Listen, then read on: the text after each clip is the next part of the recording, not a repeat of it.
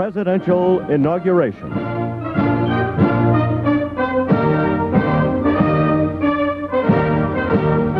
From Capitol Hill, here is Walter Cronkite.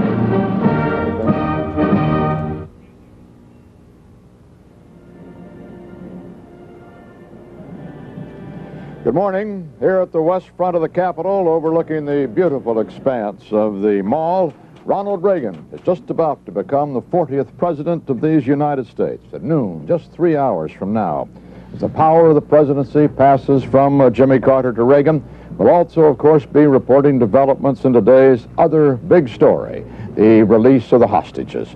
Dan Rather in New York is going to keep track of that with our correspondents overseas and around the country. And let's get an update on that big story right this moment from Dan. Dan? Thank you, Walter. All seems to be in order in Tehran for the hostages to leave, not only today, but to leave soon. As we learned yesterday, and as we've learned over these many months, and particularly in recent weeks, the operative word there is everything seems to be in order. The pilot of the Algerian planes at the Tehran airport, the pilot has filed a plan for those two aircraft. The plan is for the planes to fly from Tehran to Algeria, transfer of the hostages in Algeria to be flown to Wiesbaden, West Germany. The Iranians say that all is in order for the hostages to leave. The White House indicates that all is in order for them to leave. All we are waiting is for them to actually leave Tehran. Even at this moment from New York.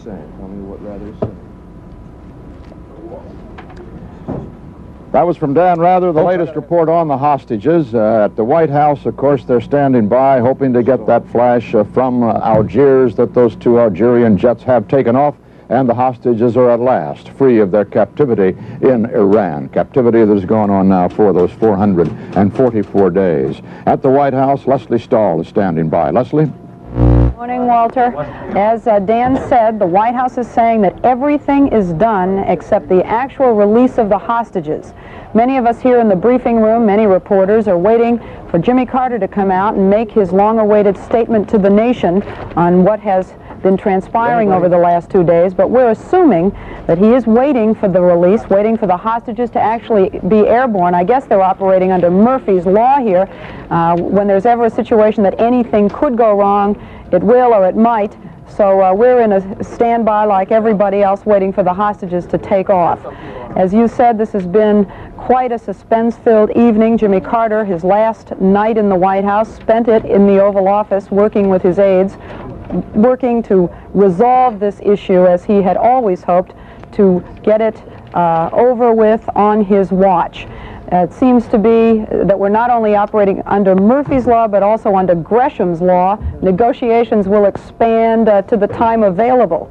The Iranians seem to have dragged this out with only about 2.5 hours before Ronald Reagan will be sworn in as President of the United States, and everyone believes they wanted to get this finished before he came in, because Jimmy Carter will be signing the executive orders to get all this in motion, or to get this resolved at any rate. As for the inauguration, Jimmy Carter will greet the Reagans here at the White House at 10:30. The two families will have coffee together and then ride together up to the Capitol. Ronald Reagan will be sworn in. Jimmy Carter will motorcade to Andrews Air Force Base, take a plane to Plains, Georgia, take part in a welcome home ceremony, and then possibly leave very quickly for Wiesbaden, West Germany, where he will greet the hostages. Ronald Reagan has asked him to be the official United States representative there. Walter? Leslie, has there been any suggestion that the president may leave directly from Andrews to Wiesbaden instead of going by way of plane? Well, I have been told that that's possible, but that is not planned. Anything could change, but it's night over in Wiesbaden, and they really don't see any need to have the president arrive there in darkness. I think they probably will go to planes and then try to arrive in Wiesbaden in daylight. Of course, if the hostages are delayed just a short while now, longer, getting away from Algiers, and are getting away from Tehran, that is, and do go by way of Algiers, it's at least a 10.5 hour trip to Wiesbaden. It's conceivable that the president could beat them there and be there to greet them, as he'd really hoped yesterday that it might be possible for him to do if he left directly from Andrews. Well, I can only tell you, Walter, that they're telling us that the schedule is planes, that it's possible that that could change, but that there is no plan to have the president arrive in Wiesbaden in darkness. Maybe the hostages won't be leaving Wiesbaden immediately. We've never been told how long they're going to stay on the ground in Algiers. Right, and of course, if that happens, that he should go directly from Andrews Air Force Base, that perhaps the only people that have any degree of disappointment about the release of the hostages would be the people in planes, because they're planning a big potluck dinner tonight and street dancing and all that to greet their first citizen back home as a civilian again. Now, of course, the person who inherits whatever problems are left from our imbroglio with Iran over these hostages is the man who will be the 40th President of the United States in just 2 hours and 58 minutes from now, and that, of course, is Ronald Wilson Reagan. Bill Plant is at the Blair House where the Reagans have been staying until they move across the street this afternoon. Bill? Walter, there's a lot of activity now at this hour around Blair House, and we assume that they're waiting for that word on the hostages inside here, just as they are across the street at the White House, as Leslie Stahl was telling you. President-elect Reagan and Mrs. Reagan are scheduled to leave here at about 25 minutes after 9, just 15 minutes or so from now, Eastern Standard Time, and they'll go around the corner and across Lafayette Square to St. John's Episcopal Church, where they will attend a 25 or 30-minute church service before returning here to Blair House for a half hour or so, and then departing in a motorcade escorted by the inaugural committee across the street to the White House, where they'll meet the Carters for coffee in the Blue Room, and then head in a motorcade to Capitol Hill for the inaugural ceremonies. The Reagans, we assume, have been up for some time. We know that the staff has been kept in touch with the latest developments in the hostage situation, and we're sure that Mr. Reagan has too, certainly since he arose sometime earlier this morning. All is in readiness. The motorcade is preparing to go here in about 15 minutes. The stands are beginning to fill up with spectators for the parade to come, and everything's all set here, Walter. CBS News coverage of the 1981 inauguration will continue in a moment. Yeah, let me put my camera on the thing. Well, it turns out that we're covering two dramas today. The drama of the release of the hostages after their year and 2 months of captivity in Iran. It seems almost certain now. The airplanes are standing by at the airport in Tehran. We understand the hostages are at the airport, and the flight plan has been filed, we've been told. Apparently they will be on the way to freedom very shortly after a last-minute hitch was solved at an early hour this morning. The last transfer of funds was reported just before 7 o'clock this morning, and all is in readiness for the hostages to return home. And the second drama, of course, the drama of the change of administration in Washington, D.C. The peaceful change of administration this nation has known ever since its founding, back in the 18th century, of course, since the coming of George Washington as our first president. The drama of the departure of an outgoing president, this time who has been defeated by an incoming president, and that is fairly rare, oddly enough, in our history. Most of the presidents have gone out of office by retirement, by choosing not to run again, by defeat perhaps in their own party primaries, by death in some cases, but very rarely has the incoming president been sitting aside the man he defeated for the office as they ride up Pennsylvania Avenue to the inaugural here at the Capitol itself. In fact, it's only the second time, not counting that of the departing Gerald Ford, who was not elected to the office. It's the only second time in 48 years that's happened, and believe it or not, it's the first time that a Democrat has been in this position of the defeated president in 88 years. But we'll be seeing that drama just very shortly. And I've been joined here in our anchor booth by two people who know more about this whole procedure in Washington probably than anybody else I know, and that's Bruce Morton, who's our political correspondent, and Bob Schieffer, who's our national correspondent. We're going to share the duties this morning and the pleasure this morning of reporting this dramatic event. And as we told you a little earlier, and as you heard a little earlier, Dan Rather who is to have been with us here today in Washington for the inaugural. Instead is our hostage correspondent this morning, held hostage himself to the release of the hostages. He is reporting that story from New York. We'll be cutting back and forth to him, of course, as the story develops, and to our correspondents overseas, waiting in Wiesbaden, where the hostages are expected to be taken today to the Frankfurt main airport, where they may land en route to Wiesbaden, which is just a few miles outside of Frankfurt, perhaps in Algiers. They may be taken there by the Algerian aircraft. We don't even know that yet, but they're about to leave from Tehran. At least we are convinced now that that is going to happen, barring, of course, we always have to say, I suppose, another last-minute hitch. As Secretary of State Muskie said the other day, he'll believe it when he sees that airplane door open at Wiesbaden. Today, we've got a nice day in Washington, really a superb day for an inaugural. It's cloudy. The forecast was for mostly cloudy, but we see the sun glancing off the Capitol Dome, the majestic Capitol Dome that rises right above our booth here, and off the Washington Monument as we look down the mall, on beyond the Washington Monument to the Lincoln Memorial, and to the Arlington Cemetery beyond that, past all of these great government buildings, and there's the Lincoln Memorial itself. This is the first time, you know, that this inauguration has ever taken place from this west portico of the Capitol. In the years past, in our recent history, in all of those that we have been televising, and where radio has been present, it has been the east portico, the other side of the White House, and that is certainly not nearly as glamorous a side as this one. It's a parking lot out in front there where we have sat in previous years. Now we're sitting on these booths high above this lovely lawn that stretches out, and there is the platform where Ronald Reagan will take the oath of office very shortly, in 2 hours and 45 minutes from now. The oldest man ever to take the oath of office for the first time as President of the United States, or for that matter, ever to take the oath of office. When Dwight Eisenhower took his second oath, even, he wasn't quite as old as Ronald Reagan is today. He's just shy of his 70th birthday, and that beats the oldest previous president, William Henry Harrison, back in 1841 by almost 2 years. Harrison was 68, but he'd been 68 for quite a while. So there's almost a 2-year difference in their ages, and indeed, by May 15th, or May 16th, I think the actual date is, Reagan will be the oldest man ever to sit in the White House. It takes that long for him to catch up with Eisenhower, who was at that age when he left the office of the presidency.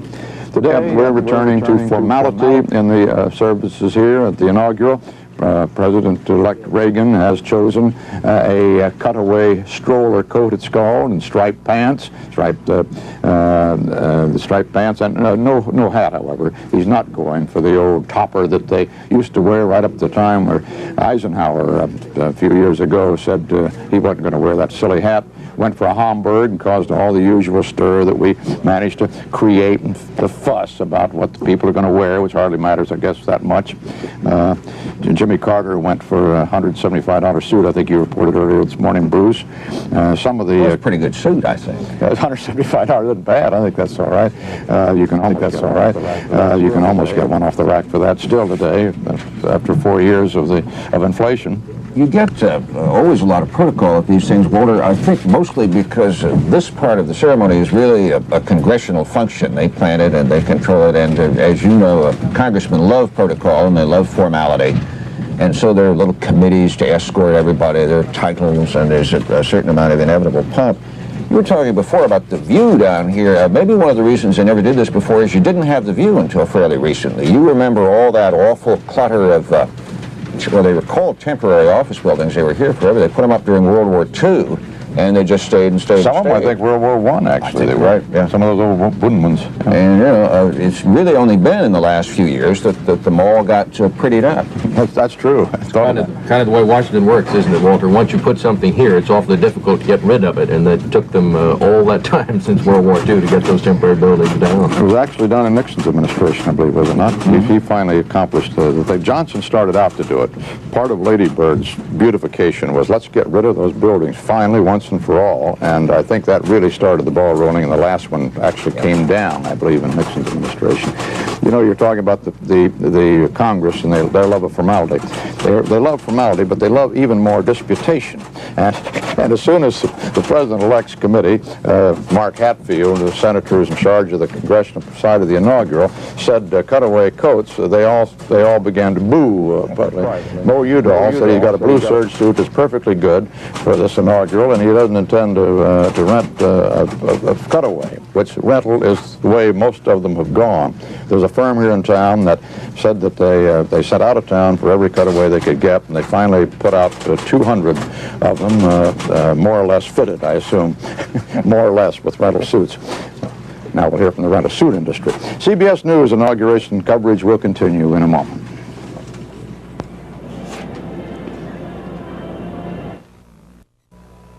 Back here in Washington at the national capitol, where we are awaiting the inaugural and the events surrounding it of Ronald, I hope we got the name correct today, Ronald Wilson Reagan as the 40th President of the United States. And of course, we're keeping a very close eye on the flight of the hostages from Tehran, which we're expecting takeoff of any moment now. Also, we're expecting possibly a statement from President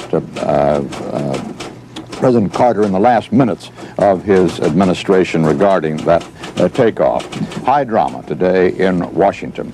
And here, one of the more astute of our national political and social commentators, Mr. Bill Moyers, who we're very pleased to have with us. And Bill, you've seen inaugurals from both sides, from the press side and from the inside as a White House official.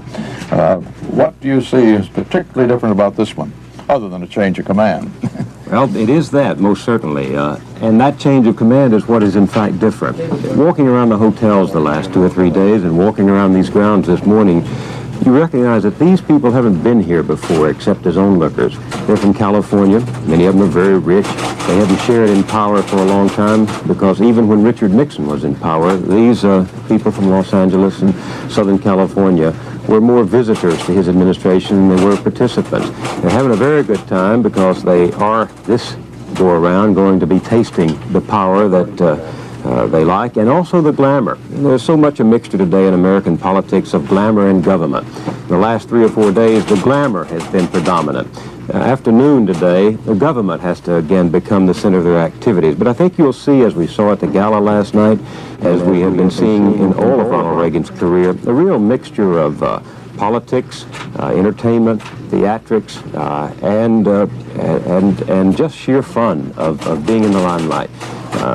Afternoon today, though, being a celebrity won't be as glamorous as it was because the hard decisions start crowding in.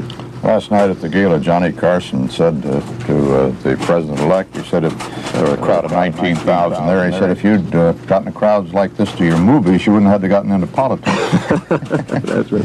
Yes, the tough job begins right away, and of course it has already begun in a sense with the transition efforts. It looks as if the new president, will not inherit the problem of the hostages. He'll inherit immediately some other problems concerning the hostages, which apparently President Carter sometime this morning, before leaving office, is going to appoint a commission, a 9-person commission, 5 of whom will actually be named by President Reagan, to determine compensation for the hostages. So that little problem does continue. It's not, and then the relationship with Iran in the future is going to be quite critical. And so that matter is inherited by this administration. I would like to be a fly on the wall at that cabinet meeting this afternoon, which Mr. Reagan has called. I'd like to hear what his reaction is when somebody says, all right, Mr. President, no longer Mr. Reagan, Mr. President, what are we going to do about oil stock supplies, which are running down very fast in all the industrial nations?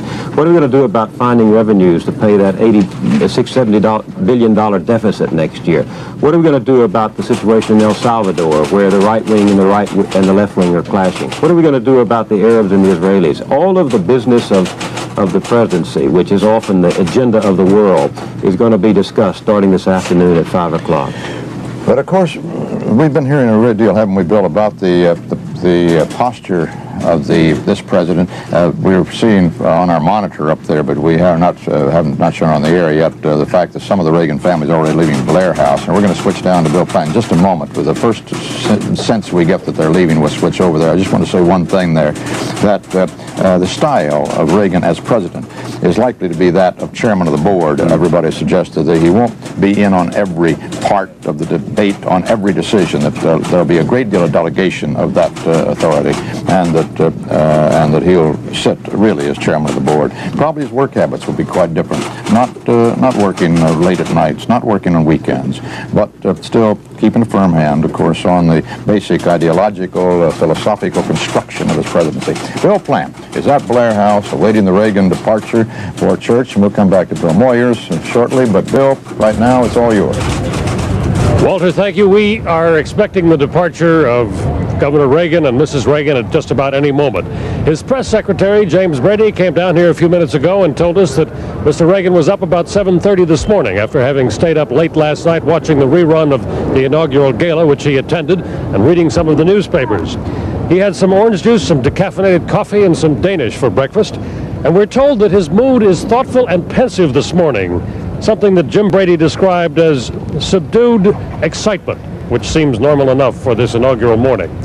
He was called by President Carter shortly after 8:30 Eastern Time this morning and brought right up to date on the hostage situation. We know that Mr. Reagan authorized a press plane to follow Mr. Carter when Mr. Carter goes on his official mission to Germany for the release of the hostages. They exchanged some other information on national security matters, we're told, so that Mr. Reagan is supposedly right up to date. They're getting ready now to depart for the church service just around the corner here at St. John's Episcopal Church. A half-hour prayer service, which is somewhat of a tradition for recent presidents at any rate on their inaugural day, to go and pray beforehand. Then they'll come back here to Blair House, and as you know, they'll go over to the White House a little bit later on, about an hour or so, to have coffee with President and Mrs. Carter in the Blue Room before they head up to Capitol Hill. We're told that Mr. Reagan didn't read the papers this morning, though he did spend a great deal of time last night. Here come some of the staff members out now, and it looks like we're about to see Mr. Reagan depart. But here's Mrs. Reagan now, and here's the governor. Mrs. Reagan and the governor coming down the steps, getting ready to depart for church at St. John's Episcopal. Governor, are you here this morning by the news of the hostages? Stay back. Yes, I hear the plane coming in. I don't know whether you could hear that, Walter. He told us that he hears the planes at the end of the runway. That's more information than we have, but apparently he's been in contact with President Carter or the White House. Reagan's in the limousine now, the motorcade about to depart Blair House for the church just a block and a half away, St. John's Church, where they'll attend the prayer service. The plane, Governor Reagan said, is at the end of the runway, or so he hears. The motorcade making a U-turn here on Pennsylvania Avenue. They'll go in front of the White House, then turn, go around Lafayette Park, and they'll be at the church.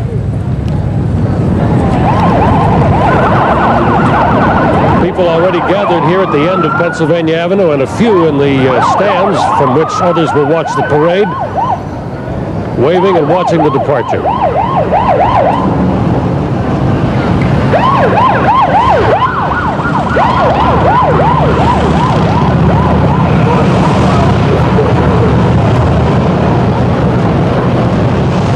Walter, we'll see them back here, we expect, in about a half hour. Back to Blair House once more. They've packed 2 suitcases, we're told, for the trip across the street to the White House, where, of course, they'll spend the night tonight. They'll go to the White House about 10:30 Eastern Time to have coffee with the Carters. Walter? About an hour from now, Bill, I gather they, as you suggest, they come back to Blair House one more time before crossing the street to have that fruit juice and coffee and pastries with the outgoing president and Mrs. Carter. And that will be the last time they leave Blair House, and for the next 4 years, their residency will be 1600 Pennsylvania Avenue. 10:30, you say that is? That's just about an hour from now. The schedule then, they do go across the street at 10:30 to the White House. They leave the White House then with the Carters shortly after that, just about 11 o'clock, for the trip up here to Capitol Hill. Jackie Adams is at the church where the little motorcade has arrived after its 2-block run around Lafayette Square. And Jackie, come in. Yes, Walter. The motorcade has just arrived. The governor, as you can see now, is just getting out of his limousine. There are a number of dignitaries inside the church. Mr. Reagan? Yes, great news from Iran. Well, I think all of us are delighted. Now we'll just wait till we know the rest. I don't know whether you could hear. He said, we're all delighted. We will just wait until they are airborne. All of the cabinet officers seem to be inside the church, along with a number of dignitaries. We saw Frank Sinatra and Jimmy Stewart. You can see the president smiling and jubilant. He's greeting now the rector of the church, Reverend John C. Harper. This is called the President's Church. Every president since James Madison has attended church services here. It's a 20-minute prayer service, and I think, as Bill Plant said earlier, it's traditional for presidents on Inauguration morning to attend the service here. He's now inside. Walter? We expect the service to begin very shortly. A host of dignitaries on hand. The people out here have given him a polite applause. The crowds are very enthusiastic. That was Jackie Adams at St. John's Episcopal Church, right across Lafayette Park from the White House, where President-elect Reagan and Mrs. Reagan have just gone for services, you heard. This is not his church. He normally attends a Presbyterian church out in California. That St. John's Church is the nearest one to the White House, and has been almost a tradition for presidents to go there, Episcopal or not. Not quite. We couldn't call it a tradition, but he chose St. John's at any rate. We'll have more CBS News coverage of the inauguration in a moment. Give him a little douse on the lights. Washington, D.C., site of the capital of the United States, and today, the inauguration of the 40th President of the United States, Ronald Reagan. The plane waiting to take the advance party to Wiesbaden from the United States, that includes the former Secretary of State Cyrus Vance, is at Andrews Air Force Base about to take off, and Rita Flynn is there. Rita? A State Department group has just arrived here at Andrews Air Force Base by bus, and we are expecting them shortly to board this C-137, a government plane which has been out here for about 2 days and now is being prepared to go to Wiesbaden, actually to Frankfurt, the Air Force Base at Frankfurt, West Germany. The Greyhound bus carried the people to the VIP lounge here at Andrews Air Force Base. It is now unloading baggage, and then we'll go back and pick up the State Department delegation. This is about 30 people, the unofficial head of which is Cyrus Vance, former Secretary of State, who worked on trying to free the hostages for 8 months. And we're told he's being included to lead this delegation because of his strong emotional attachment to the case. Again, we're expecting the C-137 to leave as soon as they get the cue from the White House. Rita, I gather that the purpose of this group is not just ceremonial, not just to be representative of the United States, but there'll actually be some business for them to conduct as direct representatives from the State Department to aid in the reception of the hostages and debriefing of them, briefing of them indeed as to what has been transpiring in the United States and in our international relations, and that they will then I hear him. They will then, of course, proceed on. The story about President Carter going to Wiesbaden is still a little bit unclear. He will represent the new president, Ronald Reagan, in greeting the hostages at Wiesbaden, but exactly when he will leave the United States to do that has not been determined as yet.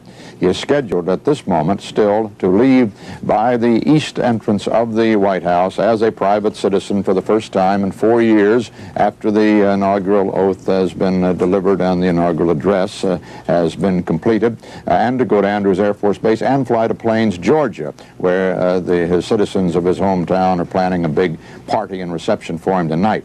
It is not inconceivable, however, that those plans will change and that he will take the plane from Andrews directly to Wiesbaden. It was he'd hoped to do that yesterday, or perhaps even Sunday, and to greet them as the sitting president of the United States. Now he will be the ex-president, but at least will be the delegate of the president representing him at Wiesbaden. CBS News coverage of the presidential inauguration will continue in a moment.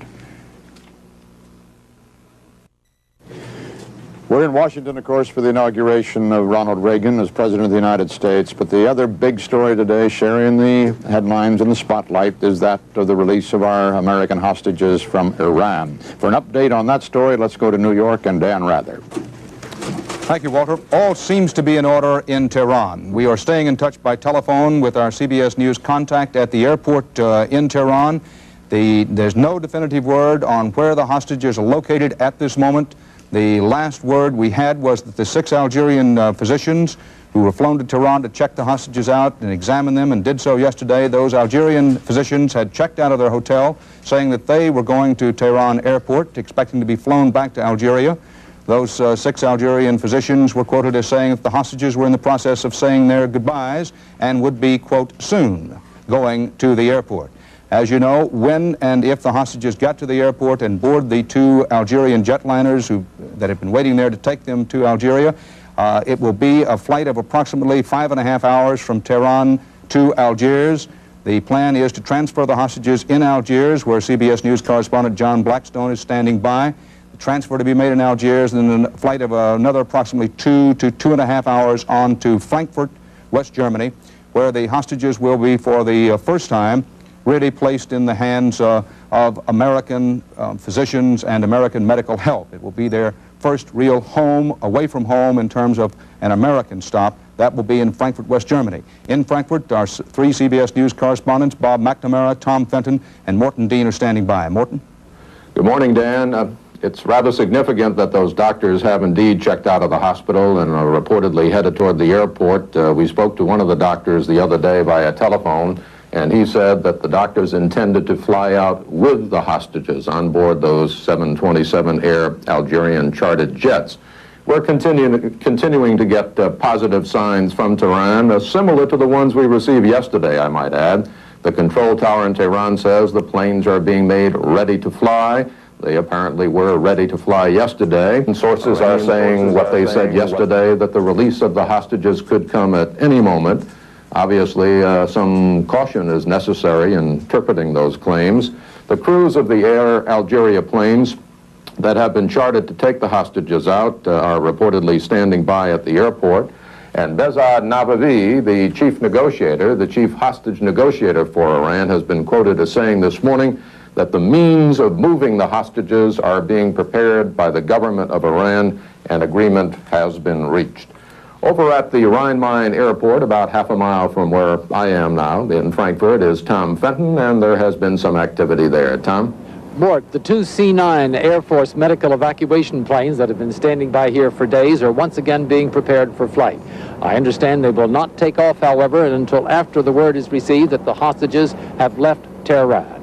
Resuming what Dan said a few minutes ago, counting the flying time from Tehran to Algiers, a layover there, a brief one, and the 2 3/4 or 2.5 hour flying time from Algiers to here, will have to count something like 10 hours from the time they take off in Tehran until the time they arrive here at Rhein-Main. And I suppose just about everybody knows by now that from Rhein-Main, the hostages will be taken to the Wiesbaden Air Force Hospital, the largest Air Force facility, medical facility in Europe. And standing by there is Bob McNamara. Bob? Mort, everything is ready here. They've been through this drill a number of times, but now they think it's for real. The hostages here will be living for the most part on the 3rd floor. They'll be here anywhere from 4 days to a week. And we've been told that to expect tomorrow, former President Carter, for a visit of perhaps 45 minutes, a private visit with the hostages. Mort? And Dan, a lot of yellow ribbons and a lot of welcome back signs are sprouting up all over the military facility at the air base here in Frankfurt, and also out at the Air Force Hospital. Back to you. Mort, Iran's chief hostage negotiator is saying now that the Americans will be, quote, ready to fly as soon as word is received from Algiers that the frozen Iranian assets are ready to be withdrawn from an escrow account in London. John Blackstone has a late report on this for us, now from Algiers. Apparently we are not quite ready with that report from John Blackstone in Algiers. We hope to have it up for you very shortly. This word just in, President-elect Reagan said in Washington a few minutes ago that he understands that the plane that will take the hostages out of Iran is now, in Mr. Reagan's words, at the end of the runway. However, the President-elect said, we're delighted, but let's wait until they are actually airborne, unquote. I think, Walter, that's probably the spirit of the whole country at this moment. Indeed it is, Dan, I'm sure. We heard President-elect Reagan make that statement to Bill Plant and others as he left Blair House a moment ago, but we've had no confirmation elsewhere in Washington, and I gather you haven't from any of your sources from New York, that the planes are at the end of the runway. However, there is this interesting point. At 8:40 our time, an hour and 5 minutes ago, the control tower at the airport in Tehran said that the planes they expected to leave in an hour. That would have been 5 minutes ago. So maybe President-elect Reagan did have some word that they were indeed at the end of the runway, and maybe we'll get that flash any moment now that they have left. We're all, of course, hoping for that. And we'll be back shortly with more CBS News coverage of the hostage issue and the 1981 inauguration.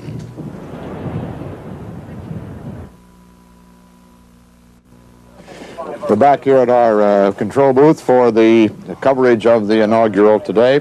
An inaugural which, of course, is sharing the spotlight with the release of the American hostages in Iran. And it's rather interesting that that is happening to Ronald Reagan. I'm sure that he is pleased with any arrangement that gets his administration off to a start without that terrible cloud of the Iranian situation hanging over it.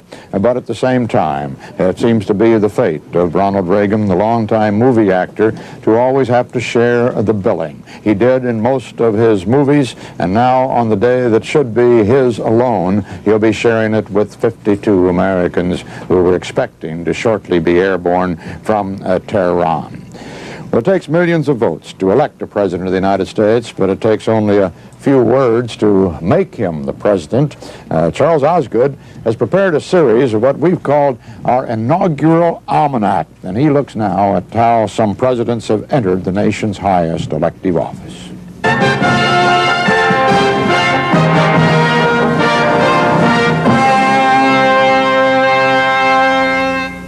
The oath is short and sweet.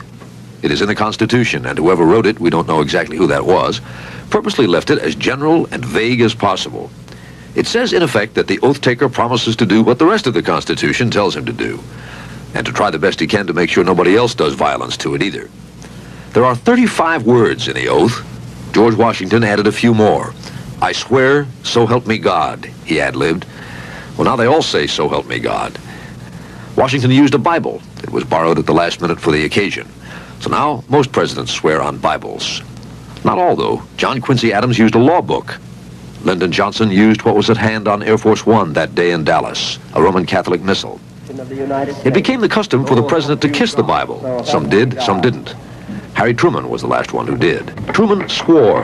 He had nothing against swearing. But the Constitution gives you a choice. You can swear or affirm. Benjamin Pierce was the only one who chose to affirm his presidency. William Howard Taft was involved in more inaugurals than most. He took the presidential oath once, and later, as Chief Justice, administered it twice, to Coolidge and to Hoover. You'd think he'd have had the word straight by then, but in swearing in Hoover, instead of saying preserve, protect, and defend, he said, preserve, maintain, and defend. Some schoolgirl wrote him about that. Taft wrote back that she was right, but it seemed to him it amounted to the same thing. Washington served only 2 terms, and that became a traditional limit, until Franklin Roosevelt, the champion presidential oath taker, came along. He took it 4 times. America watched him grow old before our eyes in those years of depression and then war. I, Franklin Delano Roosevelt, do solemnly swear that I will faithfully execute the office of President of the United States and will, to the best of my ability, preserve, protect, and defend the Constitution of the United States. So help you God. So help me God. Most presidents raised their right hands in taking the oath of office, when they remembered to. The office Perhaps it was Theodore Roosevelt who, if this contemporary sketch is accurate, raised his hand the highest. Teddy Roosevelt was nothing if not enthusiastic. Well, the church services for the Reagan family will be over very shortly now, and we'll be seeing them return to Blair House for a few minutes and then leave that guest house across Pennsylvania Avenue for the last time, cross Pennsylvania Avenue over to the White House for juice, coffee, pastries with the outgoing Carter family, and then the ride up to Capitol Hill and the beginning of these inaugural services. We'll have more CBS News coverage of the inauguration in a moment.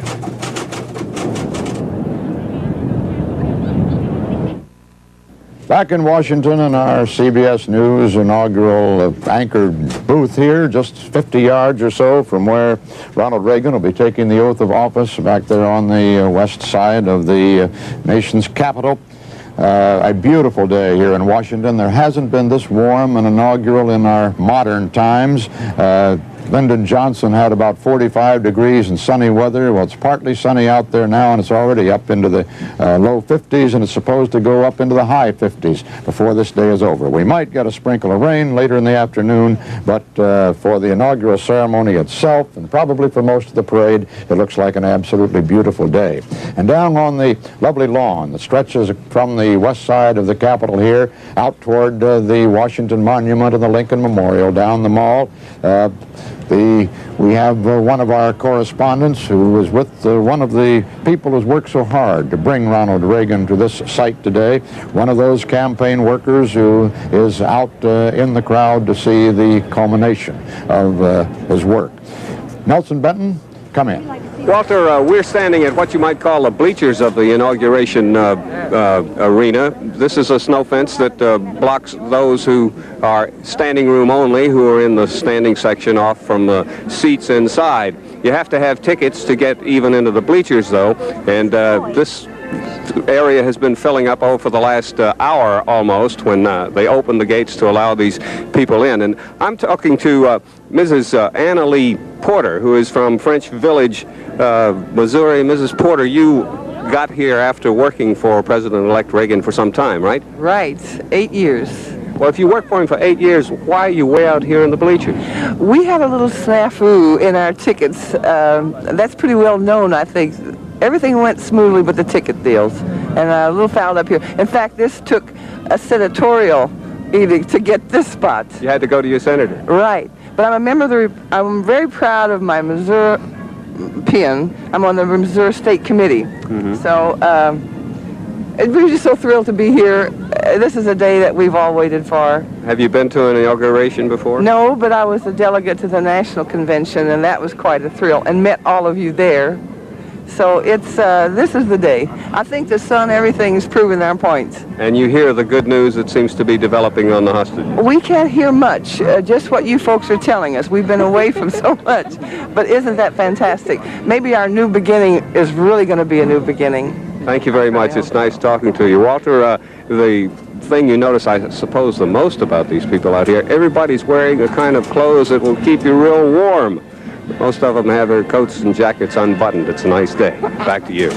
Nelson, I can tell you that Bruce Morton and Bob Schieffer, who are sharing the privilege of covering this inaugural with me here in our booth, we are all suffering. There's 50 degrees outside there. Now, usually at these inaugurals, there's a certain embarrassment, to tell you the truth, being up in this booth, because we are nice and warm and comfy, and all the people out there are freezing to death, including the outgoing president and the incoming president and the Supreme Court and the entire Congress and the entire diplomatic corps, and they're absolutely dying of cold. We're up here mopping our brow. Today, the tables have been turned. The people out there are in the beautiful comfort of a spring-like day in the 50s and partly sunny, and in here it's at least 150 degrees, which I suppose is 100 Celsius with these bright lights. So it's taken all these years. This is my 9th inaugural to have the tables turned in such a drastic way. Walter, I suppose if there's one thing we can still be embarrassed about, it's that our seats are so good. Oh, they are. I was thinking, Will and Nelson was talking to you, and most of the people come here and it's a big occasion, and they like it that they can't see anything unless you're one of the real VIPs in the front rows there. You're looking at cameramen or platforms or the backs of people's heads. It's really hard to get a good view. We probably even have a better view than Phil Jones does, and he's right on the platform himself. If he took a few steps forward, he could take the oath of office this afternoon. Of course, he hadn't been elected to anything I know of except to be our man on the podium. He's with George White, the Capitol architect, right now. Phil?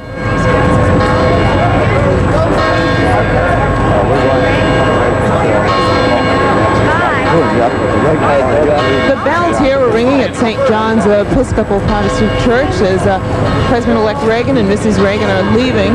They've just been inside for about 20 minutes for a traditional prayer service on the morning of the inauguration. The president is talking to reporters down at the end of the line. I'm afraid I can't hear what he's saying. In back room are his daughter. Mr. Reagan? I just said he was asking what they were, and I say, President going to the plane from the end of the runway, the Iranian bank has signed, your money is in escrow. We talked this morning. Can you... As you just heard, Mr. Reagan said that as far as he knows, the plane is still at the end of the runway. He did not say that he had been in touch with President Carter over the night. And he's walking to his limousine. There is a rather large crowd surrounding the church on about 3 sides here on 16th Street and in front of Lafayette Park. And here comes Mr. Bush. Mr. Bush, can you tell us anything at all about the agreement? Are you pleased with it? Vice President-elect George Bush didn't know very much about the agreement, as you could hear. And, inside the church are the rest of the cabinet officers. Mr. Haig and Mr. Weinberger are walking by. Ray Donovan, the Labor Secretary. And, of course, here comes Bill Brock, who is chairman of the Republican National Committee. All for a very traditional morning service. The president's limousine has not left yet. I'm afraid he's out of my sight at the moment, though, Walter.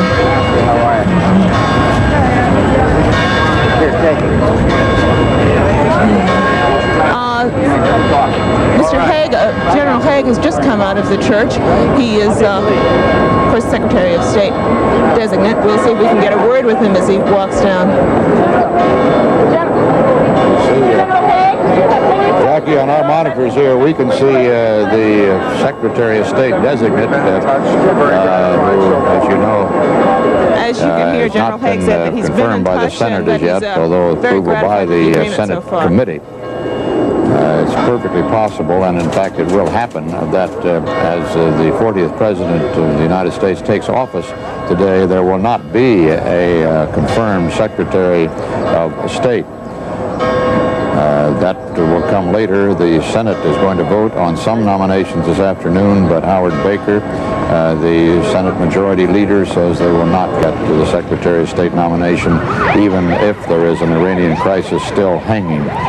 When did they get away from him? Of course, he can function as such, practically, except signing any papers that would have to be official. And now President-elect Reagan and Mrs. Reagan driving back the 2.5 blocks to Blair House. Everything is going almost perfectly on schedule here. As a matter of fact, they're just a few minutes early, Bruce and Bob. They were supposed to finish the church service at 10 o'clock, and it's just 10 o'clock now. 10 o'clock here in Washington, and it is 6:30 p.m. in Tehran. And we still haven't had word that those Algerian planes have taken off with the hostages, although it's expected at any moment. Outside Blair House on Pennsylvania Avenue, down which we see the President-elect's cavalcade coming now, is Bill Plant. Bill? Walter, here is the President-elect's limousine just now pulling up to the front of Blair House. Let's see if we can get him to stop and talk to us. In the back, just President-elect and Mrs. Reagan, and about to go back into Blair House, where they'll remain for another half hour or so before going to the White House. Governor, can you tell us about the service, please? Any special prayers today? In my behalf and my administration for them. We're told the hostages are on the runway, Governor. How do you feel? What can you say? Well, I think now is just waiting for that next word that you want to hear most of all at the airport. When did you last talk to President Carter? This morning before we went to the service. Can you share with us the comments? Yes, he was before we informed me. The planes were on the end of the runway. The papers have been signed. The money is in escrow. Thank you, Governor. Well, that affirms, Walter, what we heard before, that in his conversation with President Carter at 8:30 Eastern Time this morning, Governor Reagan was told that the planes were ready to go, that the money was in escrow. He's back now at the Blair House, trailed by his staff and members of his family. That's his son, Michael, just headed up the steps now. And he'll stay here until he goes across the street to the White House to have coffee with President and Mrs. Carter. Walter? The Blair House, incidentally, is, as you've heard so many times, just across the street from the White House on Pennsylvania Avenue. It is a historic old house that for many years has been the official guest residence of the United States government. And I suppose its most dramatic days, gentlemen, was during the first major reconstruction of the White House since the War of 1812, when President Truman had the White House redone completely, and he lived for a year or so in Blair House. And it was there that Puerto Rican nationalists charged the front door and attempted to reach him. And I think a policeman was killed. One of the Puerto Ricans. It's quite a bloody mess out there. Well, we'll be back after this pause for station identification with more CBS News coverage of the 1981 inauguration. Let's go back now to Phil Jones on the podium, just a few yards from us here. He's with George White, the Capitol architect. I hope that Mr. White's still with you, Phil, after this delay.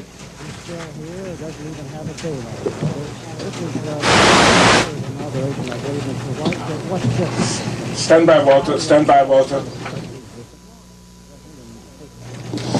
Well, a little communications problem there. I don't doubt that there would be. You are fully 60 yards from us there, Phil, and this morning we've heard from Algiers, from Wiesbaden, from Frankfurt, and of course we can't reach you. However, miracles do occur, and we may be able to shout back and forth here if the things turn any worse. I was going to say, it's kind of reassuring that Phil has the architect out there anyway. There was some worry about the West Front. You know, Senator Moynihan of New York said at one point half of it's liable to come tumbling down during the ceremony, and he reckoned the country could do without a senator or two if he thought losing a president would be serious.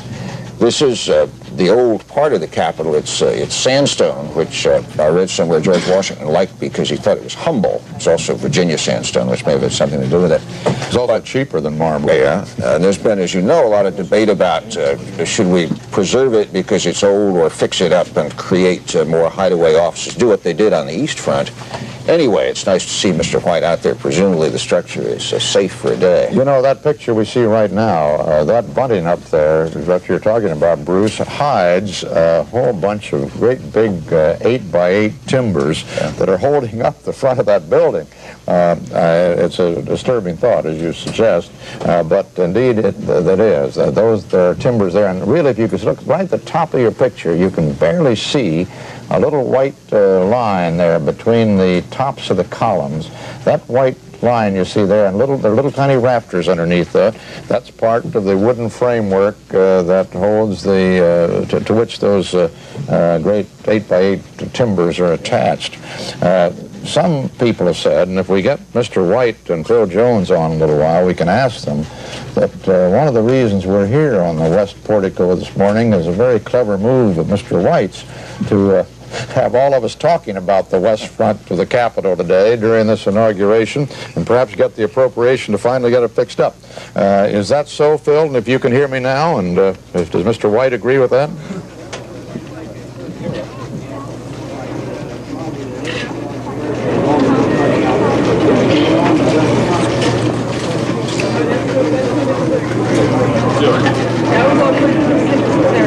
Well, Phil, the only thing I can suggest is get on that plane with Cyrus Vance and go to Wiesbaden, and we can get the interview with you there.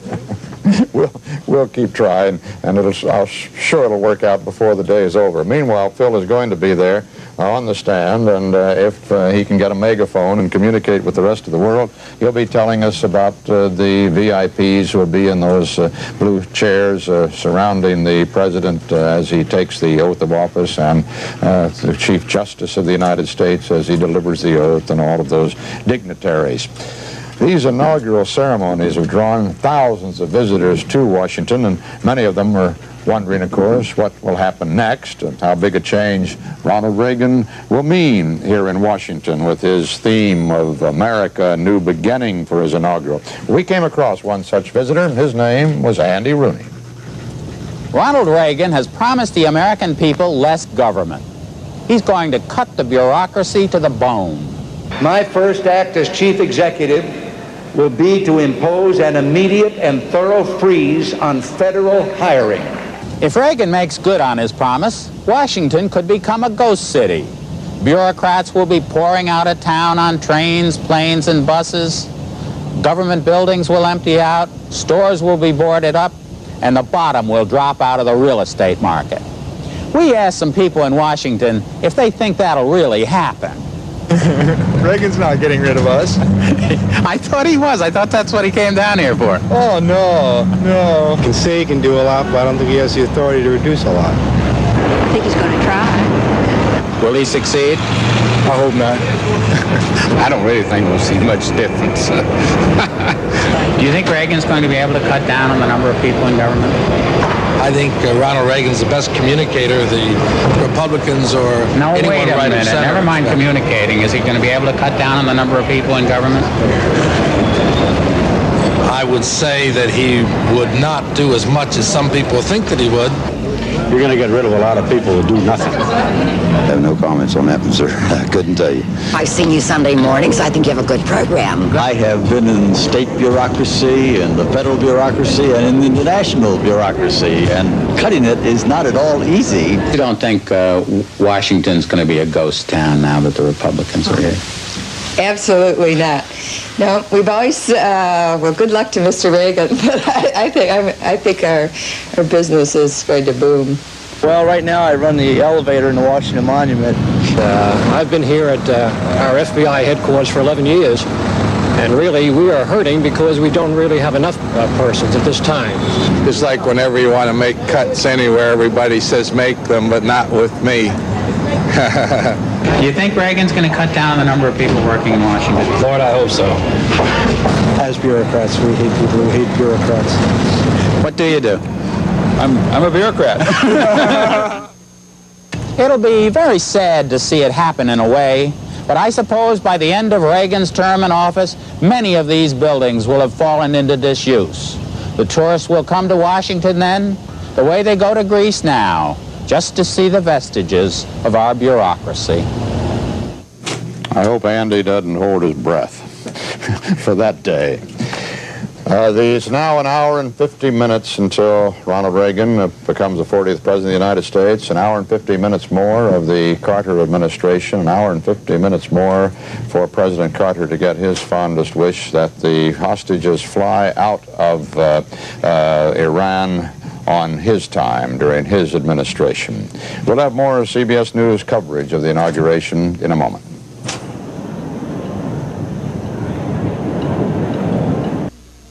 Our CBS News booth overlooking the platform at the west side of the Capitol, where Ronald Reagan will take the oath of office in an hour and 45 minutes from now on a bright and warm day in Washington, the warmest day for an inaugural in many, many years. We are covering not just this story, but the story of the imminent release of the hostages from Iran. It's been expected any moment now for several hours. As a matter of fact, there was one story from Iran that it would be at about 9:40 Eastern Standard Time this morning. That was 35 minutes ago, and still no confirmation that the hostages have left Iran. President-elect Reagan, when he left Blair House almost an hour ago, 50 minutes ago, said he understood the planes were at the end of the runway. We had no confirmation of that from any other source, but if they were, the two Algerian planes expected to take the hostages from Iran, we've heard nothing more of that, and that was 50 minutes ago.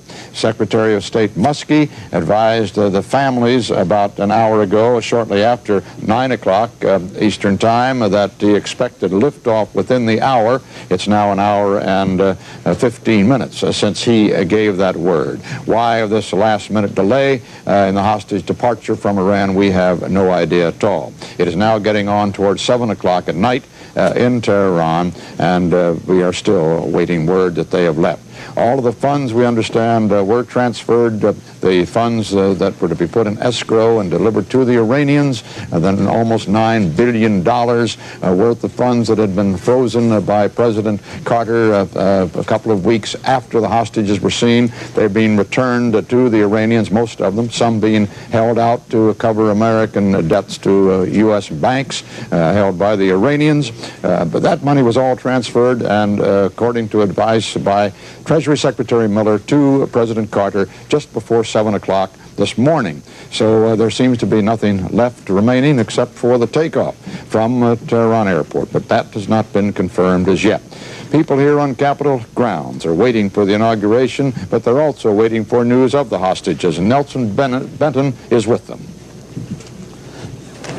Walter, what you're looking at is a group near the fence in the standing room only section that is attracting a lot of friends because Mrs. Carolyn Neal from Germantown, Maryland, has a radio receiver. Actually, it's tuned to television. She's listening to you. The people are gathered around here trying to find out news on the hostages. And did you learn this, Mrs. Neal, from going to football games or what? I bought it so I could listen to soap operas.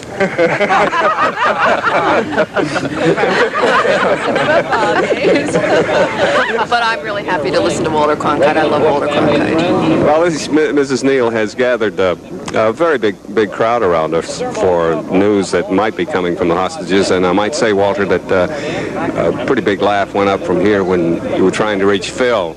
When you were trying to reach Phil Jones. Keep trying. Is on us, but I guess they're entitled. They can probably see from down there Phil Jones up on the podium, as indeed we can. He's just a few yards from us. It may be our running gag of the day, for all we know. Phil looks very happy about the whole thing. I'm sure he's delighted that he can't get on the air this morning. We'll try. Keep trying, Phil. We'll keep trying. The inaugural ceremony starts actually here at a little after 11 o'clock. The Marine Band has just gotten in place down there. They're all sitting by, and they'll start striking up their tunes in about 10 minutes from now, and then it'll really begin to feel like the inaugural here, I think. I think that's when you know it's happening, when you first hear the music. This is, I guess, a fairly traditional ceremony. There's one difference I noticed. You've been to more of these than I, Walter. They're down to one minister this time. It used to be that there was a sort of pro forma gesture. You wanted a Protestant, a Catholic, a Jew, and so on. And this time there's just one. He's Governor Reagan's own from the Reagan's Church in California. I don't know that anybody's grumbled about that.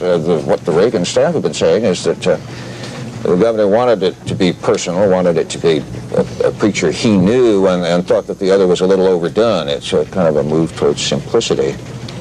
It's extraordinary, isn't it, Walter, the atmosphere here this year? I just can't recall anything like this. All of the ceremony, the uniforms, the beautiful weather, the Capitol decked out in its finest, with this anxiety that hangs over everything that the lady Nelson Benton was talking to just a moment ago, this whole business of the hostages. If we can just get those planes off Iran, this day will suddenly brighten. It'll be like those clouds up there just had parted. It certainly hangs over the ceremony so far today, and we just simply hope it happens. And of course, Mr. Carter must be absolutely dying, hoping that it happens on his time. That when he leaves that White House in about 40 minutes from now, with President-elect Reagan sitting beside him in the limousine, that they can talk about the fact the hostages are flying home, and not that they're still there, and what do we do about it if they're there in another hour or two. When you become president, Mr. Reagan, it's got to happen. That's not the easiest riot in the world, that riot at Pennsylvania Avenue for an outgoing president anyway, and I imagine that's exactly right, that if it just could happen before he gets into that limousine, it would have changed and the feeling it would be. Kind of tough on Governor Reagan, too. You know, you've got one chance, really, in your inaugural speech to sell your message, and he's got economic worries and all that, and he really, I think, had hoped to grab the country's ear, you know, and he's not even the lead story on his own inauguration day. It's a you lose a really good opportunity to get people listening to what you have to say. Speaking of that ride up here, this will be presumably a reasonably friendly one today, and they have been of recent years. In fact, the whole new tradition which has been established of the little coffee moment at the White House before they get into the limousines is quite new. Began with Lyndon Johnson, I believe. Before that, though, there was some strain. The last most noticeable one was with Eisenhower and Truman, and they really scarcely spoke on the entire ride up here to the Hill. I understand that Roosevelt and Hoover hardly spoke. And Roosevelt and Hoover barely spoke at all, too. Eisenhower was particularly annoyed with Truman, and Truman was annoyed with Eisenhower. Truman thought that Eisenhower had let them down, that he'd been a member of the team as the military leader under Truman, and that if he was going to go into politics, he should have come in as a Democrat. He didn't made that offer to him, as a matter of fact, and he turned it down. And then Eisenhower, you know, felt the tradition was topsy-turvy, that actually the incoming president should be the dominant figure and not the outgoing president, and that it should be the protocol that the outgoing president called on the incoming president and picked him up at his residence to take him to the White House, not vice versa, and they go by the White House, do it first, or take him up to the Capitol. And he suggested that. He'd suggested Mr. Truman, who'd had his troubles with one General, MacArthur, wasn't about to have one with this fellow who had rather attacked him rather strongly in the campaign. He turned thumbs down on that one. No go. And they sat in some bitterness all the way up here to the Hill. On the other hand, John Kennedy and Eisenhower chattered away the entire way up to the Hill, and right on the stand up here they kept talking away through a lot of the ceremony. You remember last year, very warm feeling as President Ford and Jimmy Carter. As we pointed out a little earlier, this is the first time in a long time that the president, outgoing president, was actually defeated by the man he's going to be sitting in there, but still they seem to be doing fairly well together. We'll have more CBS News coverage of the inauguration in a moment.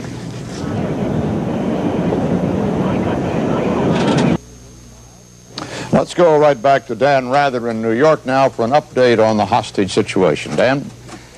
Thank you, Walter. And for that woman who was listening to you and listening for any word of the hostages on that little set in which she said she bought to listen to the soap operas, we have news for her and everyone else to this extent.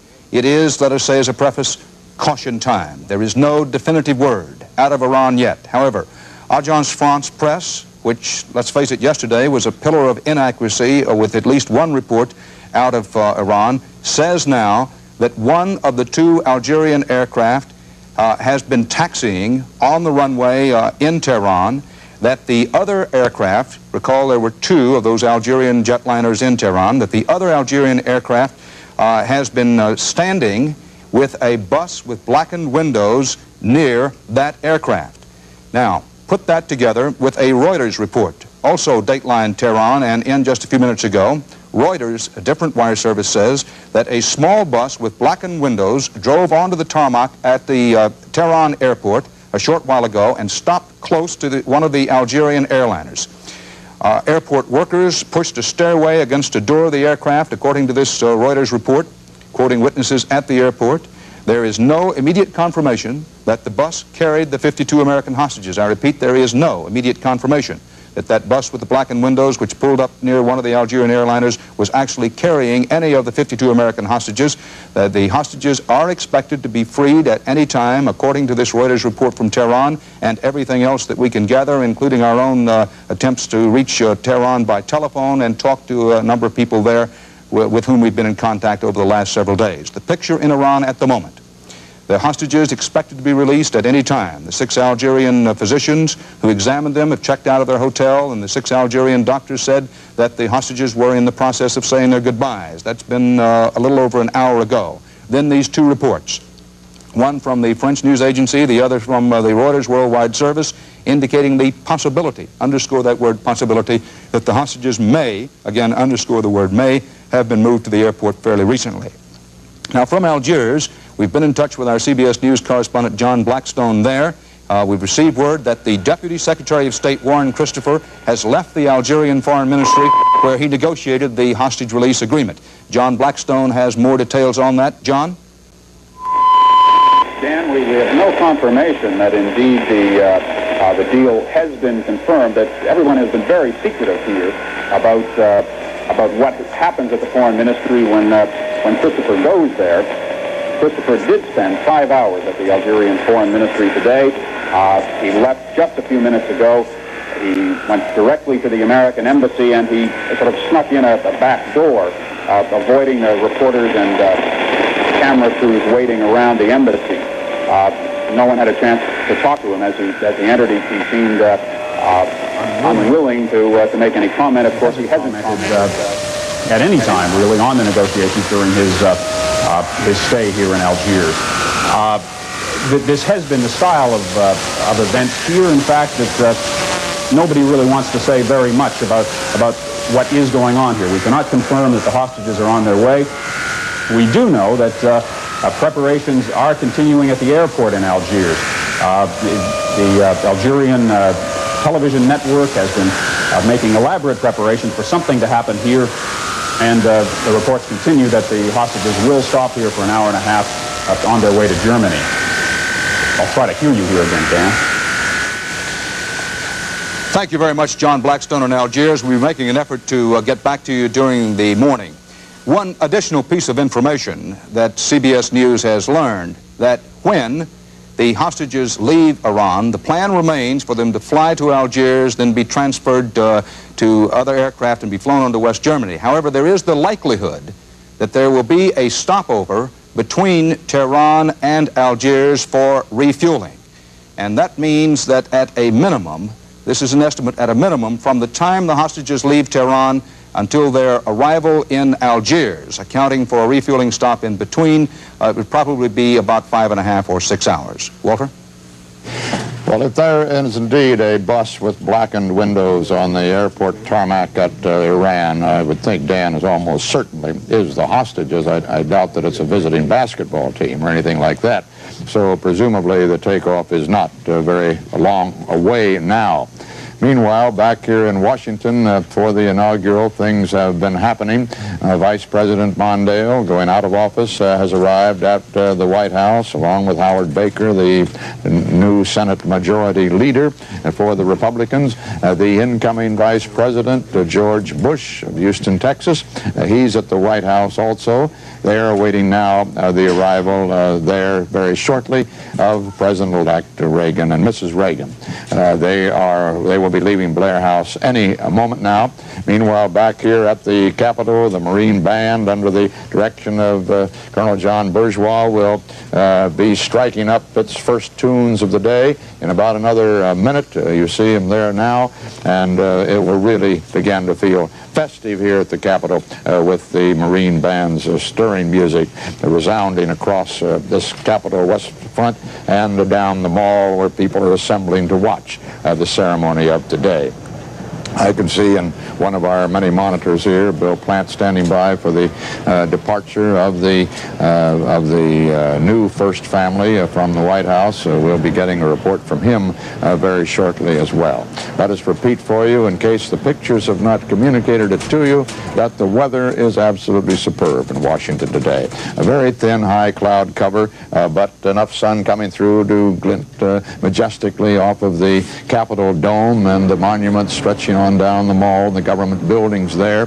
The temperature is climbing into the 50s. Some people are just in their coats out there waiting for the inaugural ceremony.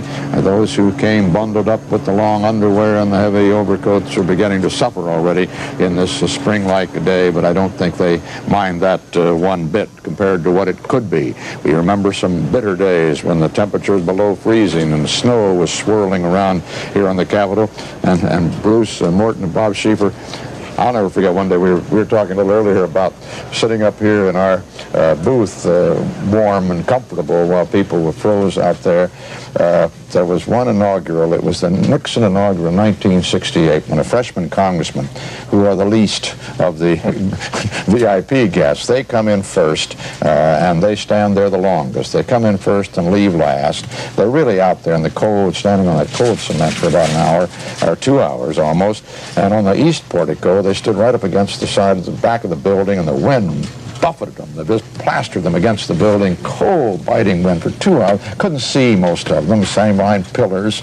And one freshman congressman, I won't cite his name because he's one of the brighter members of Congress, it turned out to be, now retired, but at that moment he was absolutely overtaken by the indignity of the thing, watching across at us in these booths, and he went back and I suppose in frozen nature dictated as nearly as his breath would permit him to his secretary his first letter to his constituents, which said, "No wonder the demagogues of communications cannot be believed when they sit in insulated, isolated splendor, reporting on things they can neither feel nor touch nor smell." As I said, if I'd felt, touched, and smelt the President of the United States, I don't know how I would have reported in the first place. Bill Plant is outside Blair House for the Reagan departure for the White House. Bill, come in. Walter, we're expecting that departure within the next minute. We've seen some of the family members leave already. His brother Neil Reagan and his wife are already in their car, positioned in the motorcade. Some of the other family members, but not the immediate family. They will all come pouring out here in just a moment, and everybody's ready. Anxious, of course, to know if the president-elect has talked to Mr. Carter to find out if there is any additional word, to find out whether he knows, and we'll certainly ask him, if that bus did carry the hostages onto the field and just how soon that departure may come. Because, as we know, that's critical to the next couple of hours, that it happened while Mr. Carter is still president. We are seeing the door open. We do expect them. They've been pretty much on time this morning. They were on time headed for church and on time on the way back. So far, the operation is running smoothly. I suppose that's the kind of thing we shouldn't say, because that's when the hitch develops. We do know, incidentally, that Governor Reagan spent much time yesterday, about 5 hours was in his schedule, going over his inaugural address. The inaugural address has already been typed on 5 by 8 inch cards. And it's, as you may have heard, about 15 minutes long, roughly 2,000 words. He's not going to use a teleprompter. He's going to read it off those cards. And it is described as pure vintage Ronald Reagan, upbeat, conservative in tone, and containing the typical Reagan message. We're told undiluted from the message that he delivered all through his long year of campaigning. We've seen several of the top aides come out. Everybody's positioned at the car. There's Mike Deaver, who is the Deputy Chief of Staff. And it seems that they are ready to emerge here at any moment. We know that the Reagans are about ready to come out because of the staff. Also, incidentally, Walter, the bulk of yesterday, except for the preparation of the inaugural address, the rehearsal of the inaugural address, was given over to briefings on the economy and on the hostage situation. He's been kept quite closely in touch with it over the last couple of days, which is only natural since there was a possibility that his administration would have to take over the problem, something they certainly were not anxious to do, and there is great relief that that's apparently not the case. Here's Mrs. Reagan, and here's the governor, accompanied by the escort committee, Senator Mark Hatfield, Representative John Rhodes. Governor, late word on the hostage situation. Nothing since he came in on the hostage situation, Walter. And they're getting in the car, getting ready to make that trip across the street, a very brief one to be sure, to meet the Carters in the Blue Room for coffee. They'll be escorted, as we said, by the inaugural committee. That's Representative John Rhodes getting into the car now. Standing at the car, Senator Mark Hatfield of Oregon. They will escort the Reagans to the Capitol for the inauguration itself. We'll probably see another one of those famous U-turns, and in these long limousines, Walter, that's a little bit difficult, but they manage. Pennsylvania Avenue, of course, blocked off. There are bleachers set up on both sides of the street for the parade, which is going to be happening later this afternoon. There they go, and it is a U-turn. They'll be followed on foot by members of the press pool who will escort them to the White House gates. We wondered why he didn't walk. We suppose that it's because the Secret Service prefers it this way. We're never quite sure. And of course, the essence of good protection, they always tell us, is never to do the same thing the same way twice. So maybe in 4 years, whoever is going across the street or to the Capitol will will walk. The limousine, which you can probably just barely see, is pulling up to the northwest gate of the White House. And I guess will proceed down in front of the White House now, around to the south, and then come up in one of the southern gates. Walter? We can see on our picture here, Bill, that the stands across from Blair House are notably empty. That's because they're not available to the general public at this hour of the day. Those stands have reserved seats for the parade this afternoon, and until those people arrive with their tickets for the parade, and there's a given hour when they can do that, they're not available to the public at all. And now we see the President-elect's car going through the northwest gate of the White House there on Pennsylvania Avenue. This is the last time Ronald Reagan will go through those gates as a civilian, at least for the next 4 years. The next time will be when he returns down to the White House from the Capitol as the 40th President of the United States. A short drive up the magnificent north grounds of the White House. So that they either are not off the ground or he is not prepared yet to make that announcement that we've been expecting and hoping for all morning. The Reagans and the Carters now inside the grand foyer of this of the White House, and they will go now to the Blue Room and have coffee, and we'll see them again in about a half hour, Walter. Jim, you mentioned that the President had been up most of the night, President Carter, that is. And Leslie Stahl reported it to us earlier today. He did spend most of the night in the Oval Office. He was surrounded by some old friends, some old cronies. George Curbo from Atlanta, for instance, is one. And they were there, and what might have been a night of nostalgic memories, it was instead a night of work for the most part, and waiting word on the hostages, word that is still being awaited. And the Reuters reports from Tehran just now that some of the hostages have begun boarding the plane. That is a Reuters report. We have no further confirmation. Reuters has been pretty good out of Tehran, and they claim that some of the hostages are now boarding the plane at Tehran airport. Of course, we'll be right on top of that story throughout this morning. It looks possible now that the hostages will indeed get away from Iran before President Carter leaves office, which is just an hour and 20 minutes from now. We'll be back after this pause for station identification with more CBS News coverage of the 1981 inauguration. This is CBS. A CBS News special report continues.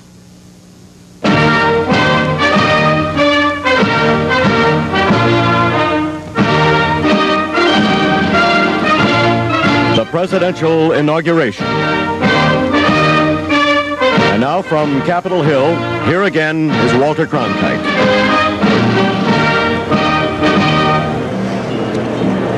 With Bruce Morton and Bob Schieffer covering the inauguration of the 40th President of the United States, and also keeping a close eye on the release of the hostages from Iran. What we know on this beautiful day in Washington with the temperature up in the 50s and just a light cloud cover overhead is that President Carter and Mrs. Carter have received President-elect and Mrs. Reagan at the White House, are now presumably in the Blue Room there having coffee before they take the ride up here to Capitol Hill and the inaugural ceremony. We know up here that the Marine Band is playing. It's a pre-inaugural concert from the foot of the inaugural stand. And what we have been told, but do not know for certain, by Reuters news agency is that some of the hostages have begun transferring from a bus to the aircraft on the runways in Tehran for their departure from Iran finally. Let's try once again this morning. It's been kind of a running communications joke between us to get Phil Jones at the podium with George White, the Capitol architect. We'll try once more. Phil. Walter, can you hear me? What? Can you hear me, Walter? I think we finally made it. Mr. White, this is your third inaugural, and at the rate we were going, we're almost moving into the fourth before we got you on the air. Earlier, Walter was suggesting that maybe the whole idea of holding the inaugural here on the West Front was a plot by you in order to get funds to get it repaired. Is there any truth to that? Well, that's a whimsical thought, but in fact, the decision was made by the Joint Committee on Inaugural Ceremonies sometime last August basically because the grandeur of this magnificent urban space that we call the Mall is an appropriate place, it seemed, for a major national ceremony like this. Well, if it's so appropriate, why hasn't it been done before? Well, I think tradition held people off for a long time, and coupled with the fact that the Mall really didn't take on this appearance until fairly recent years, since the bicentennial, really, and the construction of some of the buildings that have taken place in recent years. Well, now, some of those big banners behind us are blocking some of the pillars that have been put up to sort of bolster the west front here. Just how bad a shape is it? Well, it needs restoration of its structural integrity, but we don't think it's about to fall down. On the other hand, it does need to be restored. No one denies the fact that it's structurally weak. And the question is one of how best to go about accomplishing that. Well, what needs to be done?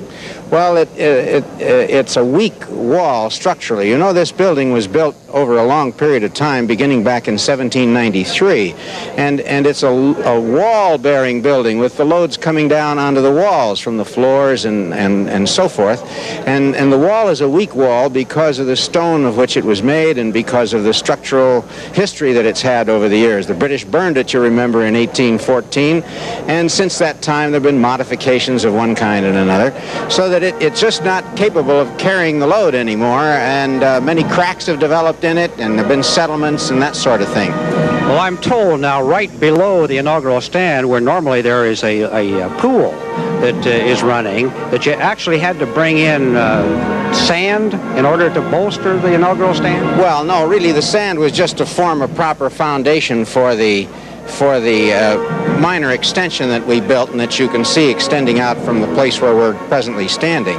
Where we're standing now on these terraces, there isn't any structural problem with that at all. Back in the early 1800s, according to history records, the construction for the inaugural stand cost $11. What is the cost of all of this here today? About $400,000, I would say. And is this more than in previous years? No, it's a great deal less because we didn't have very much to do. And as a matter of fact, as you may know, the large stand that the TV anchor booths are in was constructed by the media themselves, so that saved the taxpayer a lot of money as well. Do you think that this is going to be a permanent situation now? Do you expect all inaugurals to be held here on the West Front in years to come? Well, I would think they would. I think most people have found it to be a very desirable location, and with it being less costly and more people able to watch, it really makes it worthwhile. And on that note, thank you very much, the architect for the Capitol and one of the primary architects for today's inaugural ceremony here on the West Front. Walter? Incidentally, the cost of the inauguration here at the Capitol, the actual official function, is borne by the government. That is an appropriated fund, that $400,000 or so. However, this is the most expensive inaugural, with all of the gala and the balls and all of the other entertainment that is associated with it, that the nation has ever known, almost or more than twice as expensive as the Carter inaugural, which was meant to be a simple one. They didn't even call them balls, you know, they called them parties instead. Well, this one is going to cost in excess of $8 million, it's believed. The Carter administration's inaugural ran around $3.6 million. All of that money is donated and collected in ticket fees and souvenir sales and that sort of thing. None of it comes out of the national treasury. We'll have more CBS News coverage of the inauguration in a moment.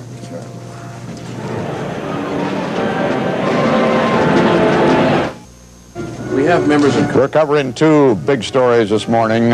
One is our quadrennial induction of a new president of the United States, or the renewal of the pledge by an old one, and, of course, the release of the hostages from Iran. Still expected at any moment now, the very latest word from there being a Reuters dispatch that the hostages are boarding the aircraft. Jed Duval is at the White House now to bring us up to date on the hostage situation there. Jed? Walter, it's maybe good to recall, as we're now waiting for a plane to take off from Iran that we think may be loaded with hostages, that this time yesterday the process had seemed to come to a complete halt. And it wasn't until very early this morning that the hitch, the snag, seemed to have a chance of getting going again. We ran into Jody Powell back here in the hallway about 2 o'clock in the morning. He said the problems were not insurmountable. And gradually, as the morning went by, with increasing frequency, he came out and told us of additional steps that were taken. The money moved into an escrow account and gradually shifted to London overseas, and finally the notification, official notification by Algeria to Iran that the money is in the escrow account with their name on it and goes to them as soon as they release the hostages. And that's what we've been waiting for now since 8/17, more than 2 hours. The only thing left to happen as far as this administration and this country is concerned is the announcement of a takeoff. We've been expecting that from the president in this room, but it may not come from him, and it may not come before the new administration takes office in a little more than an hour. We just don't know. Walter? Jed, they're scheduled to leave the White House, President Carter, President-elect Reagan, and their wives, just about 15 minutes from now. If the takeoff takes place before they leave, would you anticipate that the President Carter would make a statement from the White House before departure?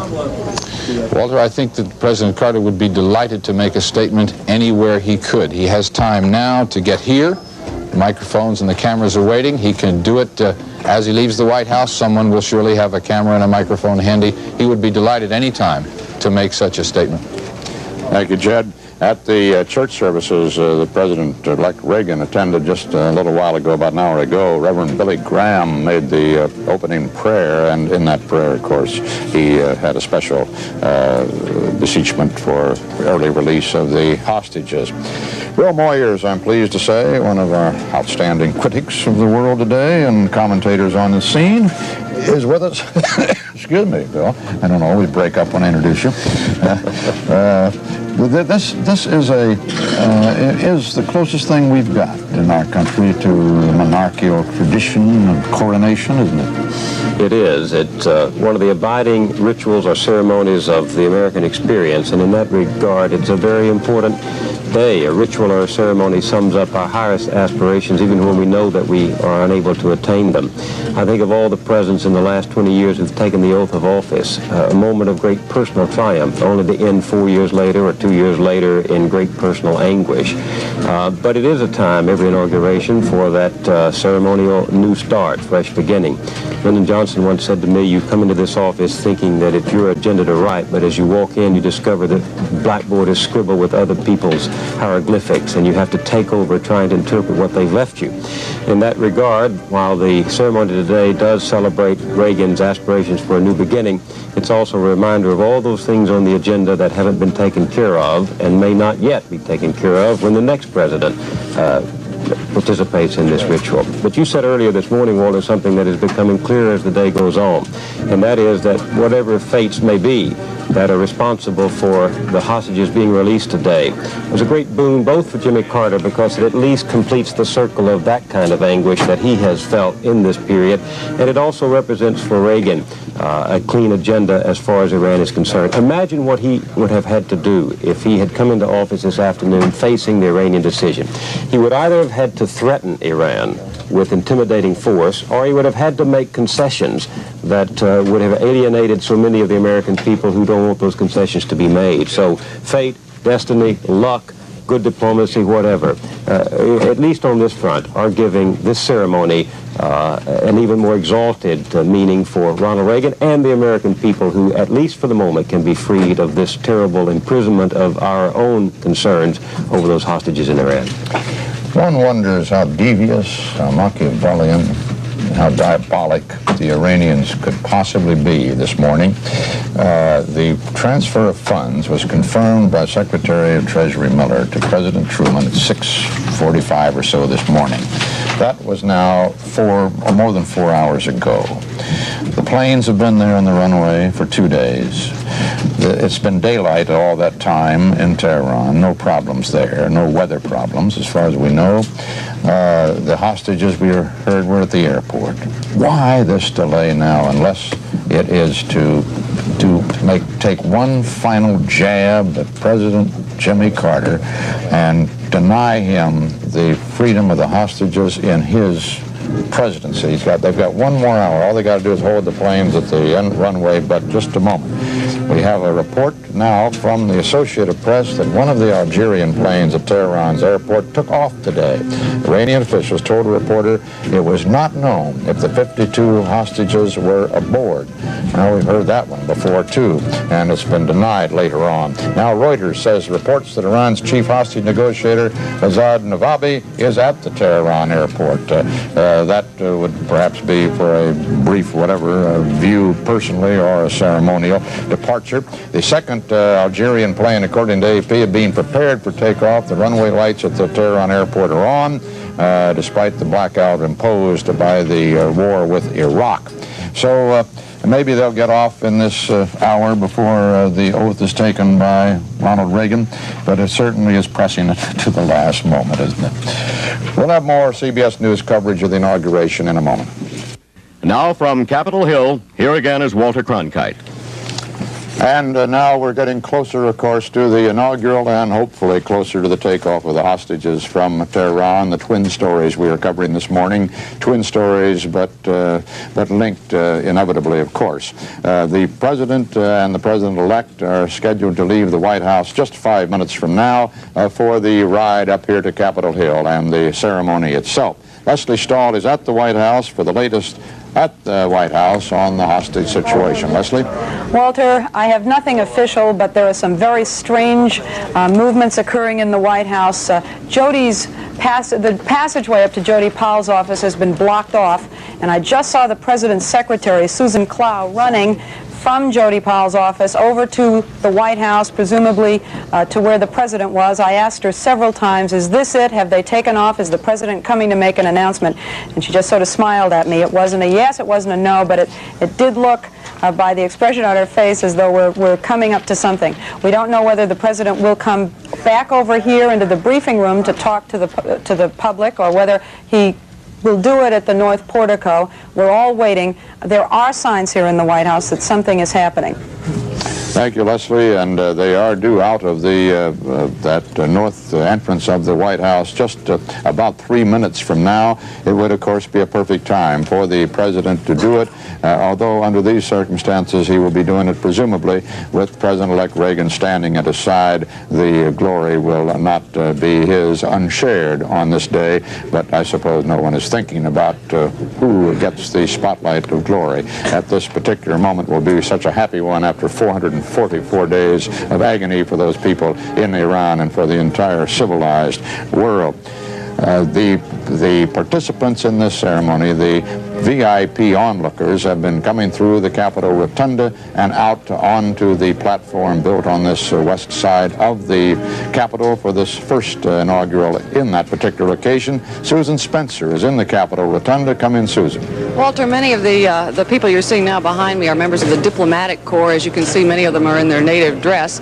Earlier, we had both the House and Senate go through here, and I must say that the mood of the diplomatic corps seems a bit more subdued. Many of the House and Senate members were apparently in a rather boisterous mood. They came through laughing and slapping one another on the back, obviously excited at the event. I see, whoops, there's Bob Hope, whom you can probably see in the background. Periodically, cabinet members have also come through. One thing we were interested in noting was that although all of the cabinet members seem to be wearing the formal attire that President-elect Reagan had suggested, many of the House and Senate people weren't. We saw a lot of different kinds of things. As you can see, Soviet Ambassador Dobrynin has just arrived outside. He came through this area earlier. I think that the plan here, of course, is to get everybody seated in order, ready for the president-elect, so that there's no delay once he arrives and the ceremony can proceed as planned. This is the last group to go through. After this, we will wait. President-elect Reagan will arrive. He'll be taken to a holding room, and when everything is in place at the appointed hour, he will come through the rotunda. One of the last times we'll be able to address him as governor. Walter? Susan, Bob Hope, is never without the appropriate quip, and I remember at the Nixon inaugural he was talking about the security, said he had never been frisked so many times in his life, but he didn't complain it was cheaper than a massage. I think he also said that he just passed a tree and it coughed. The security, of course, has been tight for these presidential inaugurations down through history, really beginning with the Lincoln inaugural. At that time, of course, with the war, the Civil War about to break out and tensions high, the security was really tight at that time. And then it sort of began to taper off a bit, but as a presidential assassination took place in the case of McKinley, the security tightened up again, and then with the tragedy of 1963 with the death of President Kennedy, it has been very tight ever since then. All the manhole covers in the area of the White House and all along Pennsylvania Avenue are bolted shut so nobody could get a bomb in there or a sniper could hide there. The roofs of buildings are searched and kept clear. Public buildings are closed to spectators. Windows cannot be opened along the route. It's remembered that even before the Kennedy tragedy in the Eisenhower administration, they took the arrowheads away from some parading Indians so that they wouldn't have any weapons available. The presidential party now is coming out of the White House, as you see. There, President Clinton and Mrs. Carter. Both those.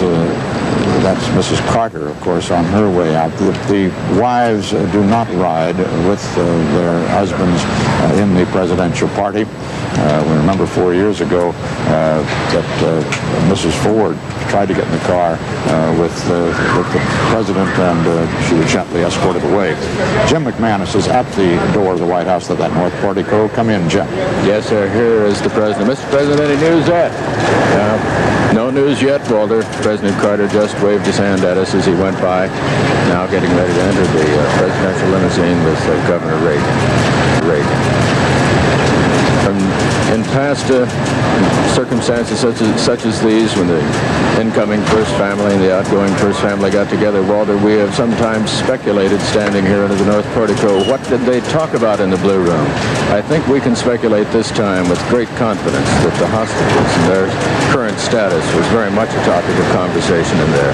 We had hoped, as everyone had hoped, that President Carter might be able to make the announcement everyone has been waiting for so long before he left the White House. Quite obviously, he has not been able to do that. They are now in the limousine, ready to pull away from the north portico here at the White House. Just moments before the president and President-elect Reagan came out here, their wives entered the second automobile, which is just now pulling out. And just previous to them, Vice President-elect Bush and Vice President Mondale. The Secret Service cars beginning to form up on the outer side of the driveway here into the north portico. The motorcade is beginning to roll toward Capitol Hill, Walter. It would appear, Jim, that President Carter has, with the departure from the White House there, lost perhaps his last chance to announce the freedom for the hostages. It would be a most extraordinary circumstance if, once having arrived here at the Capitol, he stepped in front of a microphone and made that announcement, I should think. Wouldn't you, Bruce? I suppose it's possible, Walter. They come here, as you know, and go into a series of holding rooms. Mr. Carter and Vice President Mondale are in one. It used to be James Eastland's old office. President-elect Reagan is in another.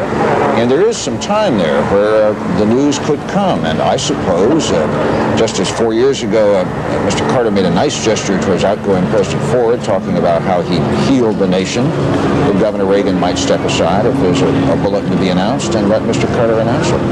Walter, you were talking a minute ago about the diabolical way that the Iranians have gone about all this. You don't suppose that they're going to wait until high noon, swearing in time, to officially announce that that airplane's off the ground? I have no evidence to suggest that.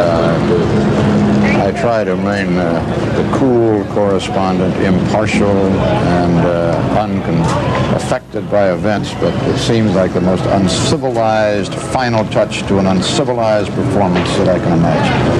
hold those hostages at that airport for that purpose, if indeed that's what they're doing, and how can you explain it otherwise? Pars, the Iranian news agency, just a moment ago said the departure is imminent. They seem to dangle this in front of us, deliberately making it as difficult as possible. I can't believe that it's anything but... Well, one can only imagine the strain that this brings on the hostages themselves. Part of the stress of being held in captivity is being uncertain as to what your captors are telling you, whether it's right or wrong. And here they are, if indeed we're as far along as they say, and yet still don't know. We don't even know. They may have been at the airport for almost 36 hours now. There was a report they were there early yesterday morning of Iranian time. It's now 7:30 Iranian time in the evening on the second day. If they really indeed have been there all that time, what cruel and final... Awful roller coaster for them, because, you get to an airport and you think, well, it's over. It's finally over. Why else would we be here? And to hang around, this must be the worst part of it all. Sandy Poster in New York points out it's an hour and a half flight time over Iranian territory before they actually clear Iranian territory. So that takeoff, so we've still got another hour and a half. But we're now shifting scenes to here in Washington and the inauguration of President Reagan as the 40th president. Here we're seeing the ride up Pennsylvania Avenue at a slow pace to let these large crowd along the streets see the motorcade on its way. It's a significant ride, of course. It represents in a sense, the continuity of government.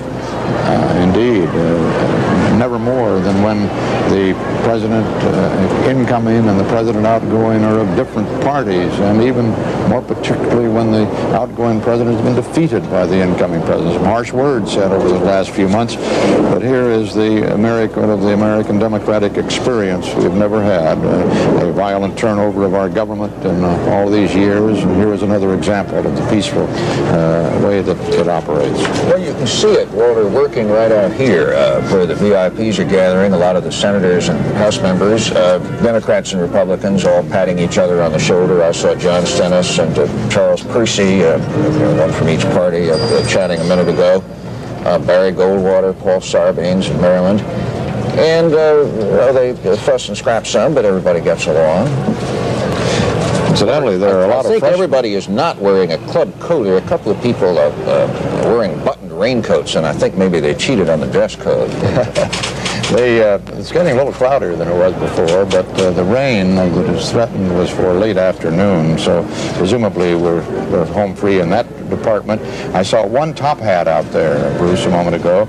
I couldn't identify the gentleman wearing it. He's in the VVIP section there in front of the marble balustrade, in which the particularly invited guests and top officials sit. Among those congressmen, it might be noted, are 74 freshmen, some 52 of them Republican, 22 of them Democrats, and they're going to find very shortly, as indeed the man who takes the oath of office here, that between the promise and the reality, there is a little bit of a shock, a seismic difference. Said one of the new freshmen, I talked to a couple of days ago, said that campaign rhetoric tends to be simplistic. You have to look at things differently when you get down here. I'm sure they are. That's very easy, as Ronald Reagan has found out, to do all kinds of things during the campaign season, Walter. It becomes much more difficult during the transition period. Andy Rooney talking a while ago about reducing the size of the federal government. That was Mr. Reagan's aim, of course, and yet one of things that's been a bit of an embarrassment to him since coming to Washington is the ballooning size of his transition office. 6 or 7 floors of people there. They ran over the budget. We'll have to solicit private donations to make up the difference. I'm told the line for people who are lining up to give donations to that is one of the shortest lines. There's no wait if you want to give. Well, we're talking about the freshmen in Congress. It's an interesting contrast, too, that the oldest president ever to be inaugurated in this country will be Ronald Reagan. But the average age of the Congress is at its lowest point in our history. The average in the House is down to 48. Just 10 years ago it was almost 52. The Senate average is down to 52.3, I think. 10 years ago it was 56.5. Only the Supreme Court is older. You know, Walter, you're also really going to be one of the different things this time. You know, we all grew up with the Democrats owning Capitol Hill. This was their part of town, whoever had the White House. And now the Republicans have the Senate, and there are enough of those new Republicans in the House where if you line up a few conservative Democrats, they will have control. And there's a whole generation of reporters grew up never knowing that. I think the Senate is going to be the most interesting place in town, Walter. You know, I'm told on election night that Howard Baker, they were talking about he would now have 53 seats in the majority, and he said no, 51 seats and 2 cages. He wouldn't tell us which of those new members he thought would require the cages. We won't speculate on that. But you know, even more than the reporters covering a story that they have never covered before, the Congress themselves, by this fact of their youthful age, means that the average birth date for them is 1931. So that you've gotten down to the point now, finally, that the Congress of the United States really did not know the Depression, the average that is, really did not know World War II. Their experience is limited to post-World War II years in their adult life. It's got to affect their thinking and their outlook in some way. We have some more news from Tehran. The Iranian news agency Pars, still toying with us, I'm afraid, reported the departure of the hostages is imminent, and then reported at 11 o'clock this morning Eastern Time, 15 minutes ago, that they would fly out within the next half hour, and that would be another 15 minutes from now. We keep getting those reports. And now the AP is saying again that Iranian officials have said that one of the Algerian planes has left the airport and that the second was being prepared for takeoff. A report actually we had a few minutes ago, but not from an Iranian official. The presidential motorcade moving now off of Pennsylvania Avenue onto Constitution Avenue, passing the couple of labor union headquarters. The carpenters are there, coming up the hill, which makes this Capitol Hill, at Constitution Avenue. They have about 3 or 4 blocks to go before they turn then in front of the Capitol building itself. They'll pull up into what is called the Law Library entrance, which is a small door, as all the doors are in the east side of the Capitol. You've always wondered how anybody get out of these buildings, except through the windows. If anything ever happened, the doors are so tiny. But they're coming in the Law Library entrance, then into the rotunda and on to the holding rooms. They don't go through the rotunda right at the beginning, but into holding rooms, then out and onto this platform. It's a strange term, isn't it? It's a Secret Service term, I guess is how it came in, the holding room. It's where they bring a president when they're waiting for a ceremony to officially begin. One time during the Ford administration, Walter, President Ford was going to hold a news conference out on the lawn of the White House. So instead of having a holding room, they designated a tree the holding tree. And the president came and stood there at the holding tree until it was time to go on. Still known to this day as the holding tree. That's, I don't know where our camera is, but we've made Capitol Hill look a lot steeper than it is.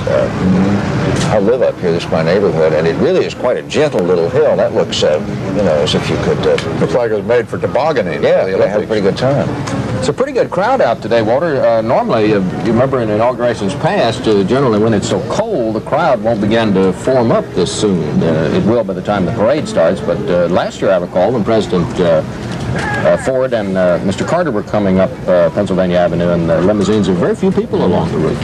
Yeah, they hold out to the last minute for the parade itself. It was colder 4 years ago. Yeah, a great deal colder. This is an absolutely delightful day so far with the temperature in the 50s. It hadn't been this warm in 50 years. Lyndon Johnson's was the closest, and that was around 47, I think. Lem Tucker's outside the Law Library entrance we were referring to, the entrance into the Capitol. The presidential party's arrival, they're turning in now, you see, to the avenue there in front of the Capitol on the east side, and Lem Tucker's there. Lem? Walter, the first segment of the motorcade, that is the motorcycle escort, the television trucks escorting the motorcade, has arrived here at the Law Library. This, of course, is the east front of the Capitol, home of all the former Capitol Hill, Capitol building inaugurations, this being the first one on the side of the building where you are.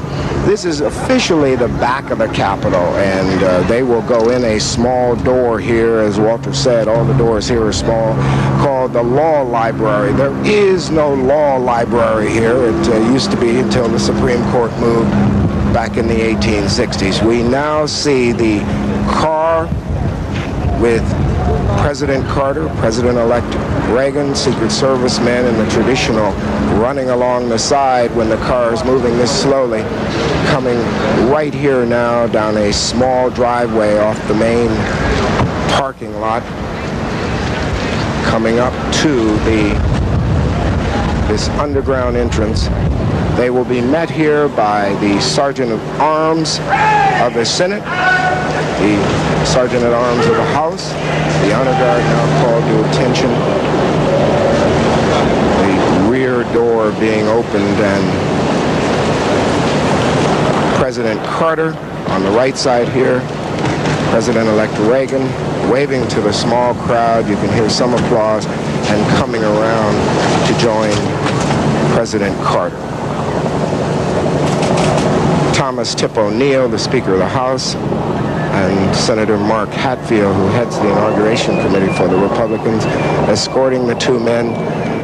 And it's just that fast. They have gotten out of the cars, passed under this small portico, and both Mr. Reagan and Mr. Carter are now officially inside the United States Capitol. Mrs. Reagan, dressed in a lovely sort of rose-red dress with Rosalind Carter, escorted by Senator Robert Byrd, now the minority leader of the House. They are entering and vanishing inside the Capitol.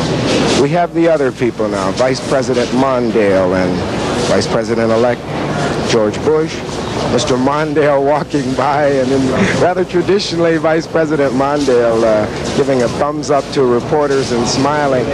Someone asked him if he could tell us anything, and he just sort of said no, not at this point, kept smiling, walking ahead. See Mrs. Bush, Mrs. Mondale trailing along behind. And now they too, with the Vice President still chatting. Now Howard Baker joining him, Majority Leader of the House, Mr. Wright, all disappearing inside the Capitol, where the inaugural ceremonies will begin not too long from now. The entrance back here so small that at one point this morning some of the honor guard that had come in to be ready sort of got lodged in the door, but that's over. Well, Walter, they are inside the Capitol, and before long you'll be seeing them, and it's back to you.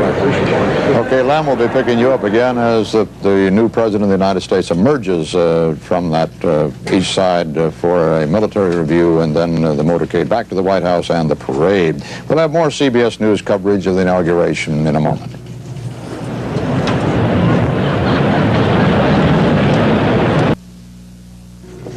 There are now 37 minutes left of the Carter presidency, 37 minutes left for the hostages to leave Iran if they're to leave during the Carter presidency. They will not, under any circumstances, be out of Iranian territory before Ronald Reagan takes office, however. It's an hour-and-a-half flight from the Iran airport to the border, approximately that. But at any rate, there is still hope that they will get off from the airport. And Leslie Stahl is at the White House with the latest there on this situation. Leslie? Walter, Jody Powell just came down into the lower press office and spoke to a few of us. He said that because time is running out, President Carter will not be making his statement to the nation, the one that he's been planning to make for the past 2 days, until he arrives in Plains, Georgia, He's scheduled to arrive there at 3:30 this afternoon. We have cameras and microphones at various points along his route today. I think we might be able to see him as he, at some points, as he moves around the Capitol, and we will see him at Andrews. Jody Powell says he may have a few words at those points, particularly at Andrews, but the major statement in which he perhaps tells us what has been going on here at the White House over the past few days will come in Plains, Georgia at 3:30. As we've been saying, the president will spend some time in Plains and then fly on, hopefully, possibly, to Wiesbaden, West Germany to greet the hostages. Ronald Reagan's asked him to be his special representative to do that. Thank you, Leslie. We'll be staying in touch with you through the day on President Carter's plans and his movements. He leaves the east side of this White House after the ceremony is over to drive to Andrews Air Force Base and the flight home to Plains as a civilian. The dignitaries have gathered around the podium now, for the most part, waiting for the next official entry, that of the the soon-to-be former Vice President, who will enter shortly. The dignitaries have gathered to say Phil Jones is there to tell us who they are. Phil? Well, Walter, it's, as you can see, getting rather crowded here on the inaugural platform. Inside, you can see about 400 people who are fairly close, very close to the Reagan family, about 100 members of the family and close friends. Then you have the ranking members of the Senate and House who are here, as well as members of the Supreme Court. Also, you have the people who will be serving in the Reagan administration cabinet who are inside. Then on the outside, you have the overflow crowd, primarily the rest of the members of the House of Representatives who have come for this occasion today, and from the Senate.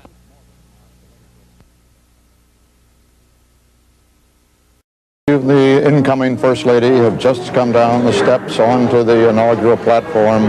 Mrs. Nancy Reagan and Mrs. Carter taking their seats. They'll be beside their husbands.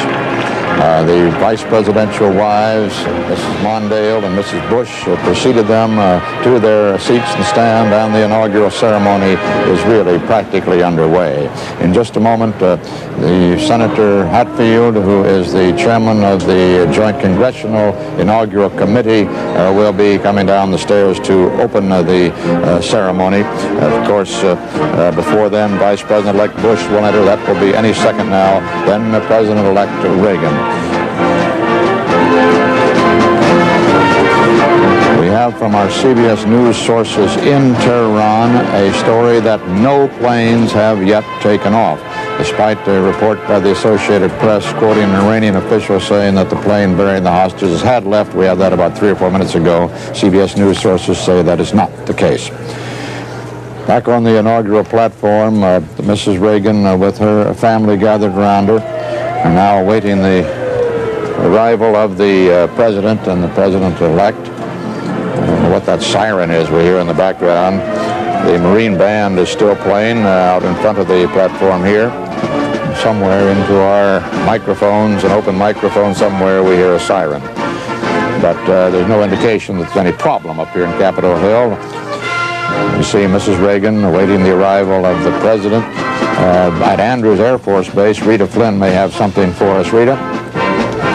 Walter, the Special State Department group that has been out here since about 10 o'clock was waiting in a VIP lounge until we're told they got a cue from the White House to board the plane that you see behind me.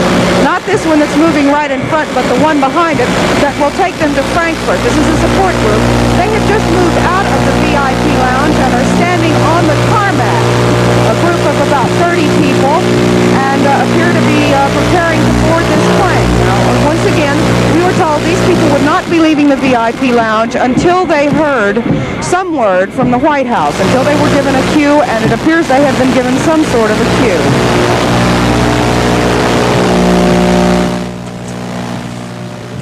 Back here at the inaugural platform, where you see there in Mrs. Reagan and Mrs. Bush, waiting the arrival of the president-elect.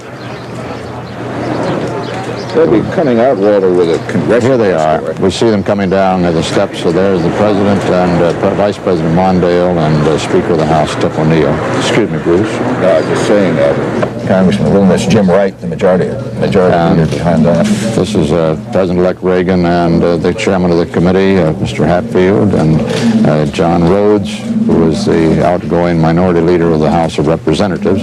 He is now the former, I suppose. We have the new Congress in session now. The shot, Walter, is, I think, in that little reception room. They use it for House and Senate conferees. It was part of the new East Wing construction a few years back where Governor Reagan is waiting. Since the protocol says he's the last one to come. Sorry. They're running just a little bit behind the schedule that had been announced earlier. President-elect Reagan was supposed to have been entering onto the platform right at this specific moment with the herald trumpets sounding, 14 trumpeters and a couple of drummers from the U.S. Army herald trumpets. But for some reason, a delay. I wonder what that could be about. Here we are. President of the United States, Jimmy Carter, and the Vice President, Walter Cronkite.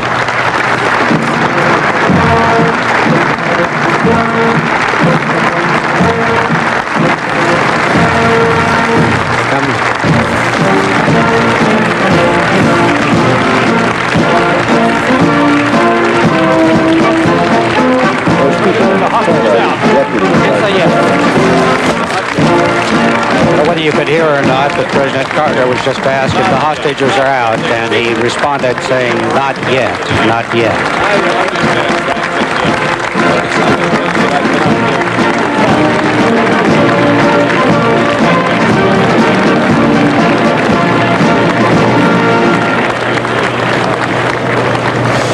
Walter, again, I don't know whether you could hear as President Carter entered or not, but he was asked whether or not the hostages were out, and his response as he walked by was, "Not yet." Something like that. Apparently that's the story. CBS has been told that the planes have not left the airport as yet. I thought I noted, Bruce and Bob, there a moment ago that Mrs. Carter seems rather grim at this moment. We've been told throughout this transition that she took the defeat much harder than the president himself and has really hardly recovered from it. It was thought that she had kind of brightened up a bit in the last couple of weeks, but she doesn't look very, very happy today. Well, I suppose it's just one more straw, you know.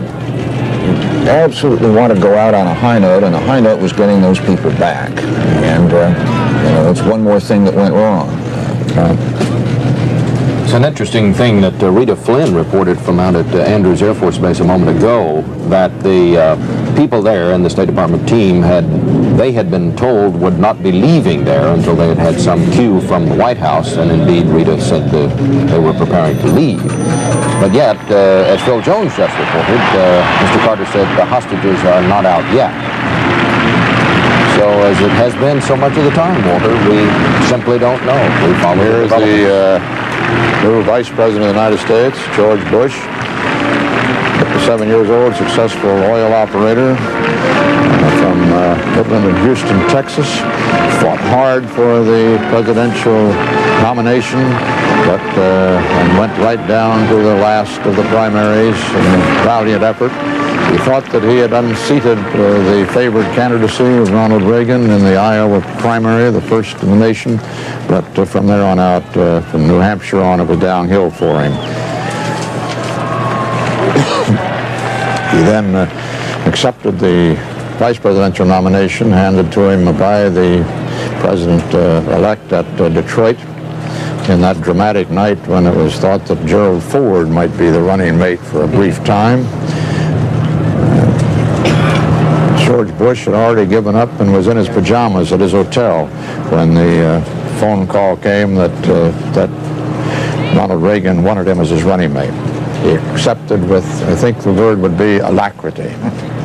Mr. Ford didn't come to the inauguration this year, did he? No, he did not, nor did the other living ex-president, Richard Nixon.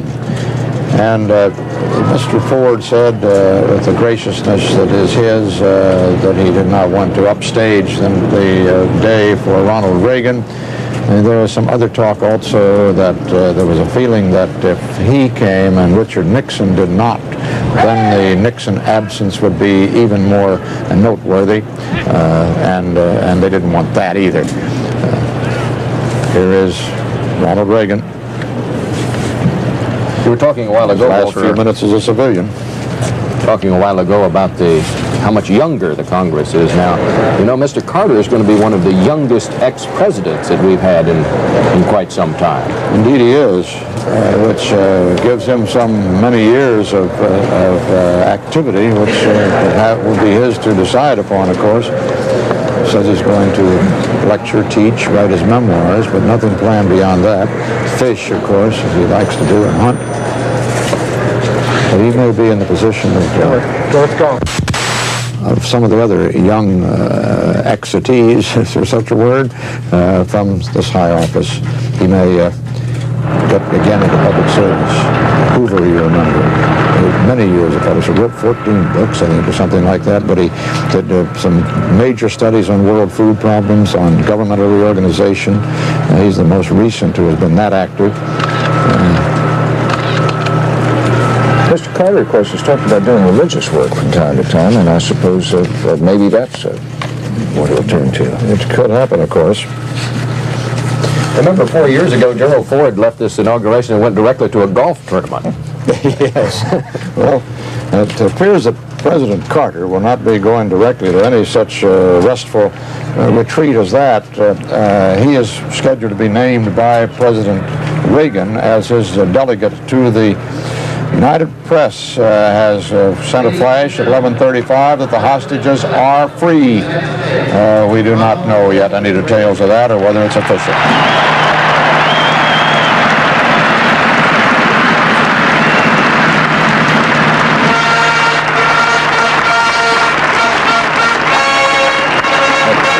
President Reagan, of course, could have the UPI bulletin. I think they'd be cheering that outside here, too, Well, except for that old lady who was introduced to us earlier down there, I don't know if anybody's tuned in to events in the outside world.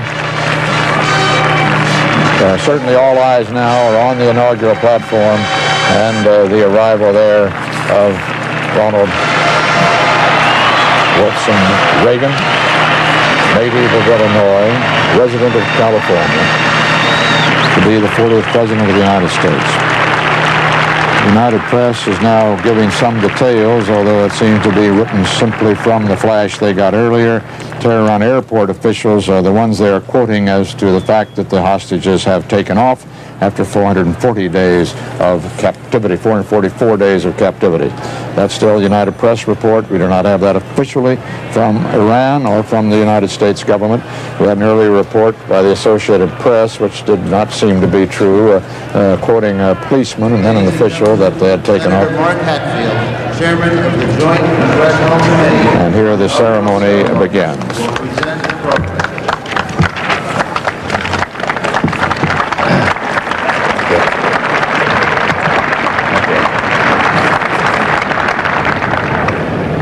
Welcome to the historic first inauguration under the panoply of the West Front of our nation's capital.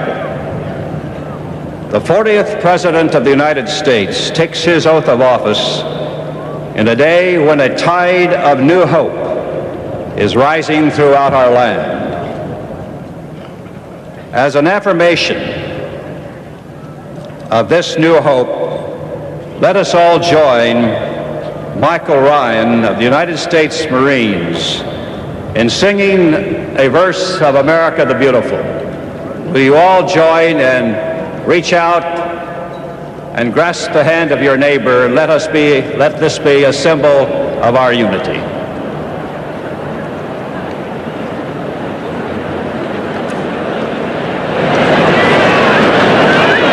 There certainly is a first.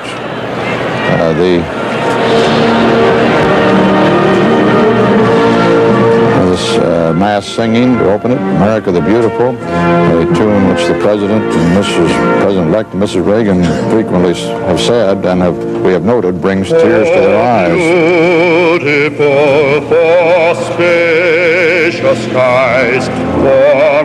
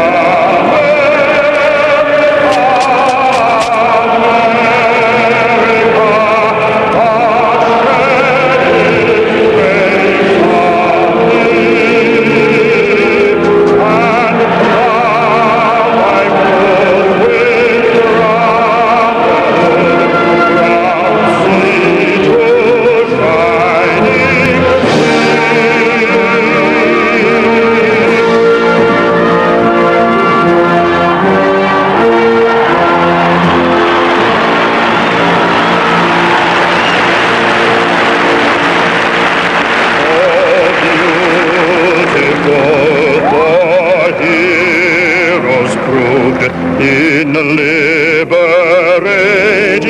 strife. Who more than self their country loved, and mercy more than life. America, America, God mend thine every flaw, and burn thy soul in self-control, thy liberty in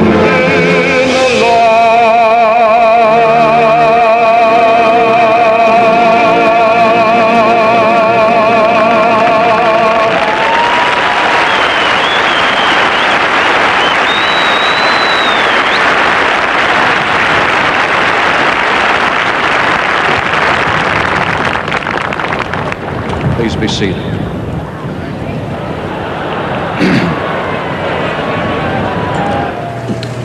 This new hope is not promoted in lyricism, but is tough and realistic hope, which is the instinct of the soul, the energizer of the mind.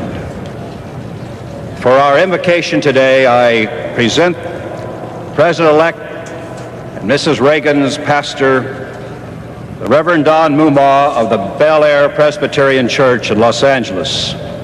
Will you please stand? That, of course, Senator Mark Hatfield of Oregon, the chairman of the Joint Congressional Inaugural Committee, is presiding. And here is the Reverend Mr. Mumma. Wherever you might be, here and in the United States and around the world, please bow with me in this moment of solemn dedication and prayer. Gracious God our Father, we need you today, maybe as never before. We have not lived up to our personal or national potential. We have seen our world from our own selfish, parochial point of view. We have lived as though everything depended upon us. We confess our sin and seek your forgiveness. In this historic moment, we would pray for our President-elect, Ronald Reagan. May he see himself as one who has been called by you to lead this country. May he take very seriously his accountability to you and do all he can to walk in your truth, run with patience the race that is set before him, and stand mature and wholly devoted to doing your will. Grant him a steady peace, a brave and compassionate heart, a single desire to always be quick to give you all the praise and the honor and glory. Help and encourage Mrs. Reagan and the children in these days. Teach them, O God, to understand that with responsibility comes sacrifice, and with leadership comes loneliness. May they all find their companionship in you, O God. We also pray for Vice President-elect George Bush, the cabinet, and all others who are in positions of leadership in this new administration. May they measure well the shortness of time and the length of eternity. May they see all people and things and nations from your point of view. We thank you, O God, for this moment of commitment. Give to all of us as a nation enough hard times to keep us humble and humane, enough tasks beyond our own abilities to keep us ever dependent upon you, enough joys and accomplishments to keep us pressing on and gloriously happy as we serve you together. We thank you, O God, for the release of the hostages and for all of those who have made this moment possible. And so in this moment of new beginnings, our hearts beat with a cadence of pride in our country and hope in its future. Help us to stand proudly as American citizens and face every challenge with a confidence born of your Spirit and humbly touched by your love and grace. So to this end we commit ourselves, and to this end we pray, in the name of the Lord of Lords and King of Kings, even Jesus Christ. Amen. Amen. Please be seated.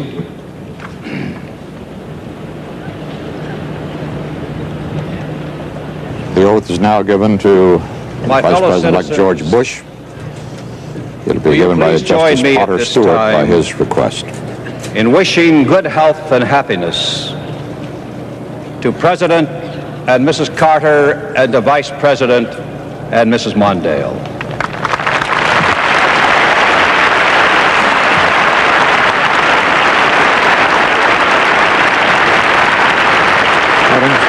I think that Mark Hatfield is departing from tradition and conducting a program of his own, in effect, here with these marks the opening song, and now this little tribute to the outgoing president and the vice president.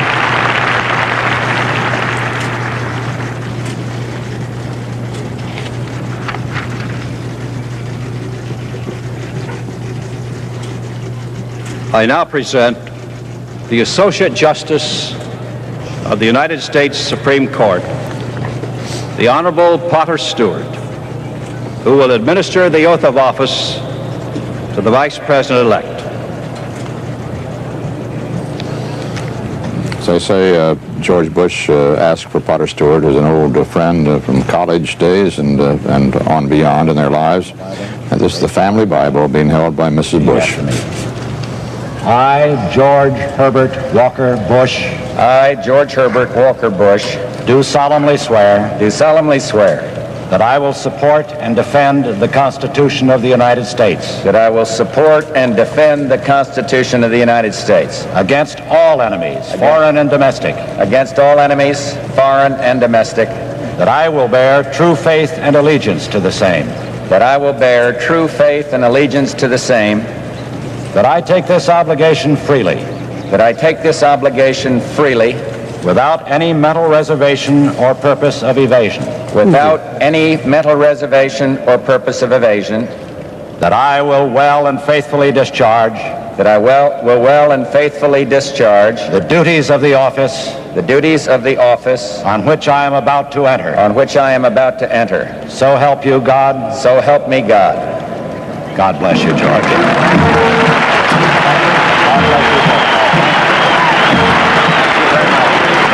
The band plays Hail Columbia, traditional musical tribute to the Vice President. That oath of office, by the way, for the Vice President is about twice as long as that to the President himself. Presidential oath, only 35 words.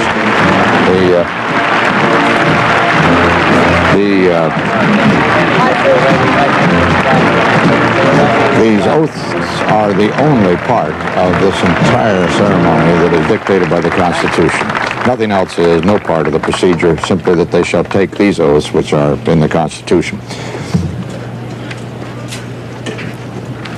Nobody's ever passed up a chance to give a speech, though. No, not since Mr. Washington first did his, Federal Hall in New York. The United States Marine Band will now play our national hymn, God of Our Fathers.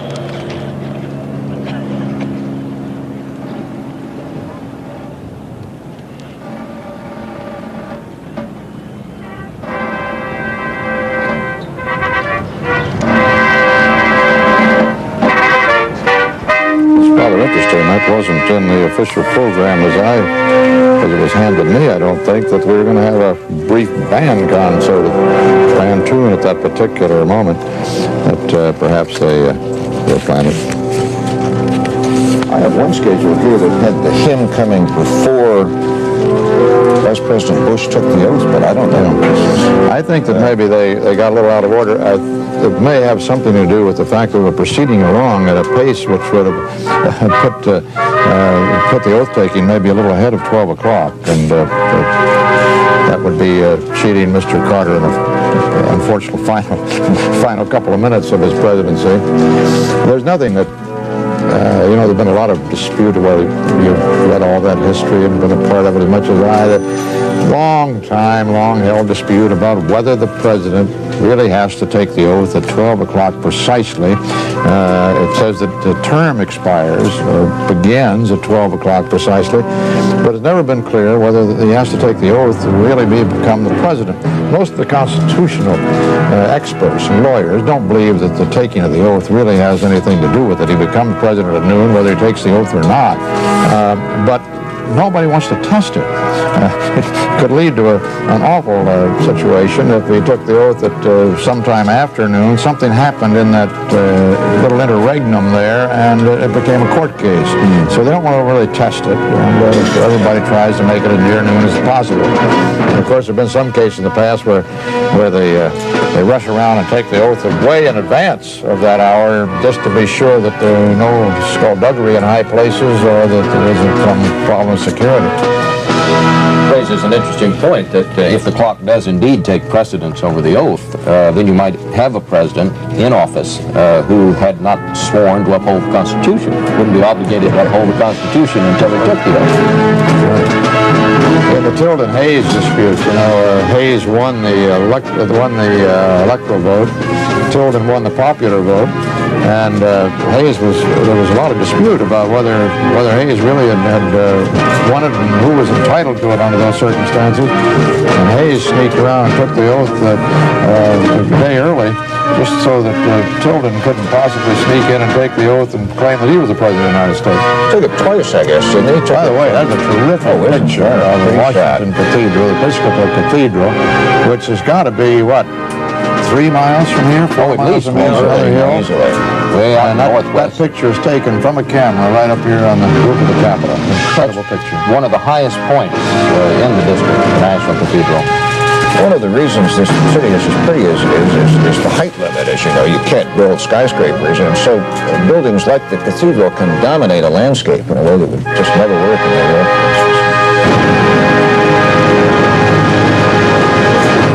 places. Some picture.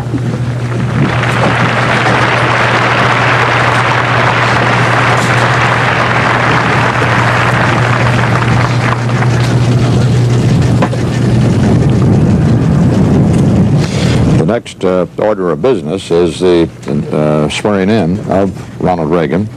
And I suppose this slight delay is to bring that as close to noon as possible. The Chief Justice of the United States. It's going to come a couple of minutes early. The Honorable Warren Burger, who will administer the oath of office to the President-elect.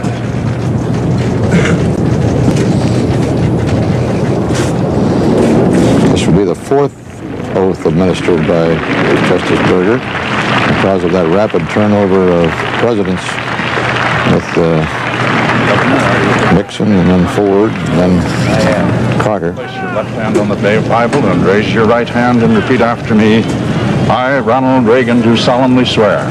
I, Ronald Reagan, do solemnly swear that I will faithfully execute the office of President of the United States. that I will faithfully execute the office of President of the United States. And will, to the best of my ability, preserve, protect, and defend. Preserve, protect, and defend. The Constitution of the United States. The Constitution of the United States. So help you God. So help me God. Now, I congratulate you, sir.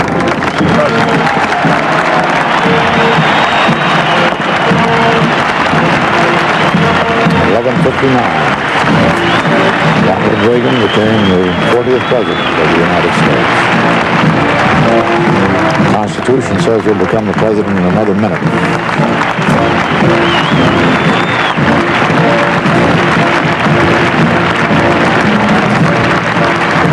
He added, "So help me God." That's not part of the formal Constitution or requirement of that oath. It has been added by most of the President's recent memory. Took the oath, I'm sure you know, Walter, on a Bible that his mother owned, and a Bible which contains a poem that she wrote, a sonnet she wrote.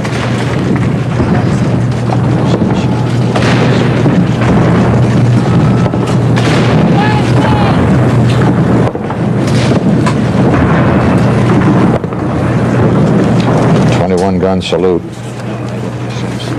by the salute gun platoon of the 3rd Infantry Regiment based here in Washington. The inaugural address, we're told to run about 15 minutes, around 2,000 words, written by the fellow President. countrymen, the President of the United States. He wrote this on a legal-size yellow pad with a pencil on a flight from Washington to Los Angeles, January 8th, we're told, and there have been very few changes made since then. Thank you. It'll be about the same length as President Carter's address, we're told, about 15 minutes. Senator Hatfield, Mr. Chief Justice, Mr. President, Vice President Bush, Vice President Mondale, Senator Baker, Speaker O'Neill, Reverend Mumaw, and my fellow citizens. To a few of us here today, this is a solemn and most momentous occasion. And yet in the history of our nation, it is a commonplace occurrence. The orderly transfer of authority as called for in the Constitution routinely takes place as it has for almost 2 centuries, and few of us stop to think how unique we really are. In the eyes of many in the world, this every 4-year ceremony we accept as normal is nothing less than a miracle. Mr. President, I want our fellow citizens to know how much you did to carry on this tradition. By your gracious cooperation in the transition process, you have shown a watching world that we are a united people, pledged to maintaining a political system which guarantees individual liberty to a greater degree than any other. And I thank you and your people for all your help in maintaining the continuity which is the bulwark of our republic.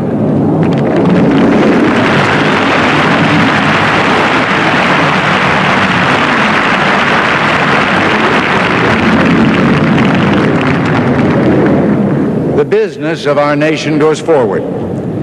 These United States are confronted with an economic affliction of great proportions. We suffer from the longest and one of the worst sustained inflations in our national history. It distorts our economic decisions, penalizes thrift, and crushes the struggling young and the fixed-income elderly alike. It threatens to shatter the lives of millions of our people. Idle industries have cast workers into unemployment, human misery, and personal indignity. Those who do work are denied a fair return for their labor by a tax system which penalizes successful achievement and keeps us from maintaining full productivity. But great as our tax burden is, it has not kept pace with public spending.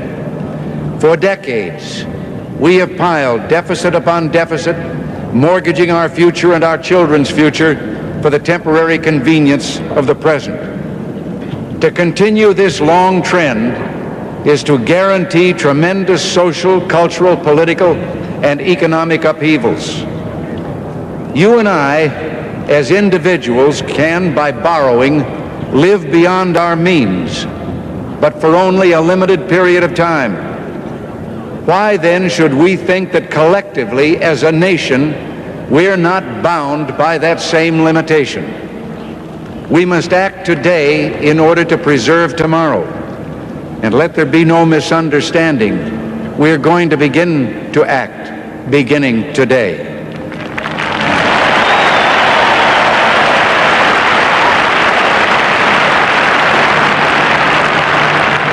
The economic ills we suffer have come upon us over several decades. They will not go away in days, weeks, or months, but they will go away. They will go away because we, as Americans, have the capacity now, as we've had in the past, to do whatever needs to be done to preserve this last and greatest bastion of freedom. In this present crisis, government is not the solution to our problem.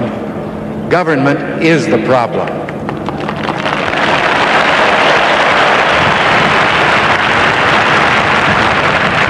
From time to time, we've been tempted to believe that society has become too complex to be managed by self-rule, that government by an elite group is superior to government for, by, and of the people. Well, if no one among us is capable of governing himself, then who among us has the capacity to govern someone else? All of us together, in and out of government, must bear the burden. The solutions we seek must be equitable, with no one group singled out to pay a higher price. We hear much of special interest groups. Well, our concern must be for a special interest group that has been too long neglected. It knows no sectional boundaries or ethnic and racial divisions, and it crosses political party lines. It is made up of men and women who raise our food, patrol our streets, man our mines and factories, teach our children, keep our homes, and heal us when we're sick. Professionals, industrialists, shopkeepers, clerks, cabbies, and truck drivers. They are, in short, we the people. This breed called Americans. Well, this administration's objective will be a healthy, vigorous, growing economy that provides equal opportunities for all Americans with no barriers born of bigotry or discrimination. Putting America back to work means putting all Americans back to work. Ending inflation means freeing all Americans from the terror of runaway living costs. All must share in the productive work of this new beginning, and all must share in the bounty of a revived economy. With the idealism and fair play which are the core of our system and our strength, we can have a strong and prosperous America at peace with itself and the world. So as we begin, let us take inventory. We are a nation that has a government, not the other way around. And this makes us special among the nations of the earth. Our government has no power except that granted it by the people. It is time to check and reverse the growth of government, which shows signs of having grown beyond the consent of the governed. It is my intention to curb the size and influence of the federal establishment and to demand recognition of the distinction between the powers granted to the federal government and those reserved to the states or to the people.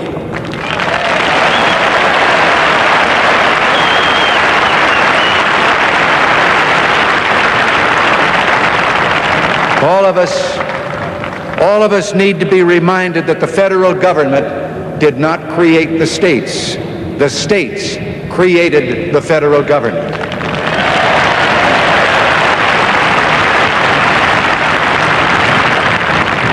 Now, so there will be no misunderstanding, it's not my intention to do away with government. It is rather to make it work. Work with us, not over us. To stand by our side, not ride on our back. Government can and must provide opportunity, not smother it. Foster productivity, not stifle it. If we look to the answer as to why for so many years we achieved so much, prospered as no other people on earth, it was because here in this land we unleashed the energy and individual genius of man to a greater extent than has ever been done before. freedom and the dignity of the individual have been more available and assured here than in any other place on earth. The price for this freedom at times has been high, but we have never been unwilling to pay that price. It is no coincidence that our present troubles parallel and are proportionate to the intervention and intrusion in our lives that result from unnecessary and excessive growth of government. It is time for us to realize that we're too great a nation to limit ourselves to small dreams.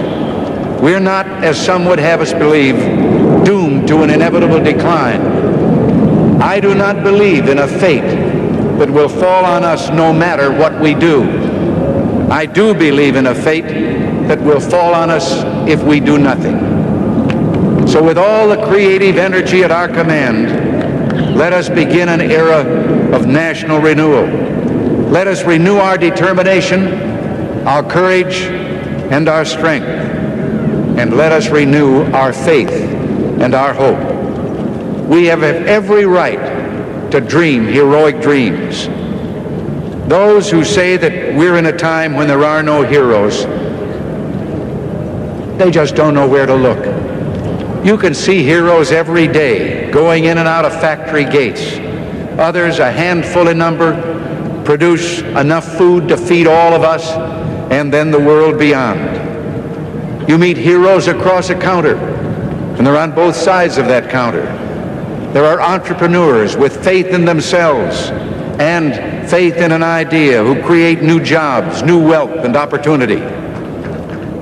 They're individuals and families who take taxes support the government and whose voluntary gifts support church, charity, culture, art, and education. Their patriotism is quiet but deep. Their values sustain our national life. Now, I have used the words they and their in speaking of these heroes. I could say you and your, because I'm addressing the heroes of whom I speak, you, the citizens of this blessed land. Your dreams, your hopes, your goals are going to be the dreams, the hopes, and the goals of this administration, so help me God.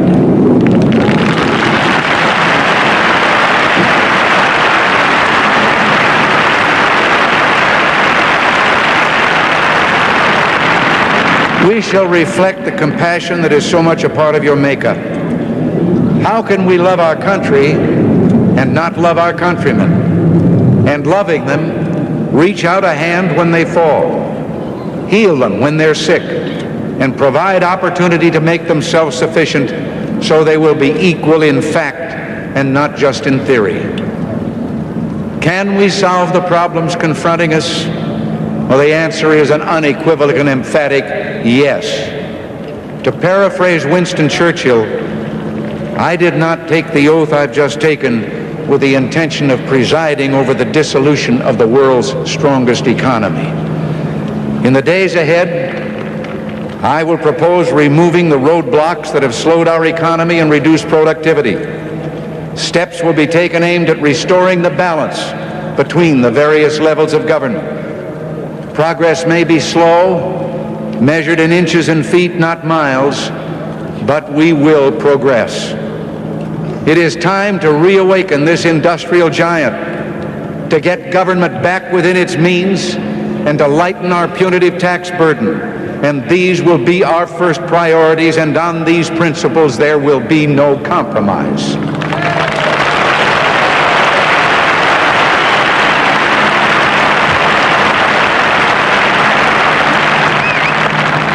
On the eve of our struggle for independence, a man who might have been one of the greatest among the founding fathers, Dr. Joseph Warren, president of the Massachusetts Congress, said to his fellow Americans, "Our country is in danger, but not to be despaired of. On you depend the fortunes of America. You are to decide the important question upon which rests the happiness and the liberty of millions yet unborn. Act worthy of yourselves." Well, I believe we, the Americans of today, are ready to act worthy of ourselves, ready to do what must be done to ensure happiness and liberty for ourselves, our children, and our children's children. And as we renew ourselves here in our own land, we will be seen as having greater strength throughout the world. We will again be the exemplar of freedom and a beacon of hope for those who do not now have freedom. To those neighbors and allies who share our freedom, we will strengthen our historic ties and assure them of our support and firm commitment.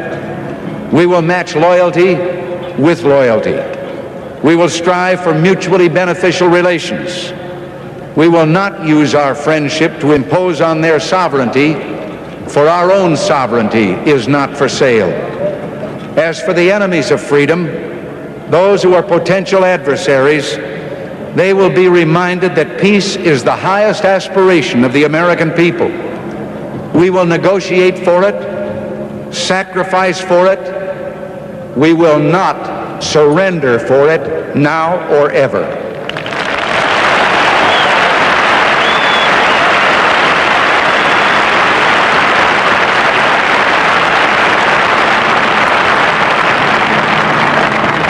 Our forbearance should never be misunderstood. Our reluctance for conflict should not be misjudged as a failure of will. When action is required to preserve our national security, we will act. We will maintain sufficient strength to prevail if need be, knowing that if we do so, we have the best chance of never having to use that strength. Above all, we must realize that no arsenal or no weapon in the arsenals of the world is so formidable as the will and moral courage of free men and women. It is a weapon our adversaries in today's world do not have. It is a weapon that we as Americans do have. Let that be understood by those who practice terrorism and prey upon their neighbors. I'm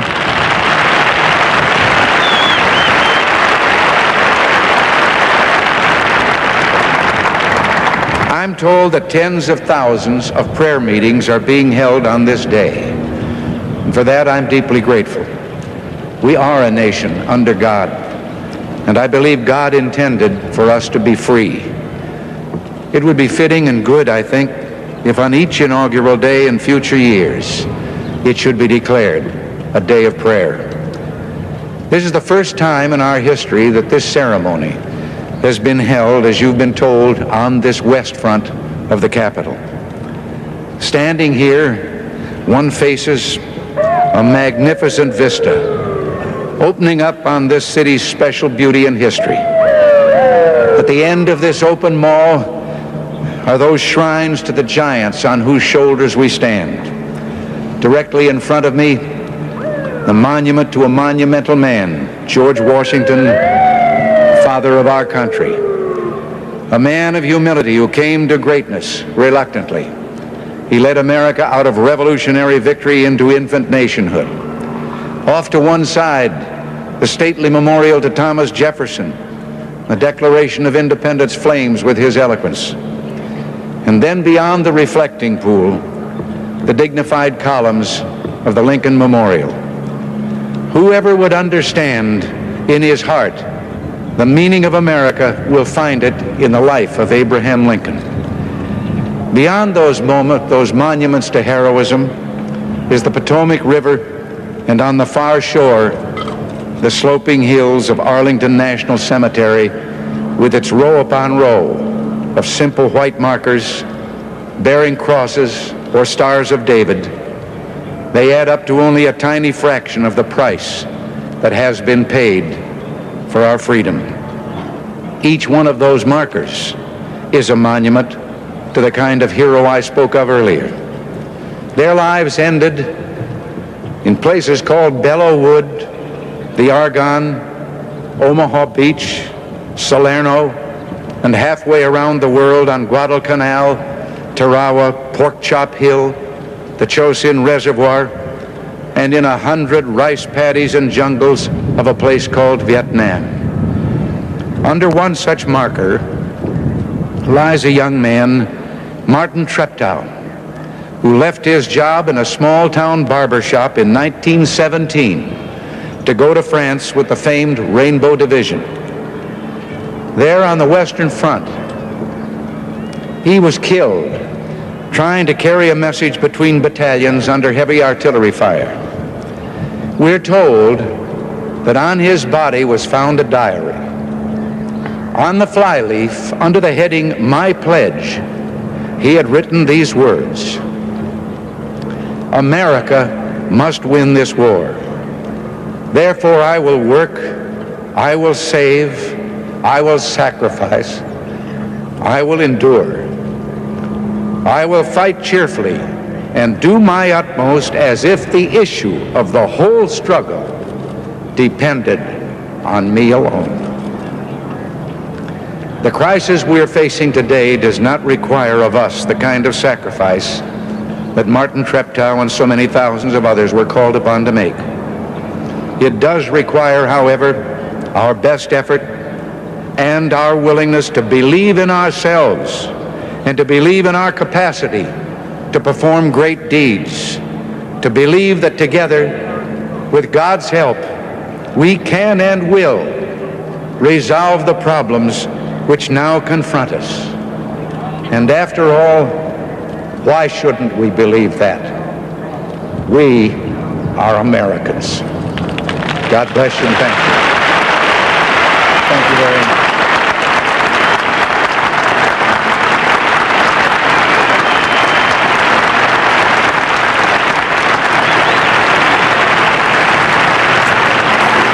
Inaugural address of Ronald Wilson Reagan. At 69, he'll be 70 early next month. The oldest man ever inaugurated as president, but certainly one whose appearance would defy that description. Native of Tampico, Illinois, graduate of the Eureka College, sportscaster, actor, captain in the U.S. Air Force in domestic service, president of the Union.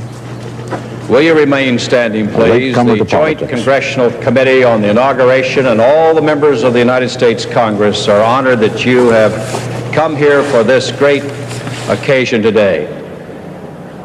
And as we close now with the benediction offered by Reverend Mumma, that will be followed by the singing of the Star-Spangled Banner by Mrs. Juanita Booker.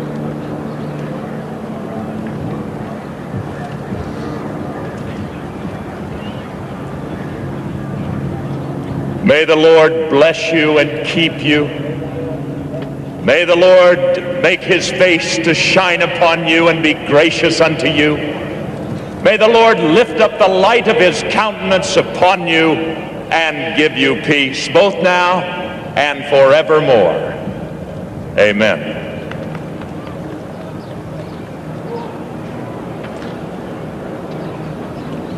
Juanita Booker is to sing the Star-Spangled Banner now is in herself an American story. The wife of a butcher in Paso Robles, California, who President Reagan heard sing at a barbecue he attended there and invited her to sing here. Oh, say, can you see by the dawn's early night what so proudly we hail at the twilight's last gleaming, whose broad stripes and bright stars through the perilous fight,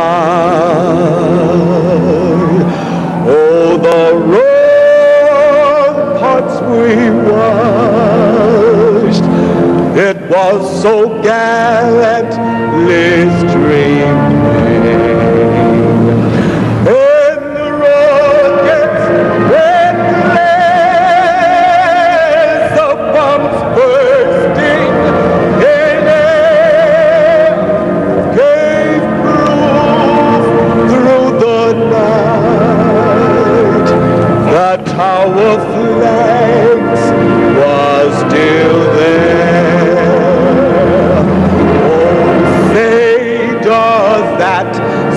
star-spangled banner yet waves.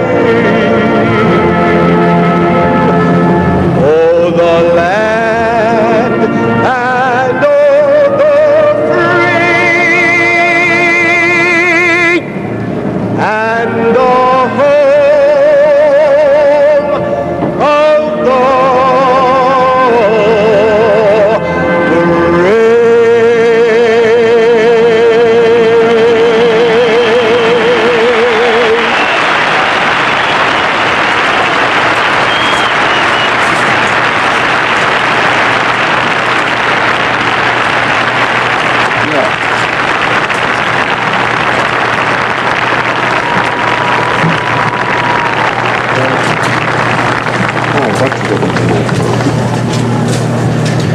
Will you greet once more our President and Mrs. Reagan?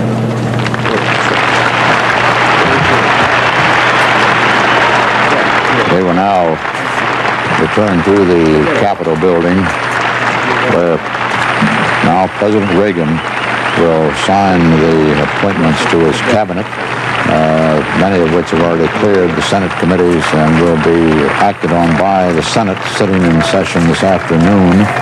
That will not include Secretary of State Haig, for one. There has been a demand for a debate on his appointment by Senator Lowell Weicker, Republican of Connecticut. Wants to talk about the Watergate matter, which occupied a great deal of time of the Senate Foreign Relations Committee hearing that appointment. It also will not include Secretary-designee Donovan of the Labor Department. That has been held up by the committee on the information from an informant to the FBI of some labor racketeering involved perhaps with his construction firm in New Jersey. But now the inaugural is over. Ronald Reagan is the 40th President of the United States. After signing those appointments and very possibly officially designating former President Carter as his representative to meet with the hostages in Wiesbaden, he will go on to a luncheon here at the Capitol, then review the honor guard here at the Capitol, which is an innovation, and then the motorcade back to the reviewing stand in front of the White House, and the parade, which we have been told will be one of the shortest recent times, about an hour. So, Bruce Morton and Bob Schieffer, we have heard an address which we were told would be what it was, vintage Reagan, and many of the quotations out of it come right from his campaign speeches. The promise of a new conservatism, certainly in our government, to pare back the federal bureaucracy, return power to the states as nearly as that is possible. And most people who have studied government today don't believe that much of that is possible. As a matter of fact, many of the state governors don't want it back. But he made the promises in good faith. He got applause. I think you told me, Bruce, 8 times. You did the counting. That would be 1 time more than President Carter in his address 4 years ago, which is about equal length, and 1 time less than President Nixon did in his first inaugural. I don't know who counts those things for any particular purpose. The applause was resounding on a couple of occasions, splattering on others. I think what is significant, of course, here, and it's almost symbolic that this president faced west. The first man inaugurated the Capitol who was faced in that direction. Most have faced to the east. This man from the west, that is Ambassador Dobrynin, by the way, the Russian ambassador there. And we should say, I guess I have not yet, that we still do not have, that's Elizabeth Taylor, of course, do not have any word. Her husband is a Republican senator from Virginia. But we have no word at all, officially, that the hostages have left Iran. The United Press and the AP have both said at one time or another they have. Reuters has not confirmed that, and we certainly have no official word from anybody to that effect. There is a new Secretary of Defense from California, Casper Weinberger, who also served in the Nixon administration. But I was saying that the president faced west, and that perhaps is significant. He brings Western values of rugged individualism, rejection of government solutions, tough corrupt military posture, suspicion of social programs, all of that into this government. And it is perhaps is a sea change for this government. We're seeing the cabinet members, new ones, departing now from the reviewing stand. That siren keeps sounding over these ceremonies today. We don't know where it comes from, somewhere out in the city. We see down there, just leaving at the bottom of your screen, William French Smith, who is the new Secretary of the Attorney General, rather. And the Reverend Moonor there who gave the benediction. I thought it was a strong speech. It did the kinds of things that Governor Reagan said he wanted to do. Conservative economic doctrines, less government, power to the states.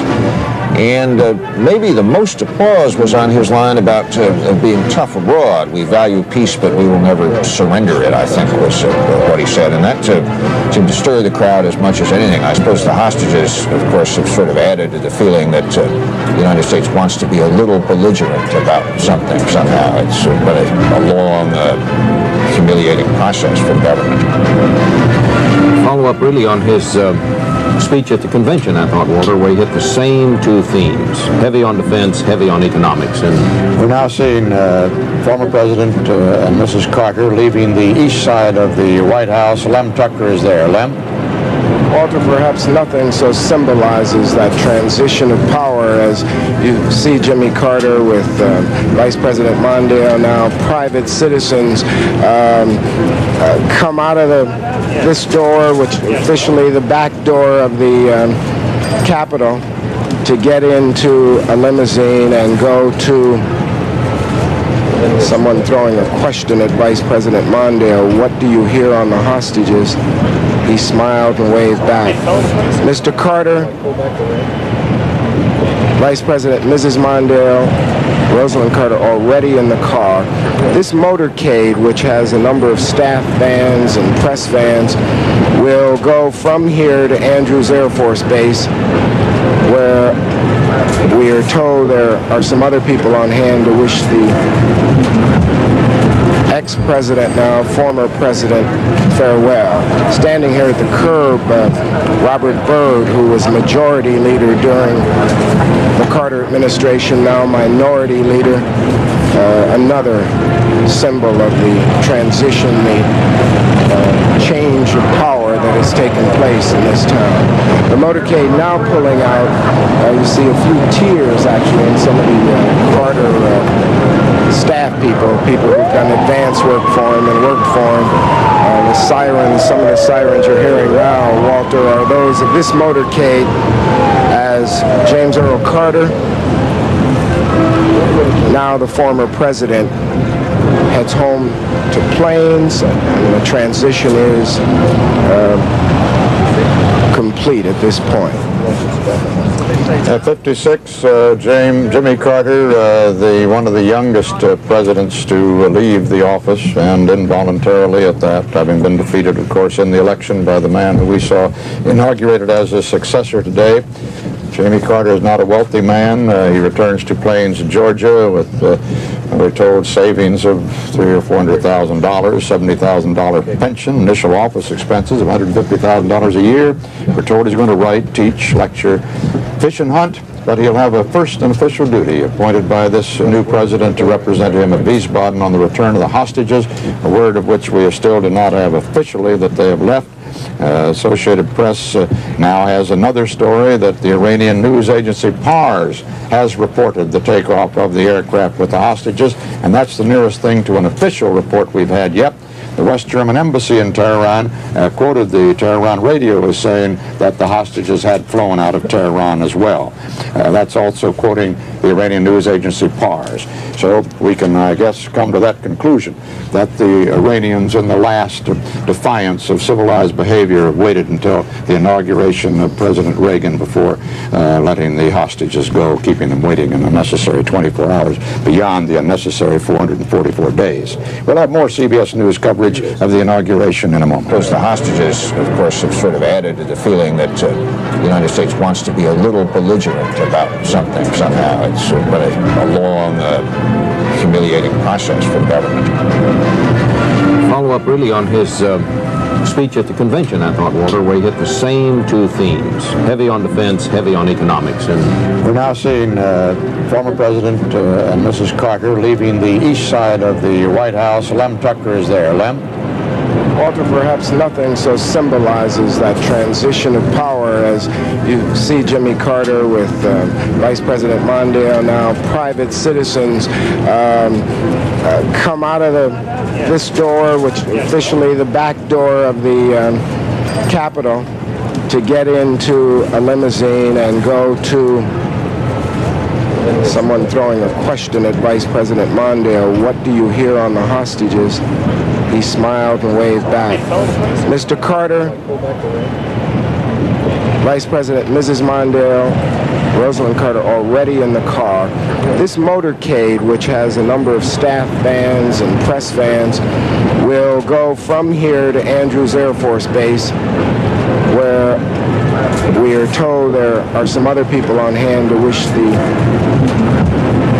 ex-president, now former president, farewell. Standing here at the curb, Robert Byrd, who was majority leader during the Carter administration, now minority leader, another symbol of the transition, the change of power that has taken place in this town. The motorcade now pulling out. You see a few tears actually in some of the Carter staff people who've done advance work for him and worked for him. The sirens, some of the sirens you're hearing now, Walter, are those of this motorcade as James Earl Carter, now the former president, heads home to Plains, and the transition is complete at this point. At 56, Jimmy Carter, one of the youngest presidents to leave the office, and involuntarily at that, having been defeated, of course, in the election by the man who we saw inaugurated as his successor today.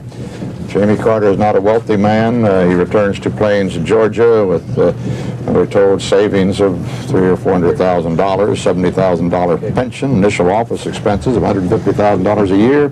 We're told he's going to write, teach, lecture, fish and hunt, but he'll have a first and official duty appointed by this new president to represent him at Wiesbaden on the return of the hostages, a word of which we still do not have officially that they have left. Associated Press now has another story that the Iranian news agency Pars has reported the takeoff of the aircraft with the hostages, and that's the nearest thing to an official report we've had yet. The West German embassy in Tehran quoted the Tehran radio as saying that the hostages had flown out of Tehran as well. That's also quoting the Iranian news agency Pars. So we can, I guess, come to that conclusion that the Iranians, in the last defiance of civilized behavior, waited until the inauguration of President Reagan before letting the hostages go, keeping them waiting an unnecessary 24 hours beyond the unnecessary 444 days. We'll have more CBS News coverage of the inauguration in a moment. And now from Capitol Hill, here again is Walter Cronkite.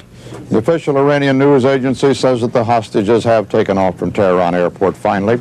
We are 35 minutes into the administration of Ronald Reagan, our 40th president of the United States, an administration that, as U.S. News and World Report says, his supporters hope will find him as the new FDR of the right, redesigning and realigning the nation's economy and politics, but also with the words of Mr. Carter's farewell ringing in his ears, warning against special interests and the entrenched bureaucracy. We'll all see how it goes in the next 4 years. Let's go back now to Dan Rather in New York for an update on the hostage situation. Dan? Walter, according to our CBS News sources at Tehran Airport, one of the two Algerian jetliners is taxiing, or was just a few moments ago. And the drama on the runway of the Tehran Airport continues as the long agony for the Brave 52 has continued throughout this morning. Now, as best we can make it out, here is where the situation with the American hostages stands at this moment. They remain in Tehran, or at least they were up until just a few moments ago, at the airport, apparently moments away from their flight to freedom, a few moments after spending 444 days in captivity. And can you imagine what it must have been like inside that airliner for the hostages this morning? The Algerian plane that is to take them to freedom is said to be on the runway at the airport. It has been there for some time. The 52 hostages are reported aboard. The plane is reported to have been taxiing on the runway, preparing for takeoff, one of the two planes. The other airplane on the runway, but not taxiing. That's according to the Reuters news agency and our own CBS contact at the airport. Walter?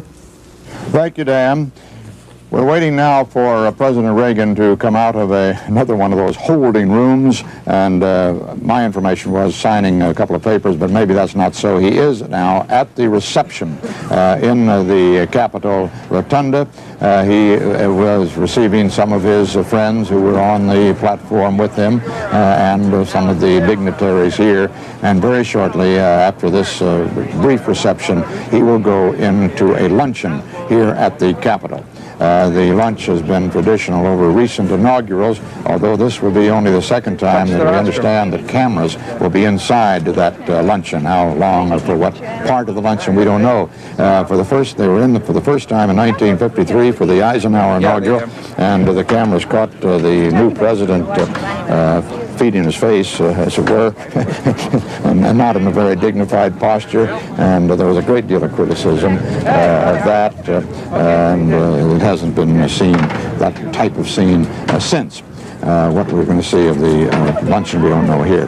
Now, our CBS News intentions are that Bruce Morton and I are going to leave this booth here overlooking the inaugural platform and the Capitol, and we're going back to a studio position from which we will be reporting the motorcade and the parade this afternoon, while Bob Schieffer and Bill Moyers do the honors here at the Capitol for a while longer until the President begins to leave here for the White House. So, Bob, it is all yours. Bruce, pack up your duds and your things, and let's get underway. We'll have more CBS News coverage of the inauguration in a moment.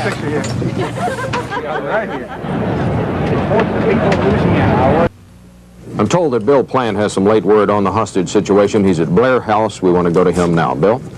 Bob Schieffer, I'm in the Capitol Rotunda. We just talked to Richard Allen, the National Security Council head, who made a couple of phone calls just moments ago, told us that the first plane with the hostages aboard took off at 12:33 Eastern Standard Time. The second plane was due to follow 5 minutes later, which would mean that it is in the air just about now for Algiers. We want to get him over here and see if he can confirm that for us again. But the news was that the first plane did take off at 12:33, that the second plane was due to take off just 5 minutes later.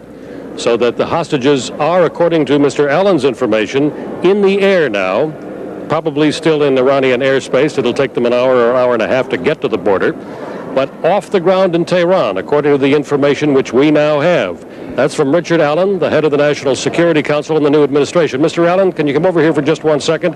And let's recap this and see if we have it right. According to your understanding, both planes should by now be in the air. Is that right? This is fragmentary original information, but I believe that they are, yes. And that announcement, I think, would be made at the White House momentarily. I believe our press secretary, Jim Brady, is headed down there. He may still be up here, but I think you should be looking for him to make that announcement.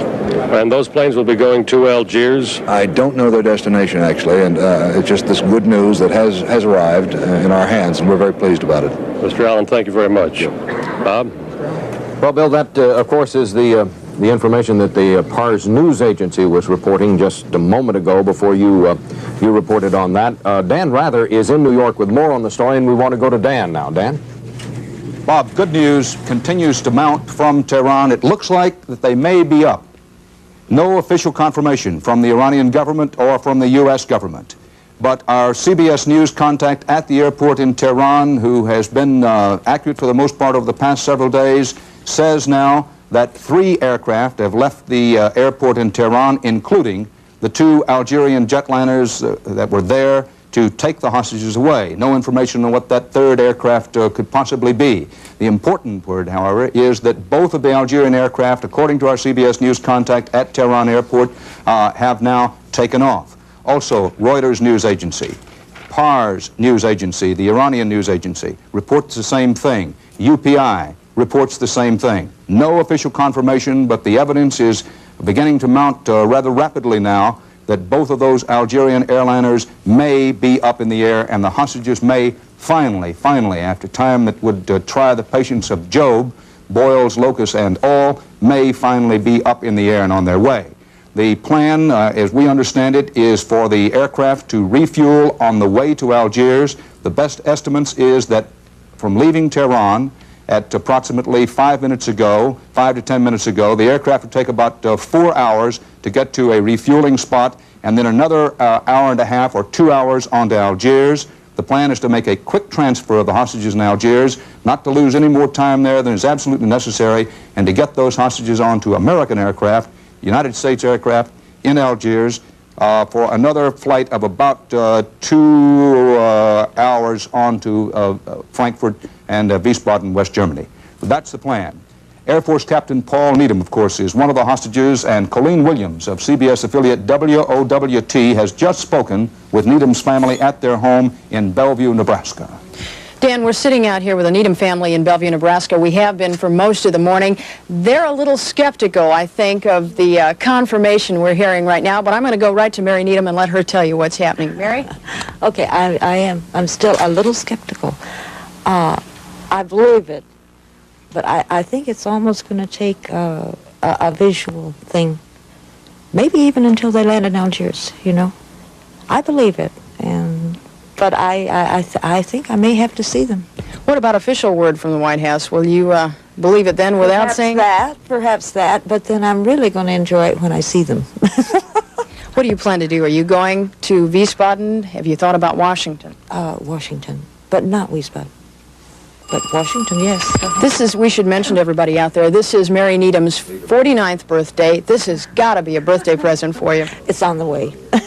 It's on the way. Yeah. Okay, thanks, Mary. Back to you, Dan. Thank you very much, Colleen Williams. And we just have word that the Iranian news agency Pars again now has confirmed that the hostages have been freed. Now, Pars said very much the same thing a few minutes ago. Still no official confirmation from the Iranian government or the United States government. However, I am just handed Dateline Tehran.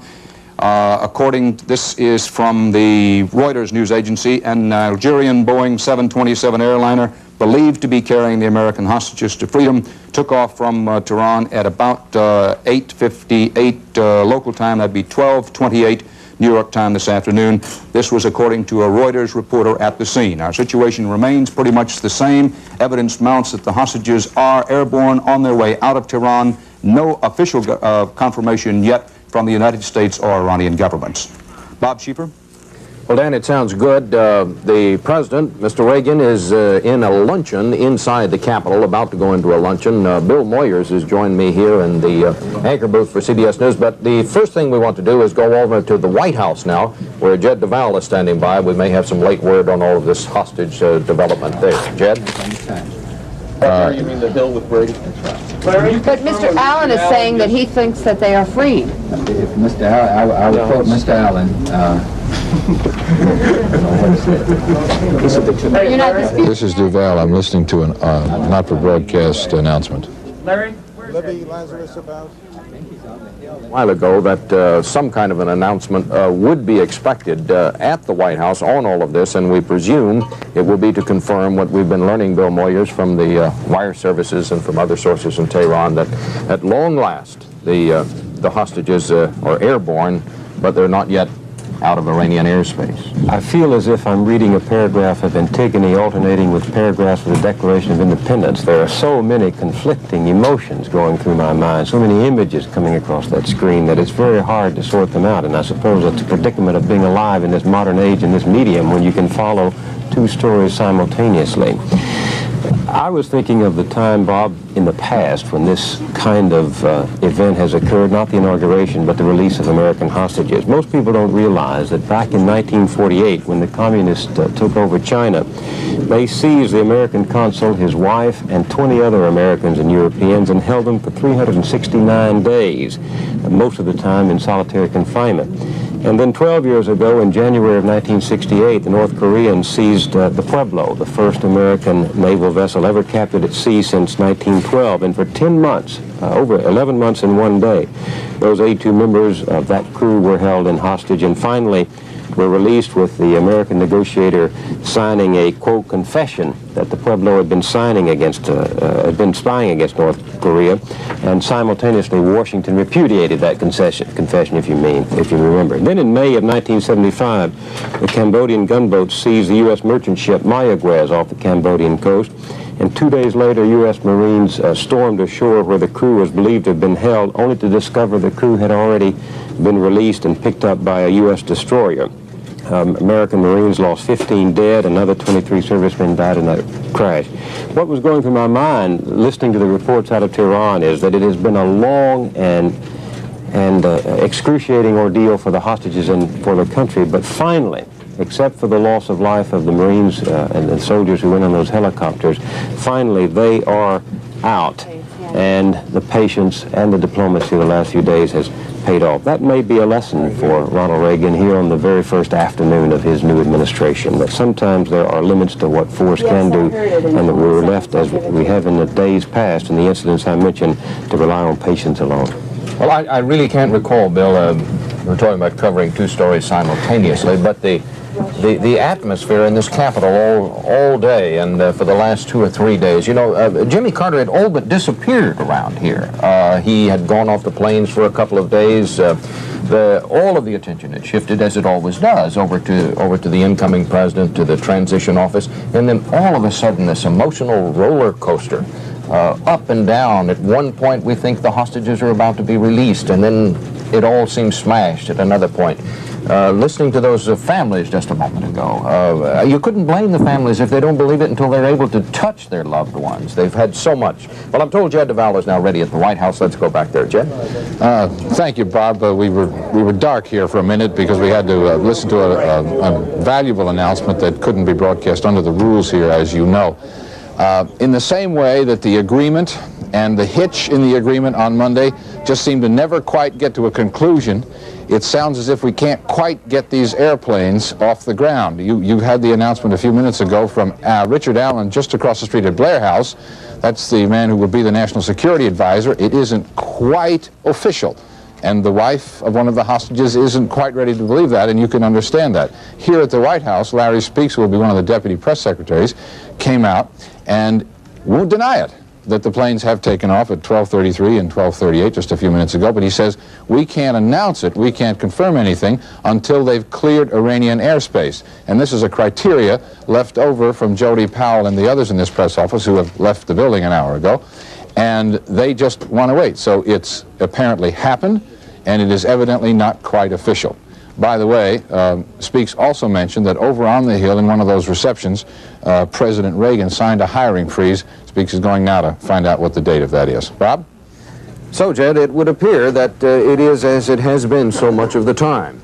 We think the airplanes are in the air. We're virtually certain they are, but the White House is not going to make it official, as you say, until they are out of Iranian airspace.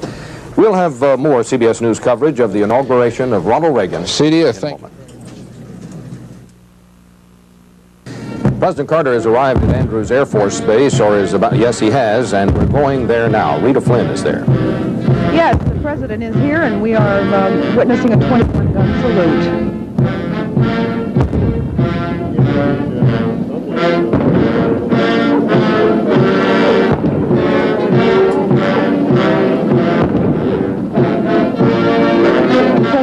Joined most of his top aides are here on the tarmac. Many of them will be going with him to Plains, Georgia. In addition, there are about 400 White House staff members with signs saying, "Thank you, Jimmy," waving signs. The president makes his final appearance here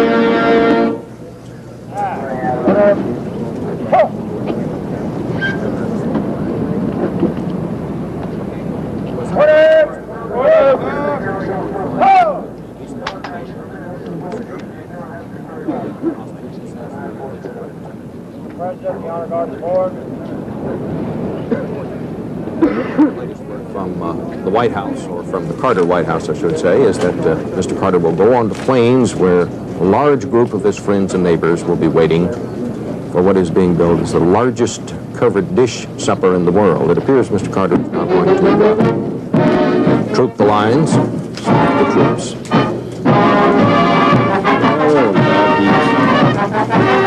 A celebrity without the power.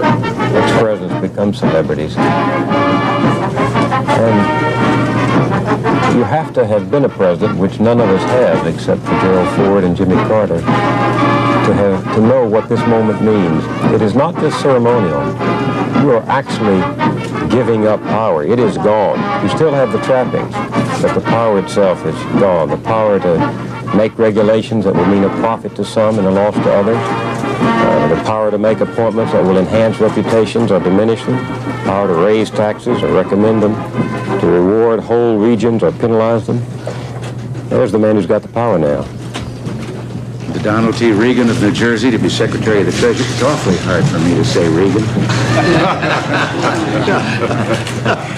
Spent my life. This is inside the Capitol now. I found out that it's even Bill, and this is for him to call me the Reagan. signing ceremony where Mr. Reagan officially signs the documents nominating his cabinet. This is in the president's room of the Capitol. And the picture of Carter leaving and Reagan signing. Secretary of Defense.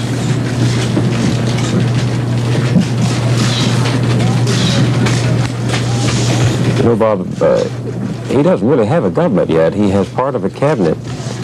And many of these agencies that they will be taking over as of right now do not have undersecretaries or assistant secretaries or even top-level political appointees yet. The Reagan people ran into a lot of the same problems that the Carter people did during the transition period.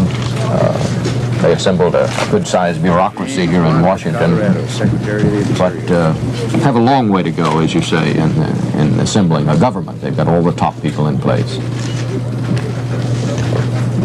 The question comes is whether or not Reagan is really going to lead this counter-revolutionary revolution that many of us looking down from the booths at the Republican convention thought those Republicans expected when they nominated Reagan. And the answer to that question, quite frankly, is no, he will not lead a counter-revolution.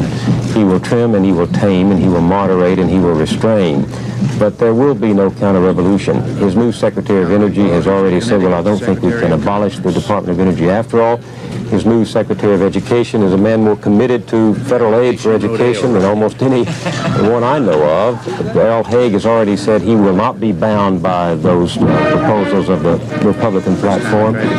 We're back out at Andrews Air Force Base now, Bill. I've just been handed a note that says the Iran Working Group, that's the Iran Working Group at the State Department, now says that both planes have left Tehran. Now, as far as I know, Bill, that's the first word we've had, the first official word from the U.S. government, that both of the planes are off the ground and have left Tehran. President Carter just leaving the reviewing stand at Andrews Air Force Base, where he heard the national anthem played, reviewed the troops, going over now to shake hands, obviously, with the usually 50, 25 people or so will show up when the president leaves or comes into Andrews Air Force Base, base dependents. Look like a few more than that out there today, but most of the people we're seeing now are news technicians. As usual. It's getting to be quite a large group, isn't it? I was just thinking, watching Mr. Reagan come in and out of those doors today, Bill, every time the president walks out the door, a newsman's there waiting to ask the question. And that seems to be the Reagan style, doesn't it, to hold these kind of mobile mini news conferences. He always stops to chat. President Carter told me once, just after he was elected, one of the differences in being president and running for president, he said, I don't have to stop and answer as many questions anymore. But he's obviously going into the crowd, saying some goodbyes there. Well, he's no longer a hostage himself. In fact, there's only one hostage left today, and that's Ronald Reagan. He will be for the next 4 years the hostage of all those unrealistic expectations of everyone in the country that he will either make the government more efficient or cut it, that he will deliver this service and reduce that service. He is now the hostage for the next 4 years of all of the unmet expectations that surround the presidency.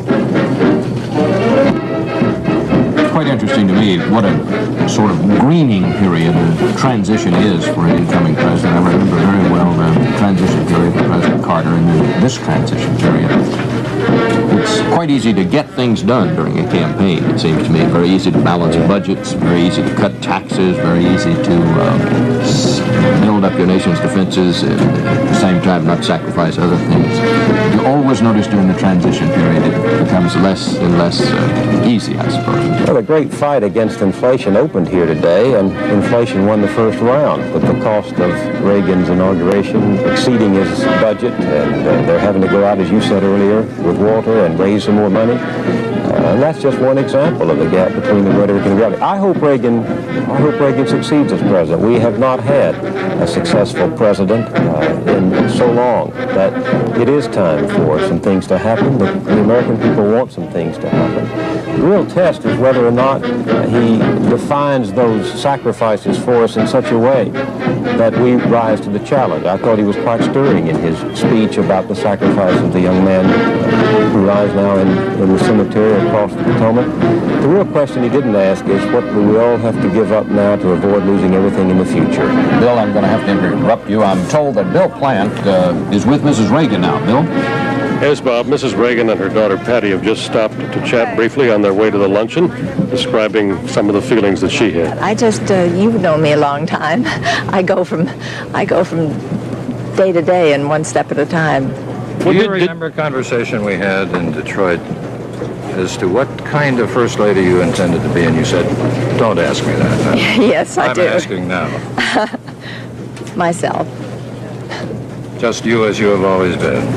What advice did you give your husband today about dress, about speaking, about anything? I'd never heard the speech before today. Never read it. You weren't one of the ones who was privileged to hear it in advance. No, I wanted to hear it today for the first time. Tell me again what you thought as you heard it, as you sat there. I just thought it was a wonderful speech. And what did you tell him at the end? Do you call him Mr. President now? I think I'll call him the same thing as I always have. Thank you very much, Mrs. Reagan. Thank you, Mrs. Reagan. Now back to the...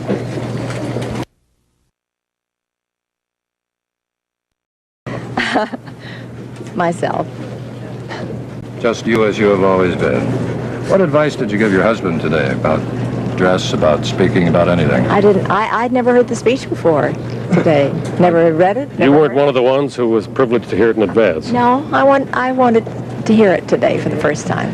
Tell me again what you thought as you heard it, as you sat there. I just thought it was a wonderful speech. And what did you tell him at the end? Do you call him Mr. President now? I think I'll call him the same thing as I always have. Thank you very much, Mrs. Reagan. Thank you, Mrs. Reagan. Now back to the... Bob? So Mrs. Reagan has some thoughts, kind of saying what you kind of thought you might say, Bill Moyers. I have great sympathy, Bob, for presidents' wives. I mean, it's hard to be anybody's wife, but much less a woman who has to play the role with the President of the United States. They're asked all of these questions, and if they make the wrong statement, they put their foot in their mouth. If they don't make a statement, they're called dumb. I think it's a role from which we have expectations that very few people can meet. I really think we've had women who occupy that position who've done better than we men might have if it had been reversed. It's a very excruciating job. After all, they are not elected officials, and sometimes we tend to treat them as such, I suppose. We expect them to be very glib. We expect them to have an answer for everything. As a matter of fact, they do quite well. Oh, I think so. As a matter of fact, they have. They have in recent years. We are waiting now for two things to happen for President Reagan and Mrs. Reagan to join a luncheon that's being held in Statuary Hall of the Capitol. We'll be seeing pictures of that. You don't often see that, but this year the Reagans have decided to allow photo coverage and along with congressional leaders, so we'll be seeing that.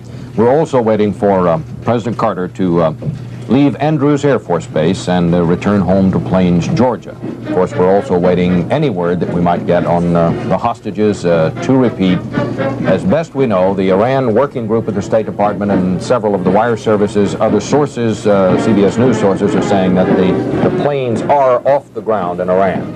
This, of course, is Air Force One. Of course, it's no longer Air Force One. It is the plane that Mr. Carter is riding on. Air Force One is only the aircraft, only called that when the President of the United States is aboard. There are some events, Bob, that carry their own excitement, and the cameras convey far more than we commentators can, and that's one right there. Now, this is the State Department team aboard this plane. This is not the plane that Mr. Carter will be aboard, going right behind it there. Oh, you're so that's so true, Bill. I was at Andrews Air Force Base when Richard Nixon left for the last time. It's a scene that I still cannot describe. It describes itself.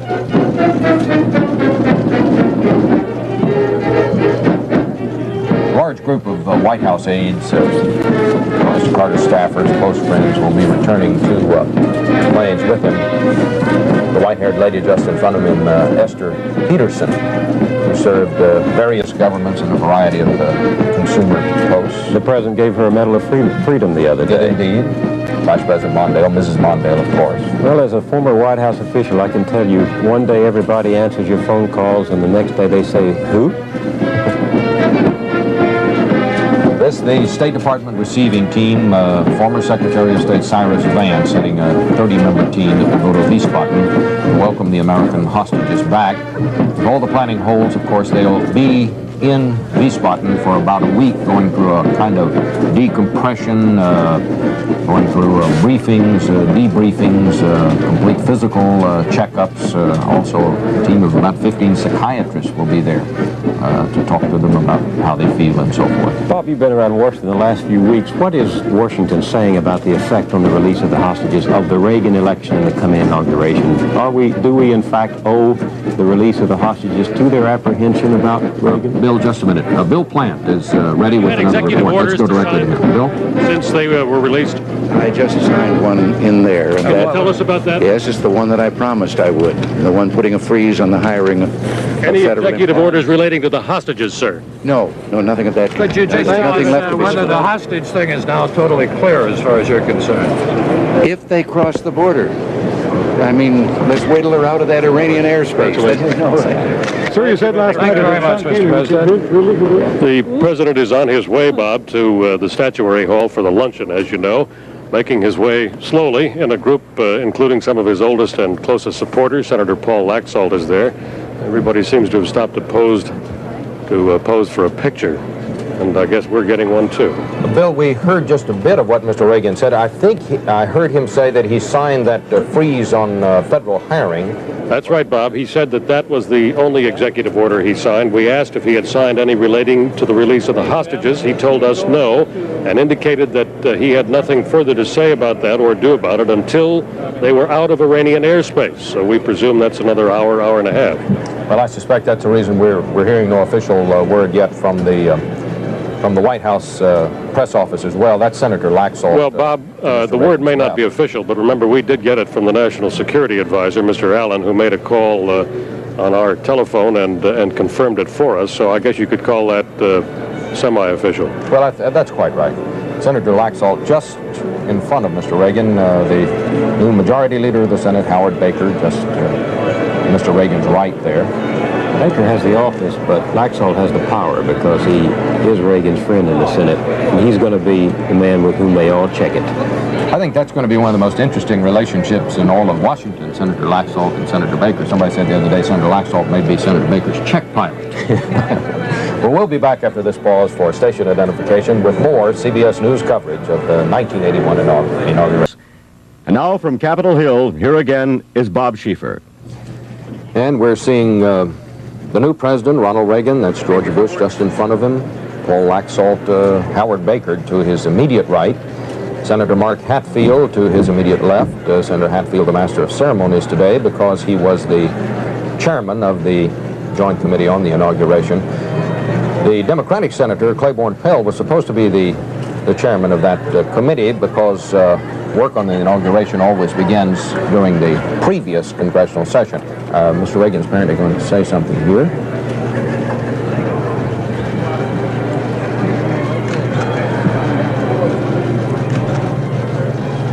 We're not picking up the sound here, but it's by tradition we were saying that the Senator Pell would have been the chairman of this joint committee.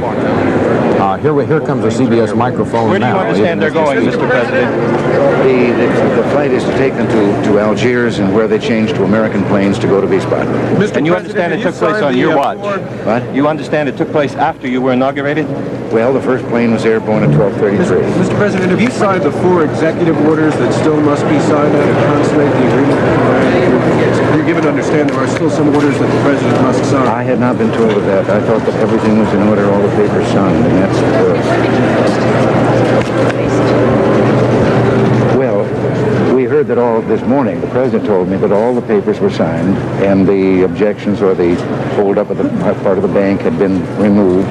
They were at the airport, the planes were at the end of the runway, and that was the final word until just following the ceremonies, in which we were told that the first plane was airborne at 12:33, and then 10 minutes later we heard the second. Thank you, sir.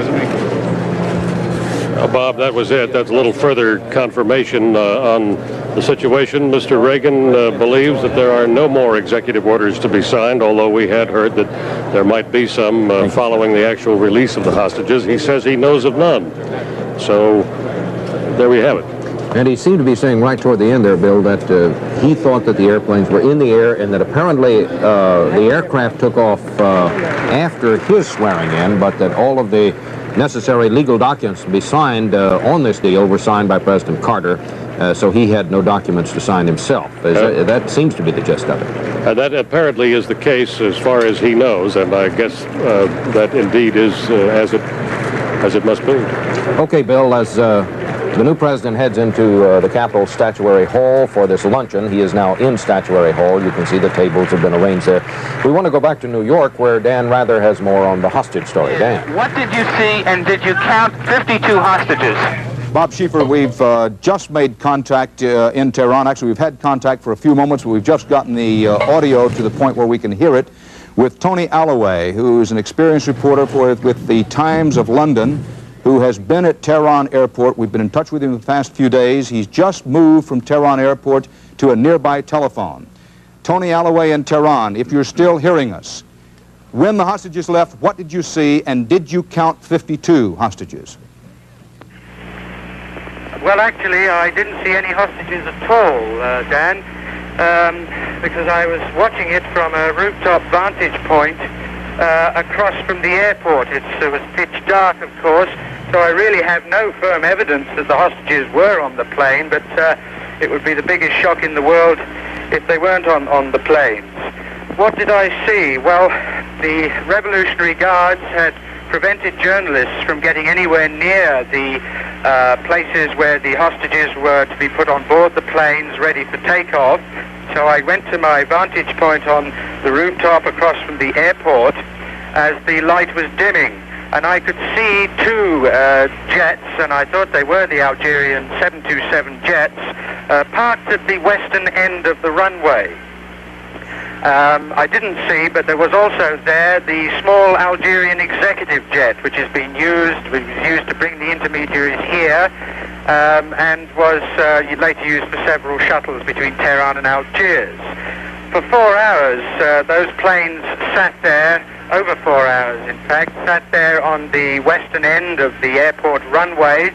I could only see in the dark, I could only see the red and white marking lights of the planes.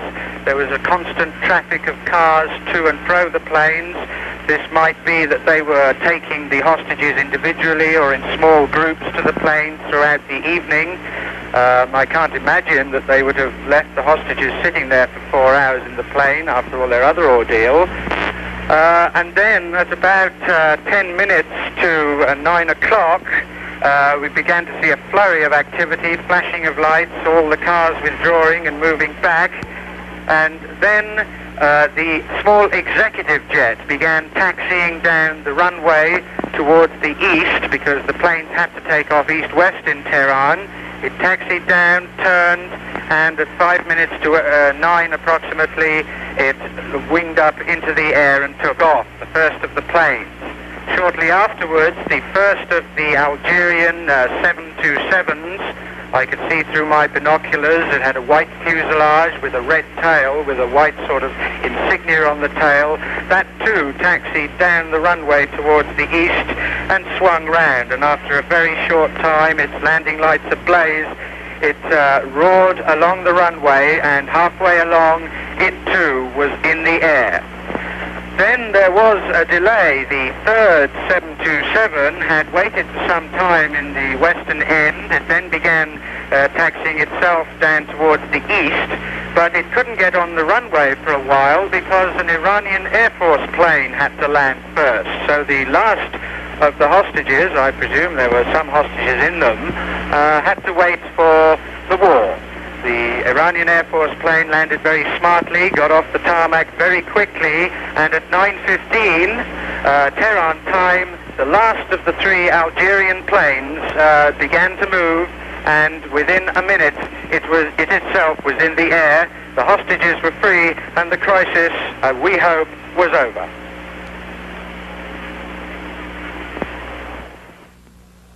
Thank you very much, Tony Alloway.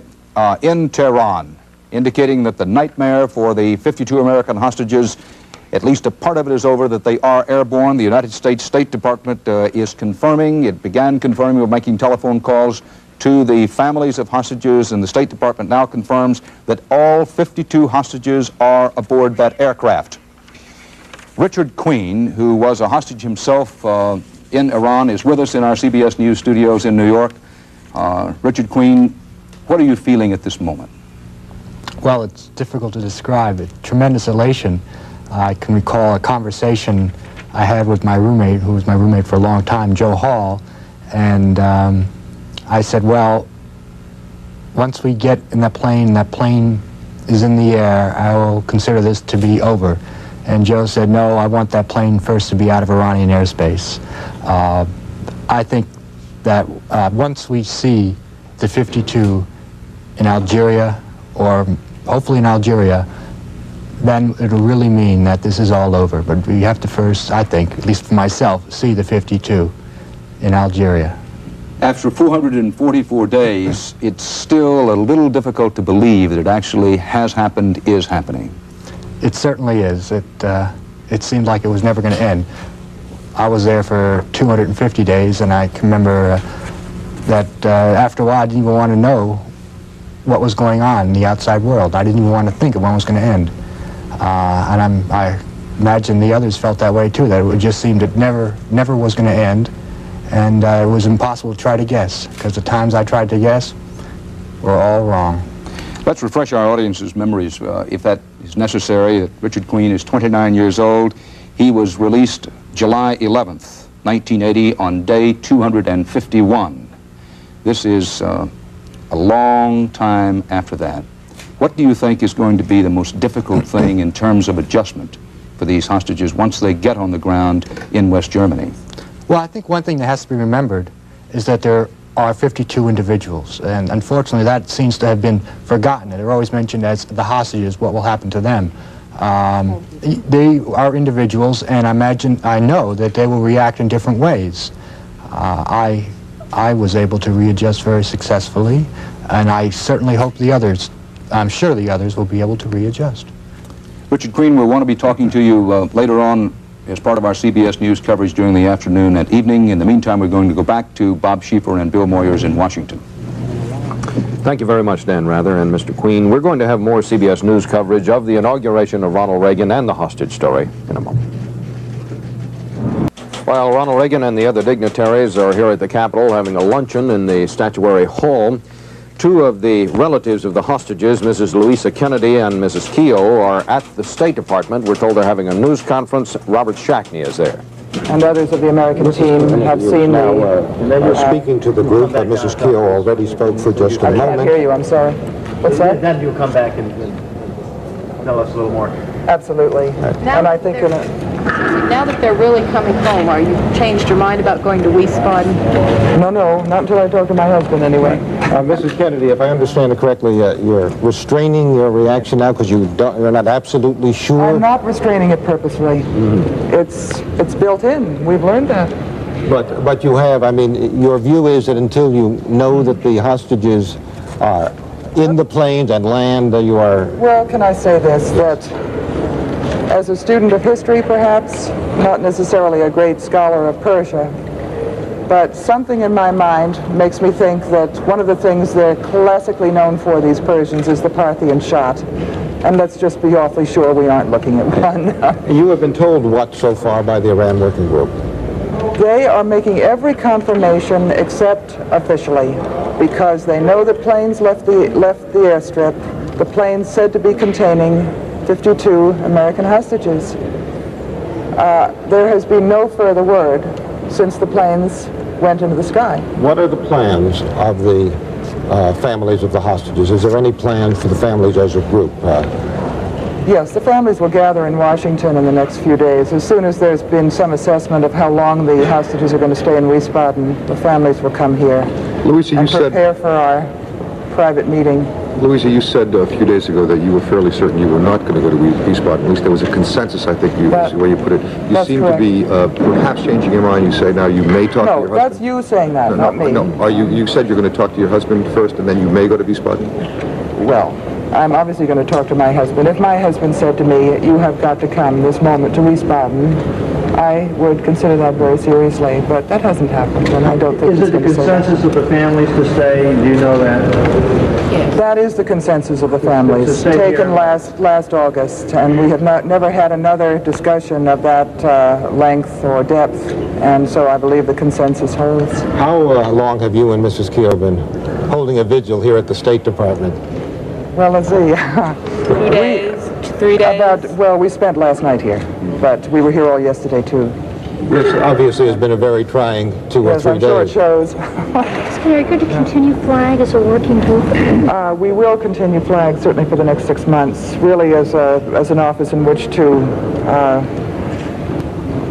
permit us to finish all the backup work that really has come out of FLAG. I mean, we're involved very much with the American public in ways that need communication back and forth. I'd rather go into that later. Suggested a commission that might... Working group is saying this morning, they expected the planes to take off around 11:30 this morning. Had you heard that the planes were going to take off earlier than they actually did? We did have a word with the Secretary of State about 8 o'clock, was it, saying that from the information he had, we could expect something after 55 minutes. I don't think he put a time limit on it. Hostage relatives. Dan Rather in New York has more on all this now. We're going back to Dan. Yes. Dan? Thank you very much, Bob Schieffer. We are here with Richard Queen, a 29-year-old State Department employee who was released on day 251 of the hostage ordeal. No one, of course, could possibly be happier today than the families of the hostages who have borne so much, so well, and so bravely for so long. Barry Peterson is in San Diego with the family of Richard Moorfield, who is the U.S. Consul General in Tehran, a 51-year-old career man. Barry, I wonder what the Moorfields are thinking and feeling and saying at this moment. As Dan says, and we all know, what are you wondering, thinking, and feeling at this moment, at the moment especially when you heard that news? It's glorious. They're coming home. It's over. After all these months, all these days, all this time of waiting, they're coming home. You've been the doubting Thomas for 14 months. Do you believe now? I believe, but they're on their way. Share with us, too, some of the thoughts that you also had in regard to the rescue mission. I told you then it's a good time to remember that there are 8 men who are not coming home to their families. They were young, they were brave, they were valiant, and I'm very grateful to each and every one of them. And as their children grow up without their fathers, I hope they know how much I appreciate what they did, and that my children's father is coming home. You're going to celebrate now? Oh, yes. Yes, indeed I am. Barry? Barry Peterson.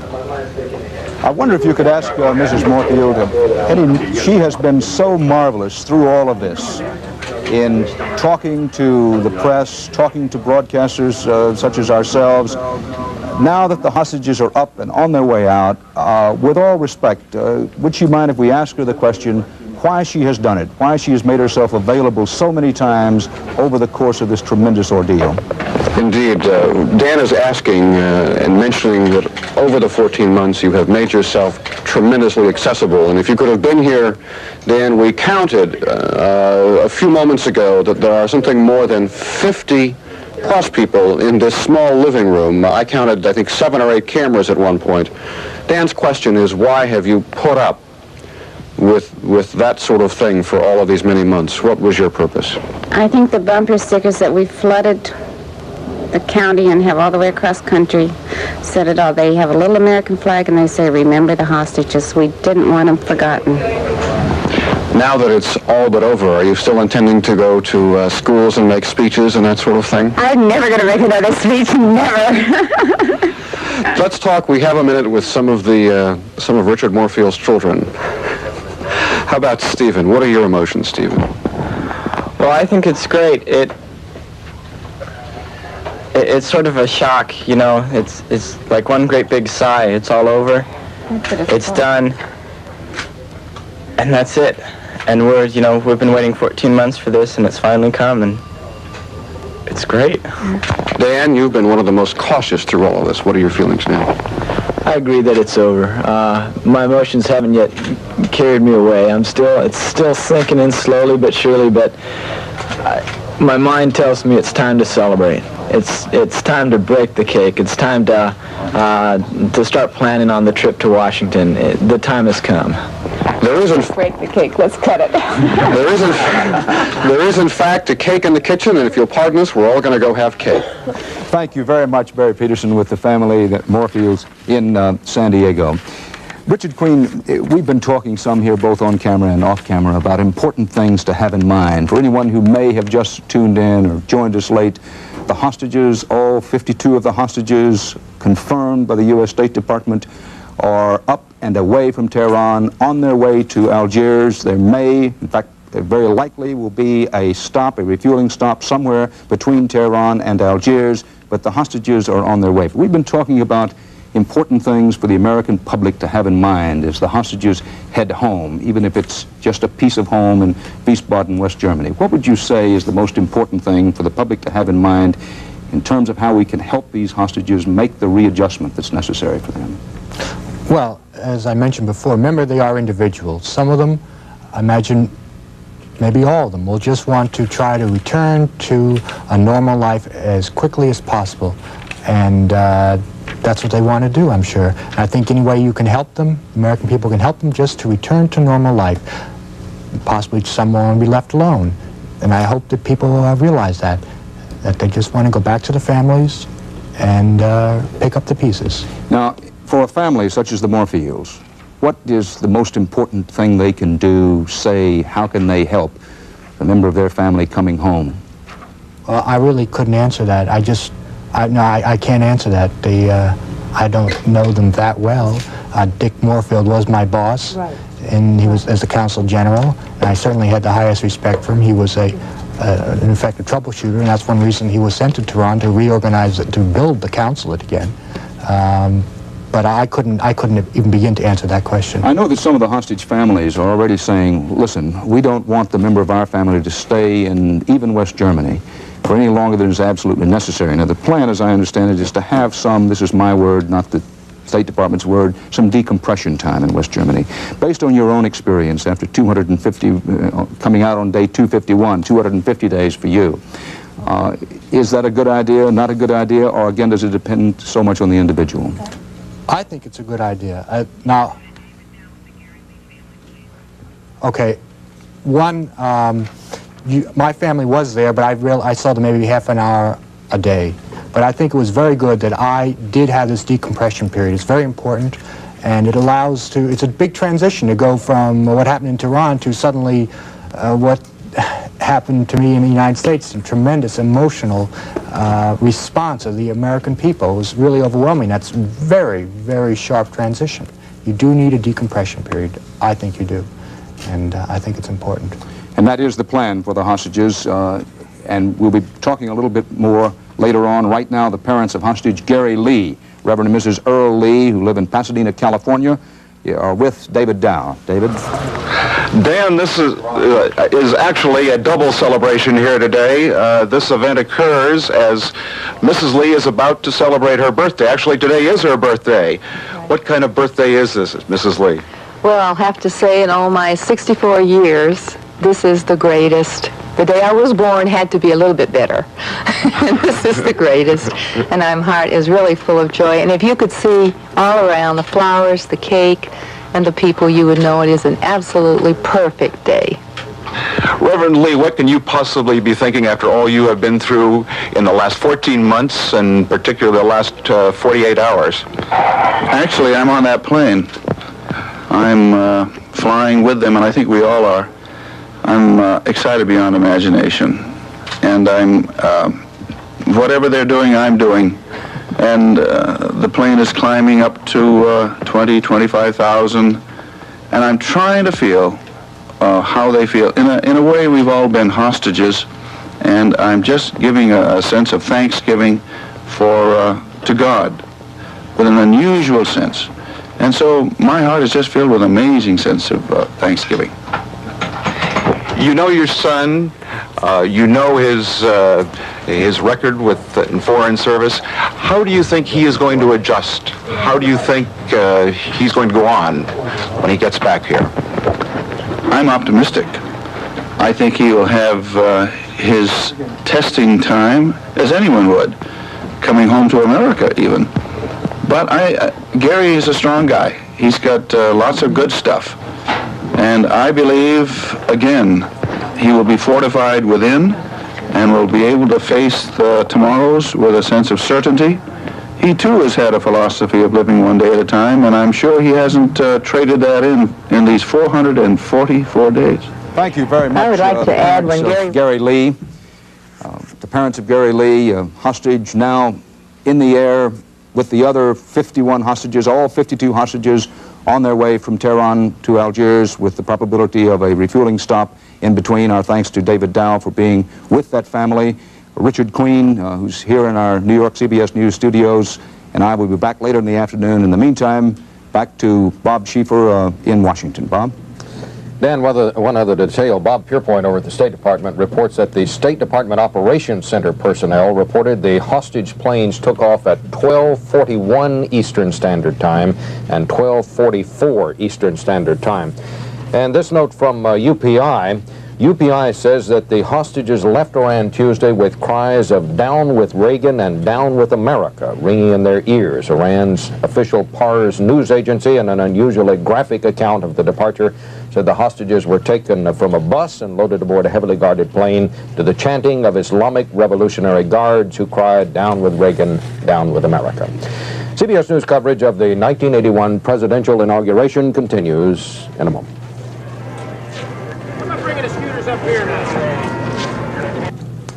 And we're back here at the United States Capitol. Bill Moyer is with me in our anchor booth here at the Capitol. The hostages to review are in the air. Both aircraft are in the air, and they're still in Iranian airspace, so we've had no word beyond that, but we're told that they were in the air, the first one off the ground at 12:41 Eastern Time, the second at 12:44 Eastern Time. Bill Moyer's after getting this news at long last that apparently the hostages are safe and on the way out of Iran. We haven't talked much about what's been going on here at the Capitol. Mr. Reagan right now, with other dignitaries here, is having a luncheon inside the Capitol, a statuary hall. Maybe we should talk a little bit about that speech, because it's the speech that will be the design, I suppose, you might want to say, for the Reagan presidency. It was to me, modest and moderate speech in which Reagan was not an ideologue, but a man who now holds the center of power amidst a large group of conflicting claims on the American people and among American authority.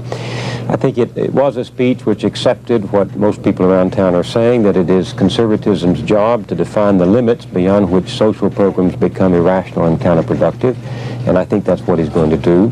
It wasn't very revealing in terms of what he's going to do, Bob, about the most single important area for which Ronald Reagan was elected president, and that is to get rid, as best he can, of the virulent inflation in the country. It isn't true that it's only governments fault that we have such virulent inflation, but he intends to start with government, but he must go from there. The credit markets around this country, the financial centers of this country, the middle class people in this country are waiting for some very strong, forthright signal from Ronald Reagan that that is his main priority.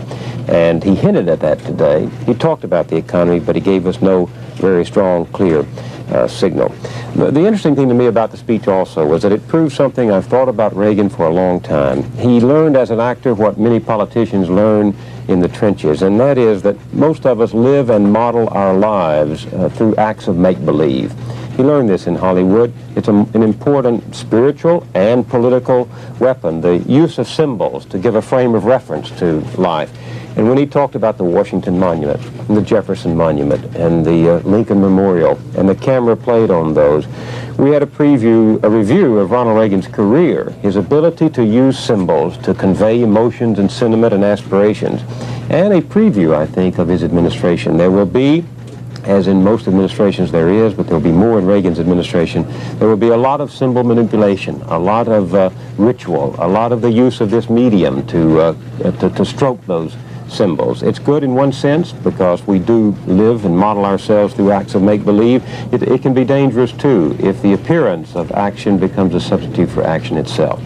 So I think you have in that speech a preview of his ideas about the economy, but no indication of the tough things that have to be done to solve the virulent inflation that is in our system. Bill, you were talking a minute ago about how in this electronic age we're able to track these two stories, the inauguration of a president here, the release of the hostages on the other side of the world. How about this for the airplane age? Sources at Andrews Air Force Base are now saying that President Carter, who is en route to Plains, Georgia to greet his friends and neighbors there for that covered dish supper, will return to Andrews Air Force Base at 6 o'clock tonight, and then will depart from there to Germany at about 8 o'clock tonight as President Reagan's official representative to greet the hostages. So a quick trip back to Plains and then return to Washington all in one day to get all of those things done. Well, Bill Moyers, I'm told that Walter Cronkite is back at our other anchor position at our studios down at the other end of Pennsylvania Avenue, really. And so our transition is about to transcend again. Walter, are you there? Thank you, Bob, and we've been listening to you and to Bill Moyers and to Dan Rather in New York and to the families and everyone else talking about the hostages and the transition of power to President Reagan. It is certainly one of those great dramatic days in American history. The drama that was scheduled, that is the transition, the inaugural oath to President Reagan, our 40th president, and of course the other story of the day, the release of the hostages after 444 days of captivity, and goodness knows how many extra hours while the Iranians apparently held them until President Carter had gone out of office. From now on, the eyes of the nation, of course, will be focused on Ronald Reagan. The man he defeated, Jimmy Carter, returns to Georgia this afternoon for a big welcome home ceremony in Plains. We'll show you that celebration during our broadcast this afternoon. Our own Andy Rooney has been thinking about the Carter presidency, and when Andy thinks, of course, he tends to write about it and tell us about it. This is going to be a little personal. I'd like to address this to Jimmy Carter. I don't mind if the rest of you listen if you want to. Now that we've done it to you, Jimmy, we feel sort of bad about having turned you out into the street. We hope you understand how much we think of you. You did your best. Hard work never scared you. There were times when everything was going great. You seemed confident, acted as though you knew what to do. That's what we were looking for, someone who could take us where we wanted to go. We hope it wasn't all bad for you. You sure met a lot of interesting people while you were president. You must have talked to just about every famous person in the world. You always seem to enjoy that, too. That's you at your best, Jimmy, person to person with someone. You always had a big smile for everyone you met. Although it must have been a lot more fun meeting some of those famous people than it was meeting others. You did a lot of kissing. I don't offhand recall any other president kissing one of his cabinet members. We got to know your family and we liked them, your mother, and we liked your wife, Rosalind. We especially liked the way you seemed to like each other. We didn't realize you'd been going together since you were at Annapolis. Did you ever dream you'd be president back then? You're the kind of guy who probably did. You were a good father to Amy, too. She'll have a lot to remember when she grows up. One thing about your family, though, you were a better brother to Billy than was absolutely necessary.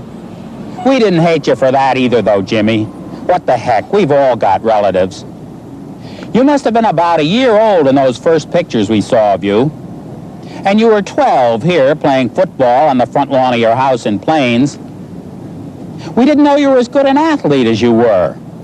You really seemed to enjoy those baseball games on your vacation. You kept yourself in good shape, too, although you went a little overboard sometimes, like the time you tried to run that 12-mile marathon with a bunch of kids. You've aged a lot since you were a state senator in Georgia, of course, although you still look young just a few short years ago when you were sworn in as governor of Georgia. 4 years as president sure puts a lot of wrinkles in a man's face. You live about 10 lifetimes in that short time, I guess. I don't know what happened. Things just started to go wrong for you. Who knows why? Maybe the presidency is just more of a burden than any one man can carry. You felt sad the morning after the election when you appeared in front of the hometown folks in Plains. We're happy to say, though, that you're looking good again now. We voted you out of office, Jimmy, but we like you, we thank you, and we hope you live happily ever after. Andy Rooney with some thoughts on the outgoing President of the United States, who's now en route to Plains, Georgia, in what used to be called Air Force One. Any plane that is carrying the President is Air Force One. It is not carrying a President right now. It's carrying a former President, and it's called Sam something or other is his code name. It's on the way to Plains, and there the President will take part, the former President, will take part in a brief welcome home ceremony, and as we've just heard, apparently he's going to turn right around and fly back to Washington for transfer to another plane that will fly him to Wiesbaden, where he will represent President Reagan in greeting the returning hostages, who at this moment are en route to Algiers, where apparently they will transfer to U.S. hospital aircraft, although there's no indication hospital aircraft as such are needed, and fly them to Wiesbaden, where they will remain for perhaps up to a week, maybe longer, in debriefings and medical examinations and sort of a general decompression period before coming on home. At any rate, they are free from Tehran, and they must just about be outside of Iranian airspace at this time. When they have flown outside Iranian territory, then and only then will the United States government officially announce that they have been released. That is the plan as we understand it at the moment. Now, in another 13 or 14 minutes, President Reagan and Mrs. Reagan will emerge from the luncheon up at Capitol Hill, and with Bruce Morton here at our CBS News headquarters in Washington, we will keep an eye on the proceedings this afternoon, the parade down Pennsylvania Avenue, which we have been promised is going to be short and snappy, about an hour's length. It's going to feature young faces. That was the request of President Reagan, the oldest man ever to be inaugurated into the office of the presidency, but that's what he wants. He wanted an equestrian, or at least everyone in knowing his love of good horse flesh decided he would have like an equestrian parade, and there are going to be some 476 equestrian units in the parade of the total of 8,052 marchers and bands and so forth. It ought to be quite a parade, quite an afternoon. It's a lovely afternoon in Washington. The temperature got up to 55 degrees, and that's the warmest inaugural we've had in a very long time. In the recent history, the hottest day was 47 degrees for Lyndon Johnson. But we got 55 degrees today. The rain seems to be holding off, and all in all, it's kind of a relief the way the weather turned out here today. Considering what we've had in the past, it's almost tropical in the nation's capital. Charles Osgood reports on the weather from his inaugural almanac.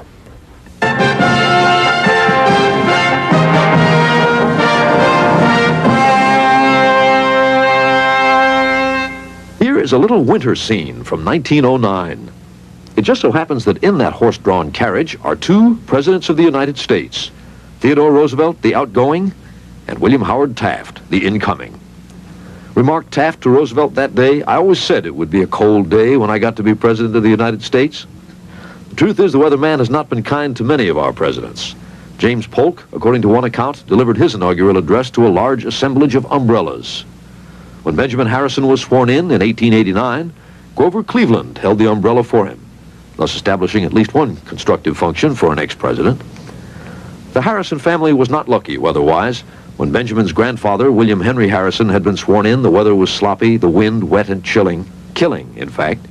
President Harrison caught a bad cold and within a few weeks was dead. There was snow the morning of John Kennedy's inaugural, and glare from the snow blinded old Robert Frost as the poet tried to read. Lyndon Johnson, the vice president, tried to shade the page with his top hat. Perhaps the coldest inaugural day was in 1873, the second inaugural of Ulysses S. Grant. There was sleet, snow, and fierce, bitter wind. But the president rode in an open carriage, fortified by what antifreeze we can only surmise. It was so cold, the band instruments at the Capitol froze. And that night at the ball, people danced in their overcoats. And the food was quick frozen before quick freezing was invented. And canaries, who were supposed to gaily sing for the occasion, froze in their cages. Maybe nature wants to prove to presidents that some things can't be controlled, no matter how powerful you are. At any rate, the welcome mat laid out for many a chief executive has been a soggy one. In 1937, at one of FDR's inaugurals, everybody and everything got wet, except for the presidential seal. It was left covered, quite by mistake. The weather is like the government. As Mark Twain once observed, it is always doing something. The inaugural parade this afternoon, however, as we told you a moment ago, is going to be in much different circumstances than that. A beautiful day in Washington. The planes left Tehran bearing our hostages at 12:41 and 12:44 this afternoon Eastern Time, we are told. That would be about 9:15 or so in the evening of Tehran time. But they've got about an hour and 20 minutes to an hour and a half to fly across Iranian territory before they are free of any tie with Iran whatsoever at all. That would be about 1:20 this afternoon Eastern Time, or 2:20 this afternoon Eastern Time, I should say, and that is still about a half hour from now. Robert Pierpoint at the State Department has more on the hostage situation. Bob? Walter, I've been trying to figure out by talking to various people here and doing some calculations about those aircraft, and it would appear, as you suggested, that they could be crossing the border between Iran and Turkey at almost any moment now. And when that happens, there's going to be a big celebration upstairs, but I'll tell you a little more about that later. I think it's important to point out that one of the reasons there hasn't been much information on exactly what those aircraft are going to do is because there's a war on in that area, as you well know, the war between Iran and Iraq. And there's always concern and caution about the movement of aircraft with as precious a burden as these 52 hostages aboard when it's moving in a war zone. So the officials here have disclosed that there will be a refueling stop before those planes go on to Algiers, but they have not said where it's going to be.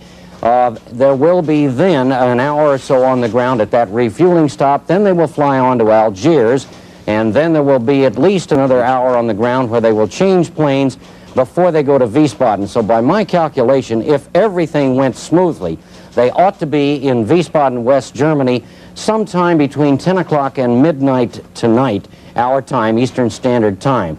Now, when they arrive in Algiers, they are going to be greeted there by former Deputy Secretary of State Warren Christopher. Mr. Christopher, who, as we all know, has spent a great deal of time and effort in these last 14 months working on the freeing of the hostages, wants to be the first American official to greet them if at all possible, and he is staying there. And his only problem is how he's going to be getting home after the hostages leave, because, of course, he is no longer now in the government. He may have to hop a civilian airliner and somehow get back to Washington, although I have a feeling that President Reagan will probably supply him with an aircraft to get home.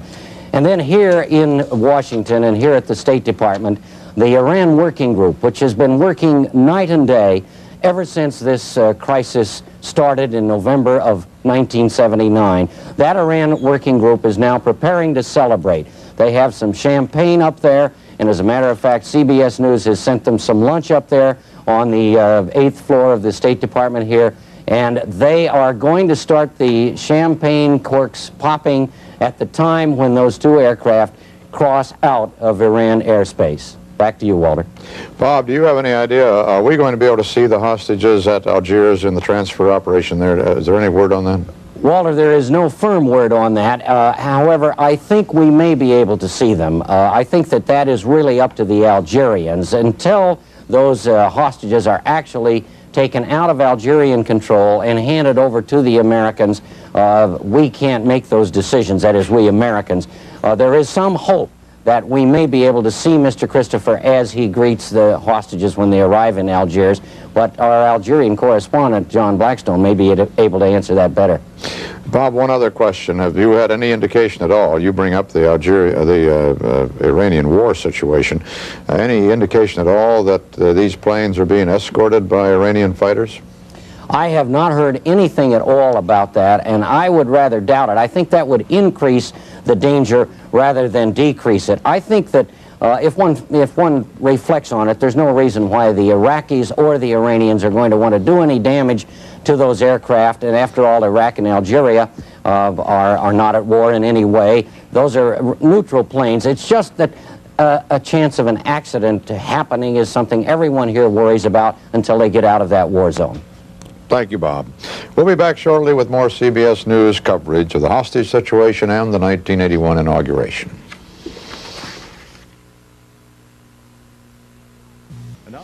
Well, back here at our CBS News headquarters for this inaugural coverage and the coverage on this day that the hostages were released from Iran. We expect an announcement any moment now that they have crossed Iranian airspace and are safely out of Iran after 444 days of an ordeal such as no innocent people should ever be asked to endure.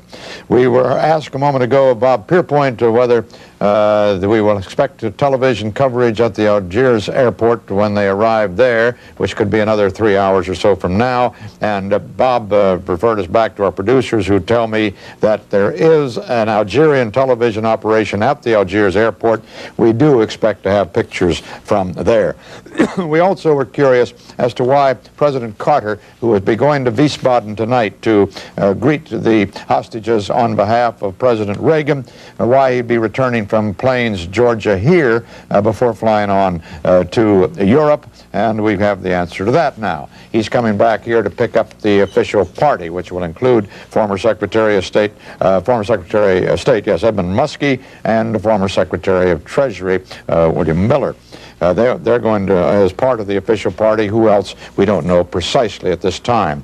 Some of the early part of the motorcade is already moving down Pennsylvania Avenue now, but at the Capitol, President Reagan and Mrs. Reagan, the official party, are still at lunch in the luncheon room just off of the rotunda of the Capitol, where they had their immediate post-inaugural prandial, I suppose you could call it.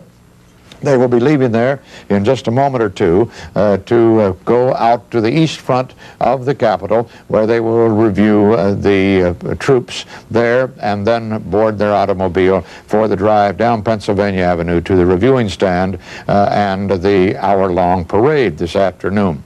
They will ride, we're told, the entire distance down Pennsylvania Avenue, breaking the one-term tradition established by President Carter when he and Mrs. Carter walked down most of Pennsylvania. Well, back here at our CBS News headquarters for this inaugural coverage and the coverage on this day that the hostages were released from Iran. We expect an announcement any moment now that they have crossed Iranian airspace and are safely out of Iran after 444 days of an ordeal such as no innocent people should ever be asked to endure. We were asked a moment ago of Bob Pierpoint whether we will expect television coverage at the Algiers airport when they arrive there, which could be another 3 hours or so from now. And Bob referred us back to our producers who tell me that there is an Algerian television operation at the Algiers airport. We do expect to have pictures from there. We also were curious as to why President Carter, who would be going to Wiesbaden tonight to greet the hostages on behalf of President Reagan, why he'd be returning from Plains, Georgia here before flying on to Europe. And we have the answer to that now. He's coming back here to pick up the official party, which will include former Secretary of State, Edmund Muskie, and former Secretary of Treasury, William Miller. They're going to, as part of the official party, who else, we don't know precisely at this time. Some of the early part of the motorcade is already moving down Pennsylvania Avenue now, but at the Capitol, President Reagan and Mrs. Reagan, the official party, are still at lunch in the luncheon room just off of the rotunda of the Capitol, where they had their immediate post-inaugural prandial, I suppose you could call it. They will be leaving there in just a moment or two to go out to the east front of the Capitol, where they will review the troops there and then board their automobile for the drive down Pennsylvania Avenue to the reviewing stand and the hour-long parade this afternoon. They will ride, we're told, the entire distance down Pennsylvania Avenue, breaking the one-term tradition established by President Carter when he and Mrs. Carter walked down most of Pennsylvania Avenue. They set the tone of what they wanted to be known as a people's inaugural. That's the first time the president has walked down Pennsylvania Avenue since the dark ages of the early 19th century, when they began riding horseback in carriages, and they've been doing that ever since, except for President Carter. Now, President Reagan is returning to the tradition of riding. He'll ride all the way as far as we know. There is no truth, apparently, to a story at one time that he inquired about the possibility of riding horseback to the White House. That was carried seriously by one of the gossip columns in a Washington newspaper, but it was poo-pooed instantly by all those who knew. Started, I think, because the president of Mexico, Mr. Lopez Portillo, gave Reagan that handsome white horse. You remember we all saw the pictures, and that was the genesis of that. Reagan's people insist no, he's going to ride in a car. What they are backing off a little is the notion that the parade is only going to be an hour long. But what happens, of course, is you run for president and you go here and there and you say, well, I'd like to invite your band to be in my parade, and the governor has done that some. And they're now saying, well, if you don't count the presidential escort and maybe you don't count the Army unit at the head, and then maybe it'll be an hour. But it's growing a little. There were two bands, I think, that the president had invited and that the inaugural committee didn't know about. Yeah, there's one, well, his hometown band, for one thing, I guess just assumed it was going to come, and they'd bought new uniforms and everything. And the other was, I think, a band in New Hampshire somewhere. People tend to invite a band in New Hampshire somewhere because you spend so much time there. If we made a bigger effort in Iowa, we probably had one from there, too. Well, we lost that one, you say. Right. Ronald Reagan, of course, who we'll see any moment now coming out of that luncheon. We're kind of standing by for it. He's had a successful career. He probably didn't worry too much about the emoluments of the presidency, his salary as such. But in case you were wondering, the job that he has just taken as of the last couple of hours and that he worked for 8 years pays $200,000 a year, plus $100,000 in travel expenses and a $50,000 expense account that he doesn't have to even account for, which isn't bad. That's only the beginning, even at that, as Susan Spencer tells us. If the weight of his new responsibilities start depressing the 40th President of the United States, we have a suggestion. Just for a few minutes, forget the politics, forget the power, and take a look at the perks. You know, the little things which make a president's life sufficiently hassle-free that presumably he will concentrate on the big things. Take transportation. In fact, take it wherever you want. A limo for around town stops, Marine One when you're pressed for time, Air Force One when duties call away from home. If you forget something, chances are that someone will be around to see to it that it gets done.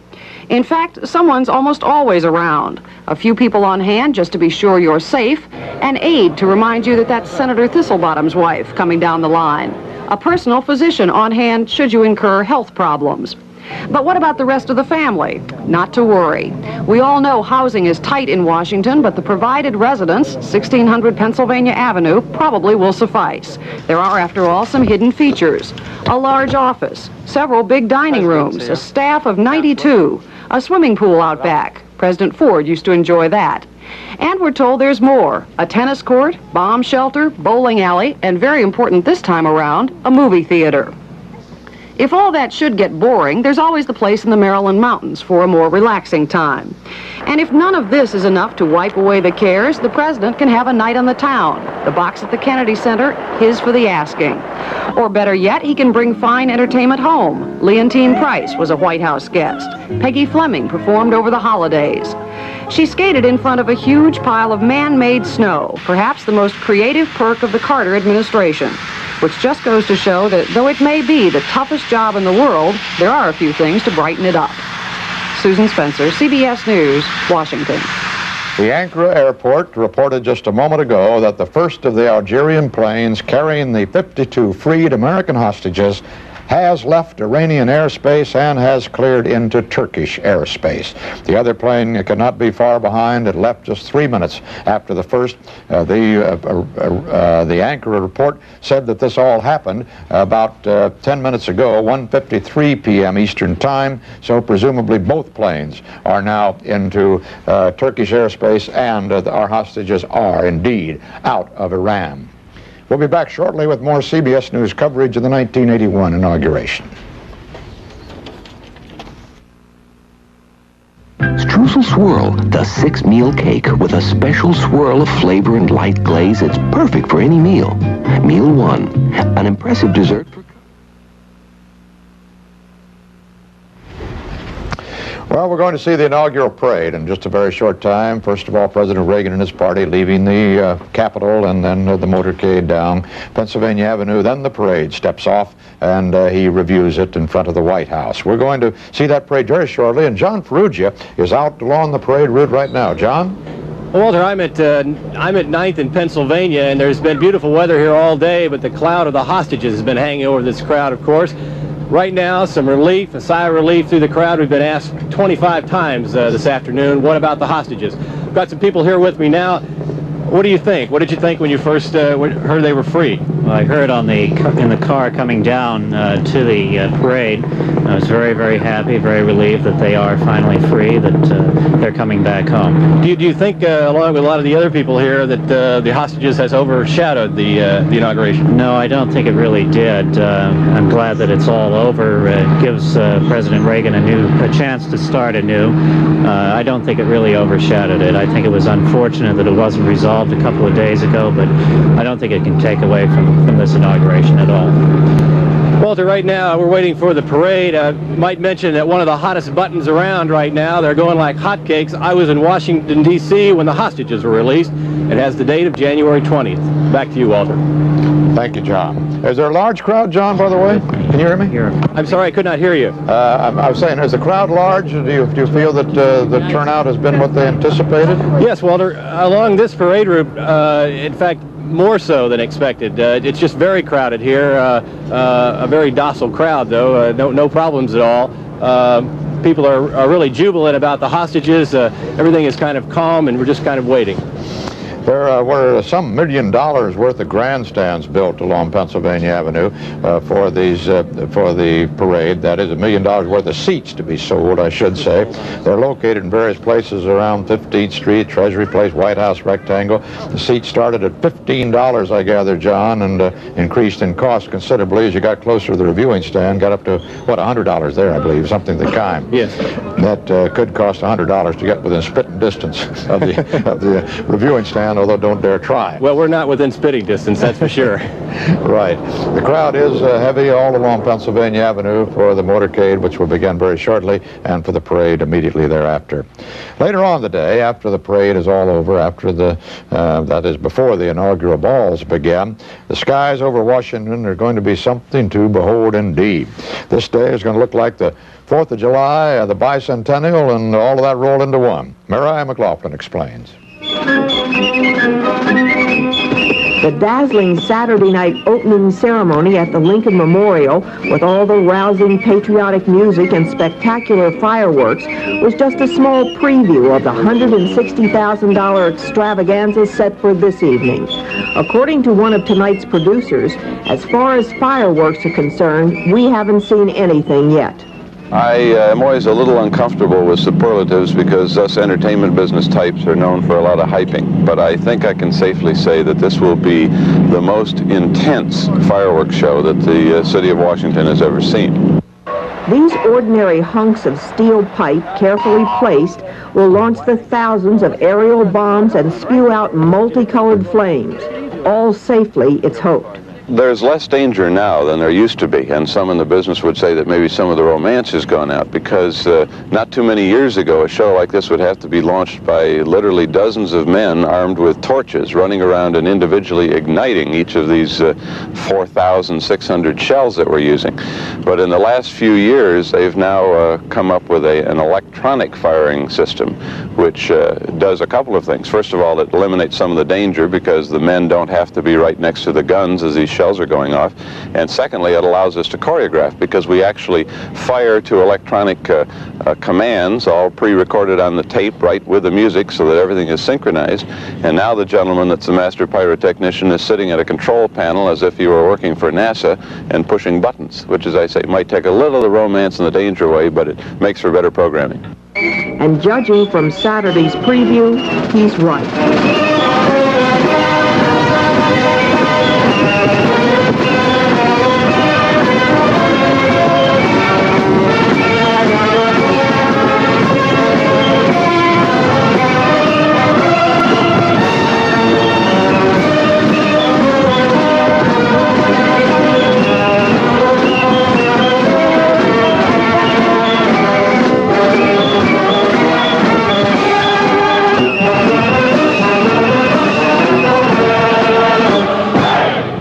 McLaughlin, CBS News, Washington. I saw that spectacular on Saturday night. I think still the greatest fireworks spectacle ever was on in New York over the Statue of Liberty in the harbor of New York on bicentennial night, July 4th, 1976. And they tell us tonight that there are going to be almost twice as many fireworks fired off in half the time on the mall. If that's so, Bruce, it's going to be some demonstration indeed. Well, it's supposed to be one of the things they had at the Saturday thing that fascinated me were laser beams, not just fireworks and searchlights and all that, but they had the laser beams linking the monuments, running from the Capitol to the Lincoln Memorial to the Washington. And looking at the videotape, it's a little hard. I'm not sure I know a laser beam when I see one, but you could see occasionally these narrow shafts of light, and I guess that's what that was. Bruce, I understand that we're working on a legal action that's trying to try to get you up in the front of the bus here for the next inaugural. Sorry, you have a seat back there, but it didn't seem to work out up here. That's all right. However, stand by. We've got the great parade coming up and all the rest of this afternoon. The really celebratory aspects of the inaugural are still to come with the parade and the fireworks tonight. And then 8 inaugural balls tonight. That's more than any president's ever had before. And they're going to be very formal, highly decorated. And not only that, but they're going to be carried by closed-circuit television throughout the United States and to Paris.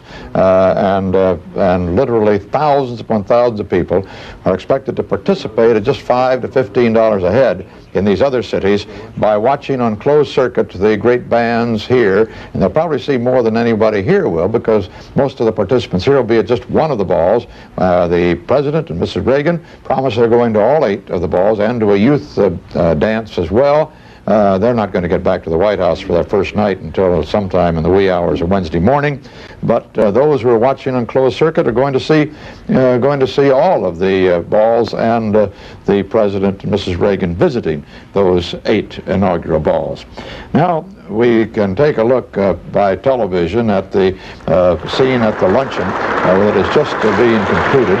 And we're just about to see President and Mrs. Reagan leave the hall. They had some toast, I suppose, at that occasion. They were all standing. Senator Mark Hatfield. Well, indeed, the President speaking. O'Neill. He was just introduced. The others here who are hosting this very beautiful luncheon. I'm going to take the liberty of speaking for my partner, George, for Barbara and Nancy, in responding to this toast. Twice this morning in the ceremony was mentioned the fact of the unusualness in this world of what has taken place here today.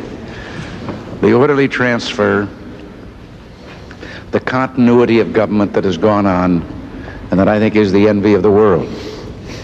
Now, there's even more of unity represented here today. The crystalware Speaker Tip O'Neill graciously provided from the House side. The plates have come from the Senate. The wine is from California, but I didn't have a thing to do with that. It just turned out that way. But I would like to drink to the idea that this great system that sometimes puts us in adversary relationships, and perhaps sometimes unnecessarily so, but was based on checks and balances to ensure that we do what is right for the people, that kind of cooperation will continue. I'm delighted to be a guest here in the House of the Congress, and I look forward to coming back. I look forward to you being guests with us. I look forward to working with you in behalf of the people, and that this partnership will continue. And now, to conclude the test, with thanks to Almighty God, I have been given a tagline, the get-off line that everyone wants for the end of a toast or a speech or anything else. Some 30 minutes ago, the planes bearing our prisoners left Iranian airspace and are now free of Iran.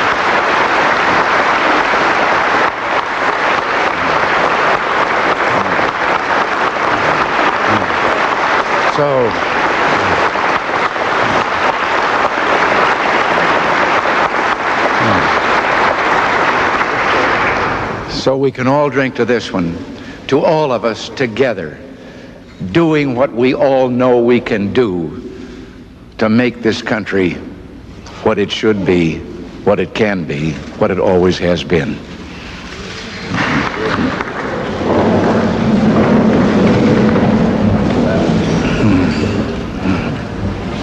Thank you all.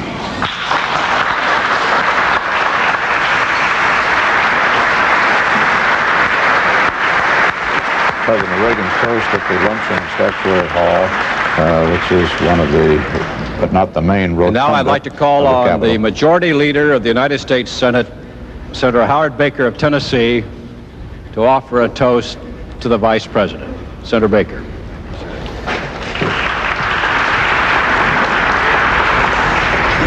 Mr. President, with your permission, Mr. Chief Justice, and ladies and gentlemen, this is a special privilege and pleasure for all of us, I'm sure. But there's a special poignancy to it and an importance that attaches for those of us who are members of the Senate of the United States.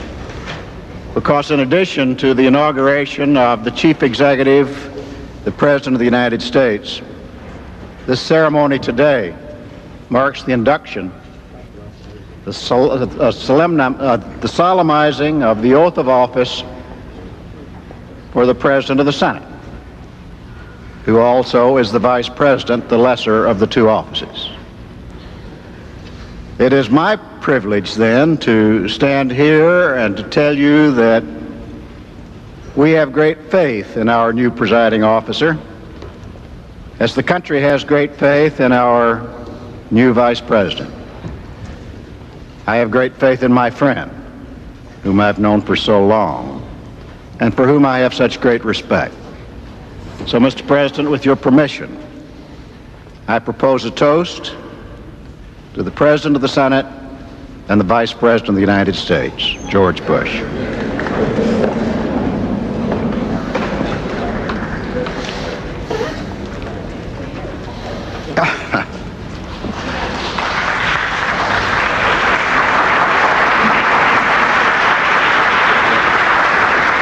Thank you, Senator Baker. Let me respond very briefly with respects, of course, to our new president. I served on this side of this building. My dad served on that side of this building, and we learned our lessons well. We have great respect for the institution of the Congress, And I would like to propose a toast to the leadership, Mr. Speaker, of the House of Representatives, to the leadership of the Senate, Senator Baker, Mr. Byrd, and wish the Congress the best of luck, Godspeed in their important work ahead. To the Congress of the United States, and thank you all very much.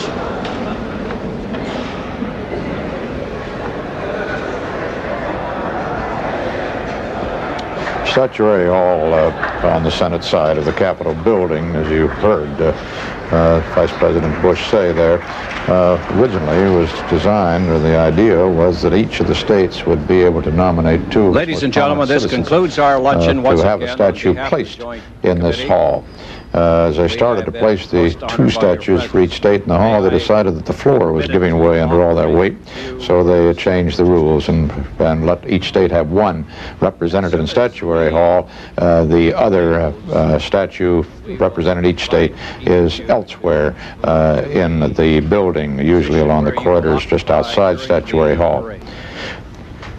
We have heard that Swiss news people, or the Swiss embassy, I suppose, the representatives, that must be what it is. Just told it was the Swiss, counted very carefully as all of the hostages got on the aircraft in Tehran, and indeed all 52 are there, in case there was any doubt about that.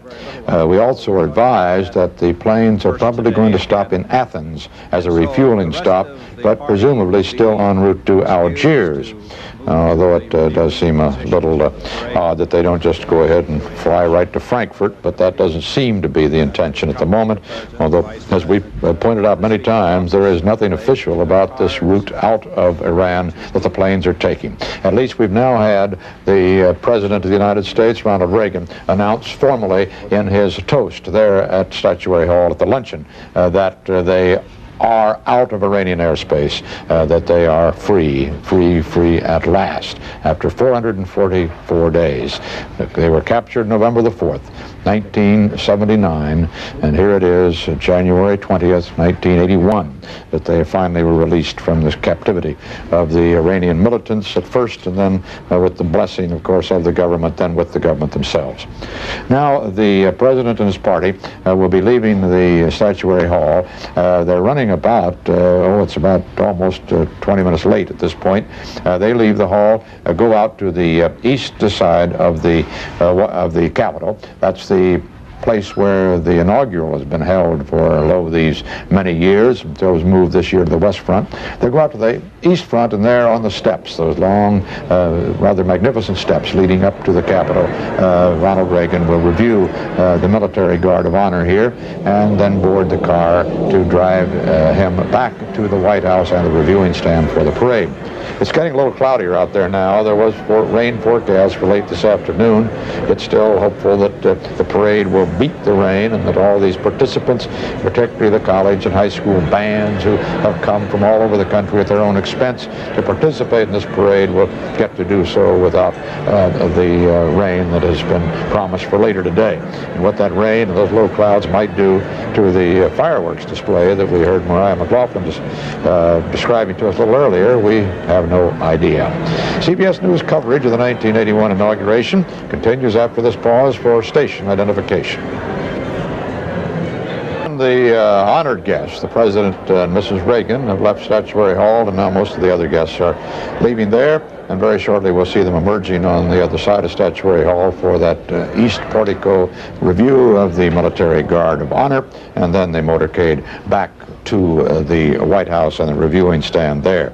In the reviewing stand, I might as well tell you now, in case we don't get a chance later, you will see surrounding the President and the Vice President their families, which we've seen off and on today in very brief pictures. Maybe you'll get a chance to see them with a little better close-up as they review the parade this afternoon. They'll have U.S. Chief Justice Warren Burger and Associate Justice Potter Stewart in the reviewing stand with them, and various dignitaries would drop in and out of the reviewing stand, as has been the custom over recent years, but remaining with them during most of the afternoon, we believe, or most of the hour-long parade, will be Dr. and Mrs. Loyal Davis. That's Nancy Reagan's parents, her adopted father and her natural mother.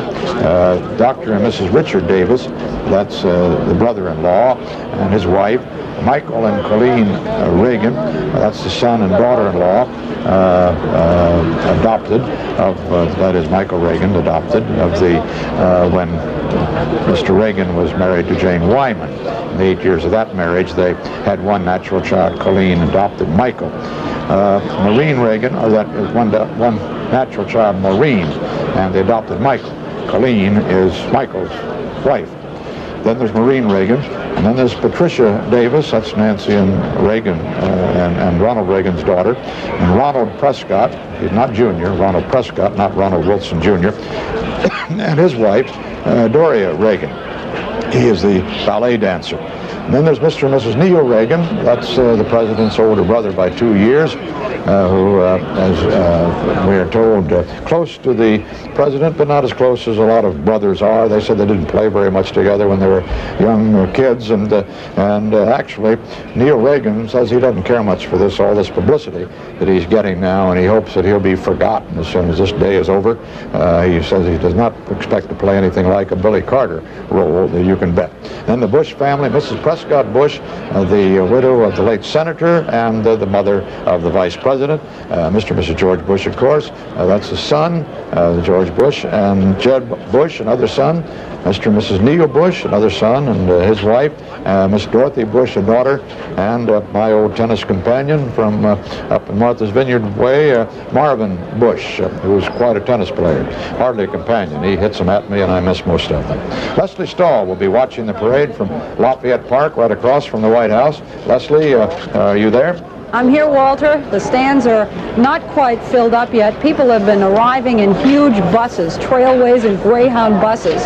They've been letting them off in large groups. Governors, some of the buses rather, have said governors, others have said families, and they're filling up the stands. Directly behind me is the central reviewing stand with the bulletproof glass surrounding the area that the president and his family, as you mentioned, will be sitting in. Already in place is the Reagan cabinet. I don't know if you can see some of them, but down in the front row, I have a pretty good view of Caspar Weinberger and Alexander Haig. Henry Kissinger is sitting by himself in the middle, and Edwin Meese, the new chief counselor to the president, is in the group as well. Very few other people that we can recognize are yet here, but many of them will be arriving in cars shortly. Walter, there is a very small demonstration going on behind us in Lafayette Park. I will tell you, before I tell you about the demonstration, that I can't remember seeing so many fur coats in a parade audience lining the streets. And the demonstration is being put on by a group called Animal Rights 1981. One of the demonstrators has a sign that says, "Take back your mink, take back your veal. What made you think animals don't feel?" It's the funniest thing I've seen today. The parade will be shorter than usual. Apparently Ronald Reagan wanted it to be only 1 hour. It will run about an hour and 15 minutes. There will be more equestrian units than we normally see, 25, and more military units than we normally see. There'll be 15 military units. They'll also be marching to a quicker pace. They'll be marching at 110 steps per minute. They usually march to 120 steps per minute, so they will be almost racing along.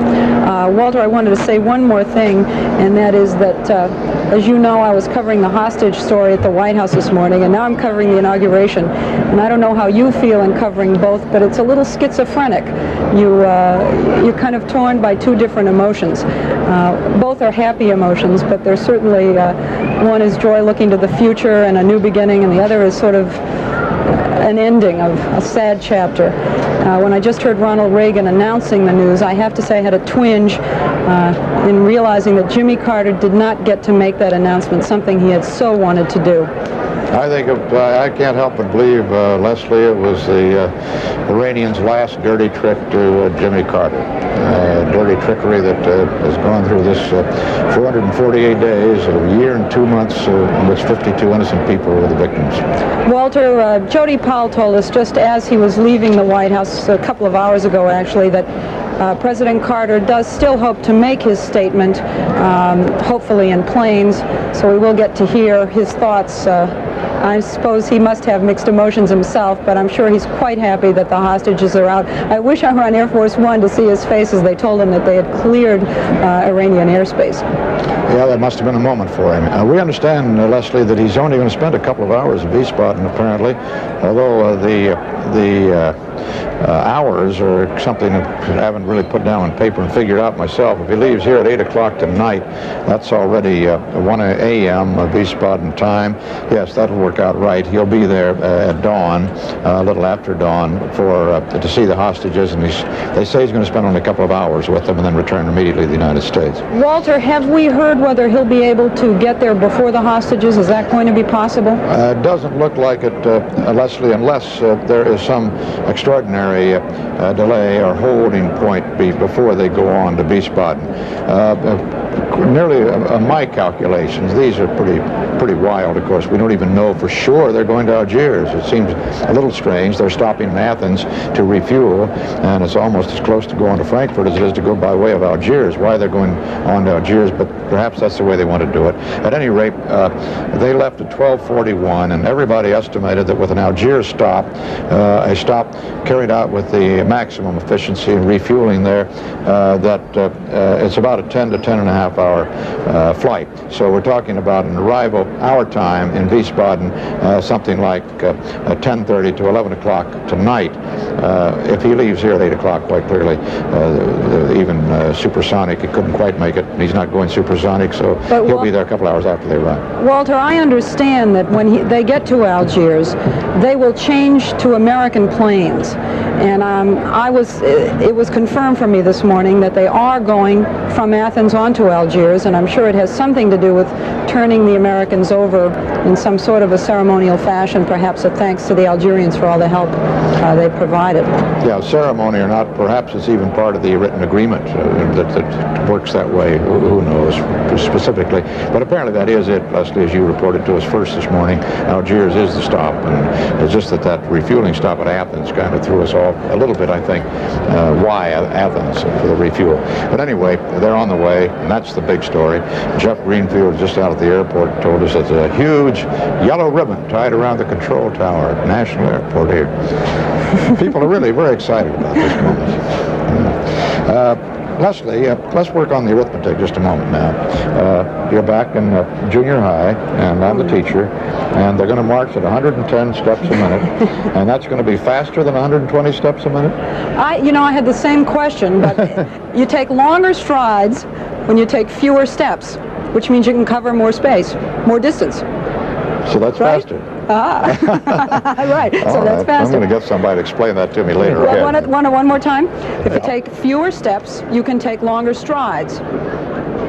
So says my expert here. But they also said that the steps were going to be shorter, I think.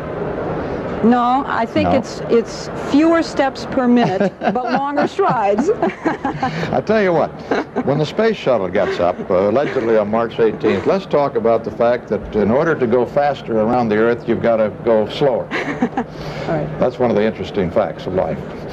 Thank you, Leslie. We'll be coming back frequently this afternoon. You're our co-partner as we cover this parade with Bruce Morton and I up here at our control center, and you right there at that vantage point across from the reviewing stand. The president should be coming out on that east portico at the White House on the east steps at any second now. We've been waiting for some word that he is. So what they're doing there behind in the Capitol itself at this moment, we have not had any word. Walter, I've been sitting here listening to you and Leslie, and I can't stand it. Leslie was never a draftee, and I was. And at least in the old U.S. Army, when they wanted you to go faster, they said double time, and you took more steps more quickly. And lo and behold, your little group moved along the ground faster. I don't think her system works. let me tell you what it says right here. Let me tell you what it says right here in the book. Now we'll throw this back at Leslie later on. They have changed the stride and the cadence from traditional 30-inch step at 120 steps to the minute to 28-inch steps and 110 steps a minute for the purpose of slowing down the parade so that the school bands, which are not used to this pace, can keep up. In the past, the school bands have been inclined to fall behind the marching units of the military, which keep that pace. The military's used to it. And so they're slowing down the military primarily. Nobody's expecting, I don't think, the school bands from high schools to count 28-inch steps and 110 steps a minute. But if the military moves back to that number, why then the school bands can keep up and stay out of it, Leslie. I have to defend myself. All right. Can you hear me? Yeah. Okay. I have to tell you that I had the same doubts, but I guess I can be fooled more easily than either one of you because I bought that business about the longer strides. What Bruce says makes more sense. We'll just follow through this afternoon. It's given us one of our lighter moments today, Leslie. Thank you very much for that. Next week, Bob Hope. We're still waiting for the president to come out. There's a long delay, a stage wait, not like President Reagan with all of his years of promptly answering his cue, so not giving him his cue yet, I assume. Why, we don't know. He was due out at 2:15, or actually due out of the luncheon to the steps at 2:10. It's now almost 2:40, a half hour late, which puts everything else off for a half hour this afternoon. We are waiting for the president to make his entrance. As Leslie told you, 25 bands we expect to hear in this parade this afternoon. Not only 25 bands, but a total of 8,052 marching units and equestrian units, some 470 horses in the parade, 3,708 members of the armed services, 3,874 high school, college bands, and marching units. Bob Schieffer and Bill Moyers are up at the Capitol also awaiting the president. You're closer physically than we are, gentlemen. Do you have any idea why this delay? Bob? We're just waiting and watching, Walter. We expect the president to come out any time now, but we have no reason, or been given no reason as yet, as to what has caused the delay. Bill and I were talking, Walter, as we were sitting here watching the preparations for the parade and so forth. Behind us here, they've already taken away all of the chairs and things that were here for the inauguration ceremony. But I think what struck both of us, Bill, the contrast in the crowd on this inaugural area today as compared to 4 years ago. It was quite different, wasn't it? Yes, 4 years ago, Jimmy Carter tried to run a populist, people's inauguration. There were a lot of grits. There were some folk dancing, some film festivals. Today, the emphasis was upon a different approach. They made no excuse of the fact that the rich folks were here and the wealthy Republicans, and they were having a good time. This was their day in the sun. You could look out across that crowd and see very, very few minorities. I mean, the other America wasn't present here. As best we could determine, the only two black faces that we saw in that inner circle, the VIP section just behind the area where the president and the vice president are sworn in, the only two black faces we saw were those of Mr. and Ms. Samuel Pierce. He is the new Secretary of Housing and Urban Development, or at least the designate for that. It was also an older crowd. The Carter crowd was a pretty young crowd, as was the Carter White House staff. And you know, I was just thinking of one thing, Bill. 4 years ago, and I was down on the inaugural stand then, where Phil Jones was this year. We were doing a lot of speculating about who was going to sit in that inner circle, and the only member of the Carter White House staff who sat in that inner circle, the best 100 seats, was Hamilton Jordan. And we all were speculating on why, what does this mean? Is Jordan in and Jody Powell out, or what? Well, it turned out that Hamilton Jordan was the man in charge of saying who sat where. But of course he was quite... I have to say that Star Spangled Banner was rendered as beautifully as I've ever heard it, moving and quite effectively by the woman whom President Reagan had seen at a function and told her, if I'm ever elected president, you're going to sing at the inauguration. She was not a professional singer, I'm told. Just someone he heard. We have an unconfirmed report that the cause of the delay that we're experiencing here is that Mr. Reagan is drafting a statement. We would assume that would be a statement on the hostages. We have not been able to confirm that. Bill Plant is checking. We're trying to confirm that, but it certainly sounds right that Mr. Reagan is drafting a statement to make on the hostages, and so that may well be, if that report proves correct, the reason we're having this delay. One would expect that he would want to say something. You made reference to it, of course, during the toast that he made just a while ago, but one would assume that he would want to say something, go into some detail on that. And it's bound to be a statement that Jimmy Carter really hoped he could make. We've been talking also, yes. Excuse me, Bill, we've got a rather fascinating report from Bill Plant, and I don't have any idea what it means or what it could possibly mean. But Bill Plant says that President Reagan has slipped out another exit to the Capitol. Now, how could that be? It's an extraordinary bit of news, if true, but Bill, of course, ought to know. He's been covering the President Reagan during his long campaign and knows the transition people. Apparently got that from somebody, but we're waiting now to get more details from Bill Plant on that, or from someone else. Don't have any idea what it could mean. First mystery of the Reagan administration. It does raise the question of how is he going to conduct himself in office and what kind of president is he going to be. More than most political scientists want to acknowledge, the personality of an incumbent affects that office very, very dramatically. Lyndon Johnson had, as everyone knows, an outsized vanity and wasn't going to be the first president to crawl out of a war with his tail between his legs. Richard Nixon had this dark conspiratorial streak to him. His world seethed with enemies, and he seemed haunted by the fear that something from the past was going to rise up and pull him down. Jerry Ford was a nice guy, but he was a party functionary who was used to taking orders, and he was simply awed by better minds. Jimmy Carter wanted, like everything, to succeed. He needed to succeed. He was determined to win elections, so he became all things to all men, and in the end forgot what he represented. The personality of presidents, expand or contract that office. How do you think Reagan's personality has been affected? Well, you know, I don't know, but it seemed to me that the one thing about Jimmy Carter that sort of separated him from some of the other modern presidents, even Richard Nixon, in my view, he did not seem to enjoy being president. I think he was very sincere about it. I think he had some goals that he wanted to accomplish. He was quite a good campaigner, at least 4 years ago. I think he sensed the mood of the American people. But in many ways, the presidency seemed an agony to him.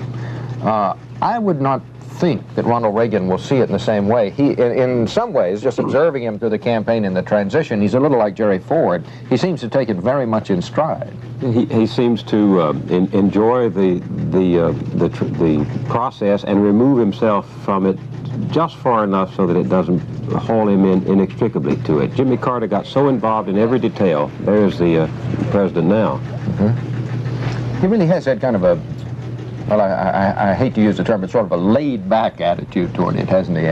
He may have a very mature recognition of the limits of his own nature, as well as the limits of power. I think that, gentlemen, that it was clear that the president has not left the Capitol. Perhaps another exit to the law library door or the door over the steps would vary. He's just following his routine as expected, just 35 minutes late, however. Perhaps it was drafting a statement or something else. At any rate, they're 35 minutes late. Doesn't make any great difference unless it starts raining 35 minutes earlier than it might have otherwise. But at any rate, there they are on the steps of the east side of the Capitol. As you see, here begins the movement of the Military Guard of Honor, which he will review in a break from previous inaugural programs from these east steps.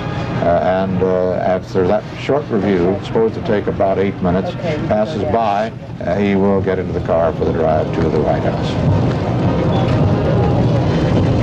Walter, Bill Moyers was talking about President Reagan and what kind of a president he's likely to be. One of the men who knows him really well is his former campaign manager, John Sears, who's always said that at least one problem a President Reagan wouldn't have is insecurity, that whether you like him or not, whether you agree with him or not, Reagan knows who he is. His vanity is not particularly sensitive. He's not worried about status and prestige full time. And that may help him take this somewhat more relaxed attitude to the job. He's a very different kind of man from, say, a Richard Nixon. It made Sears think that he might do quite well because, you could argue that Carter proved that you can't do all the reading anyway, and maybe a little more relaxed attitude is what you need. I suppose some of that comes, don't you, Bruce, from the training as an actor. That has to deal with a certain sense of self-confidence. Self-confidence, and also you have to be willing to delegate. The cameraman is important to the movie, the director is, and the actor plays his role, and people say, well, Reagan's movie was good or bad, but in fact a lot of people made the film. Go ahead, Wayne, I'm ready and waiting. Looks like we're going to come on your right-hand side, it looks like. We're going up into behind the Capitol. President being briefed by military aide to each of the units in this Guard of Honor that he is reviewing.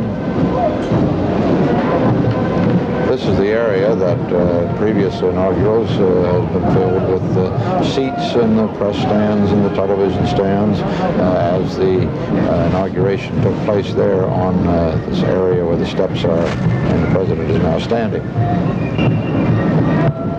And as I think you mentioned earlier, Walter, it's normally a parking lot. It's where if you're, I guess, a somewhat important person, a congressman, say, you get to park your car.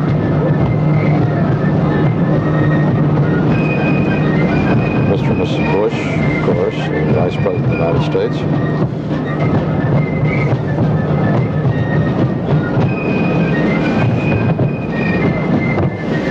Fife and Drum Corps from the 3rd Infantry.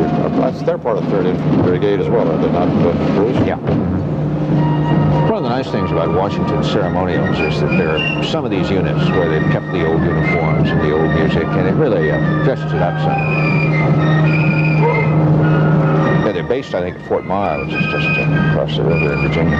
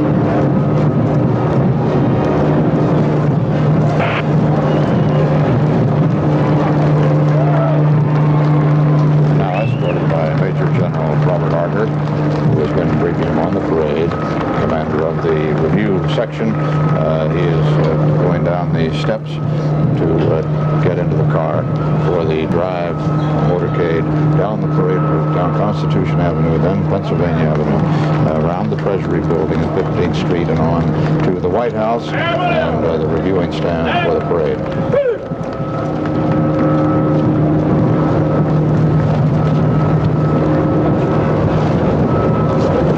And his lady, the nation's first lady, ride back to the White House together.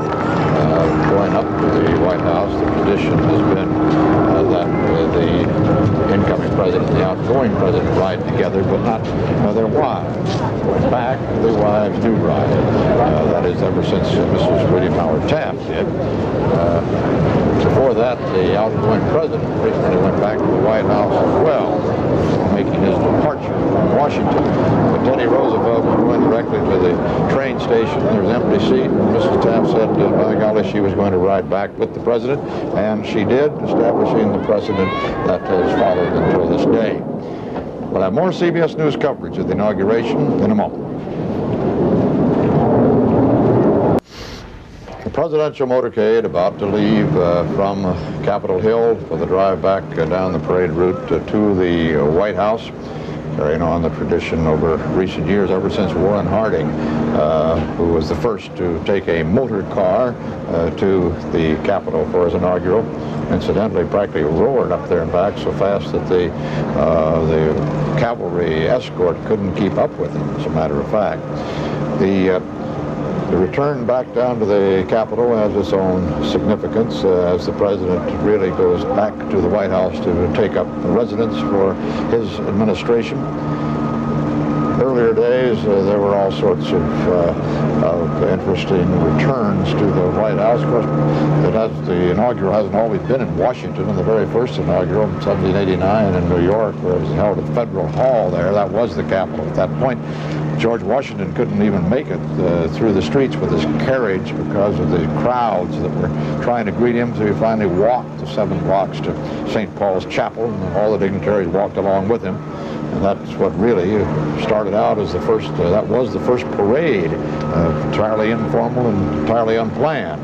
Well, that was parade ever since. That was the one, it was also the latest inaugural we've ever had. Washington got to New York, I think it was 50 days or so late, simply because every town he hit going there, people wanted him to stop and spend the day and let them tell him how wonderful they thought he was. He did. And the government was sufficiently unhurried in those days so that it didn't matter. John Adams, his vice president, was sworn in, I think 2 or 3 weeks earlier.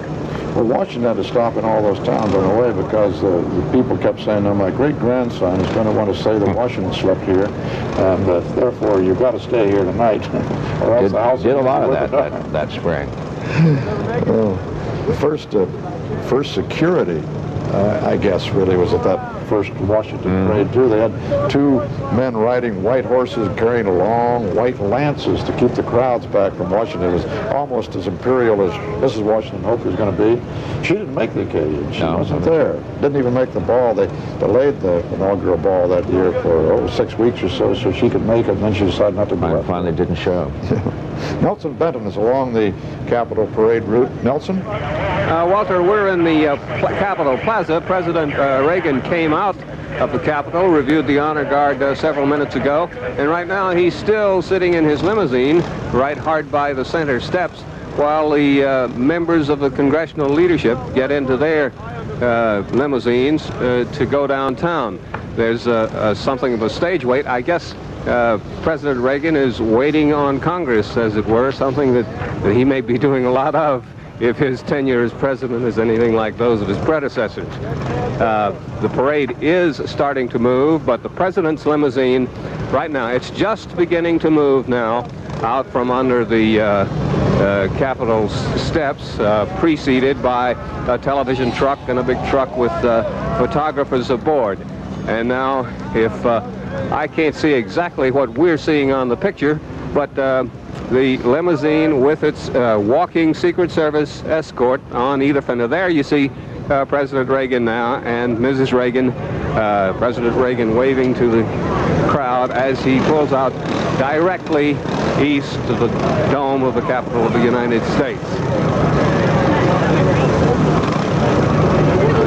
Waving now in the direction of the cameras, and the presidential part of the inaugural motorcade now is indeed underway, Walter.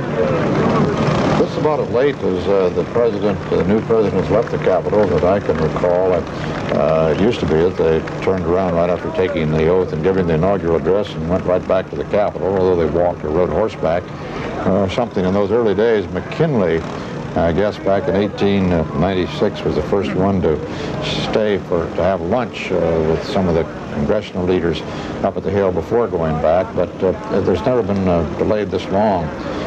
Sometimes back in the old days, there wasn't any return, really, ceremony at all. The president gathered a few friends around and went back to his hotel and had dinner or lunch or whatever the kind. In those very earliest days, Thomas Jefferson would just walk back to his hotel, which was up here at the Hill somewhere in 1801, I think, and had a dinner with a group of his cronies. So it was boarding house, and he just took a few friends back, and I don't know, they expanded the table a little somehow.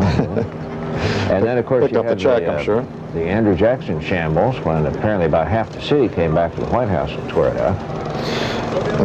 They called it a mob, and I guess it really was. It was so bad that Jackson finally had to climb out a window to escape from his own inaugural there at the White House, as we all know. I mean, read that story in our early history books, I suppose.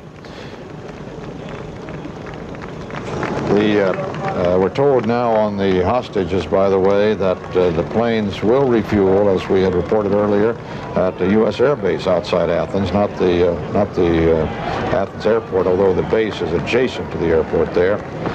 No reporters going to be allowed on the base. The Americans are going to remain aboard their aircraft during refueling there, and then fly on to Algiers. It has been confirmed definitely by the U.S. Air Force that they will be taken to Algiers. Two DC-9s of the U.S. Air Force will be prepared to pick up the hostages at Algiers. They're going to leave very shortly. They're leaving about now from Frankfurt for the 2.5-hour flight to Algiers. They will beat the Algerian airline planes there and will have been refueled, so the transfer should not take very long for the hostages then to be on their way to Wiesbaden, probably getting there around midnight tonight. President Reagan was supposed to exit the Capitol. By the way, we had a report that he'd gone out another exit. Well, he was supposed to exit the Capitol through Statuary Hall and the Rotunda, but he did take another route. We still don't know why. We don't know why that long delay either. He went to the East Front where the honor guard awaited him, of course. He did appear there as planned. But the reporters stationed along the planned route thought that maybe it was just that the president wanted to avoid questioning at the time about the hostages, and it could have been that. That's where Bill Plant was standing, and that's why he was reporting to it that he'd gone out another exit. He did indeed. He did not follow the route that was planned through the Capitol, although he eventually exited the Capitol building through the same door as planned. And the CBS News coverage of the 1981 inauguration continues after this pause for station identification. A CBS News special report continues.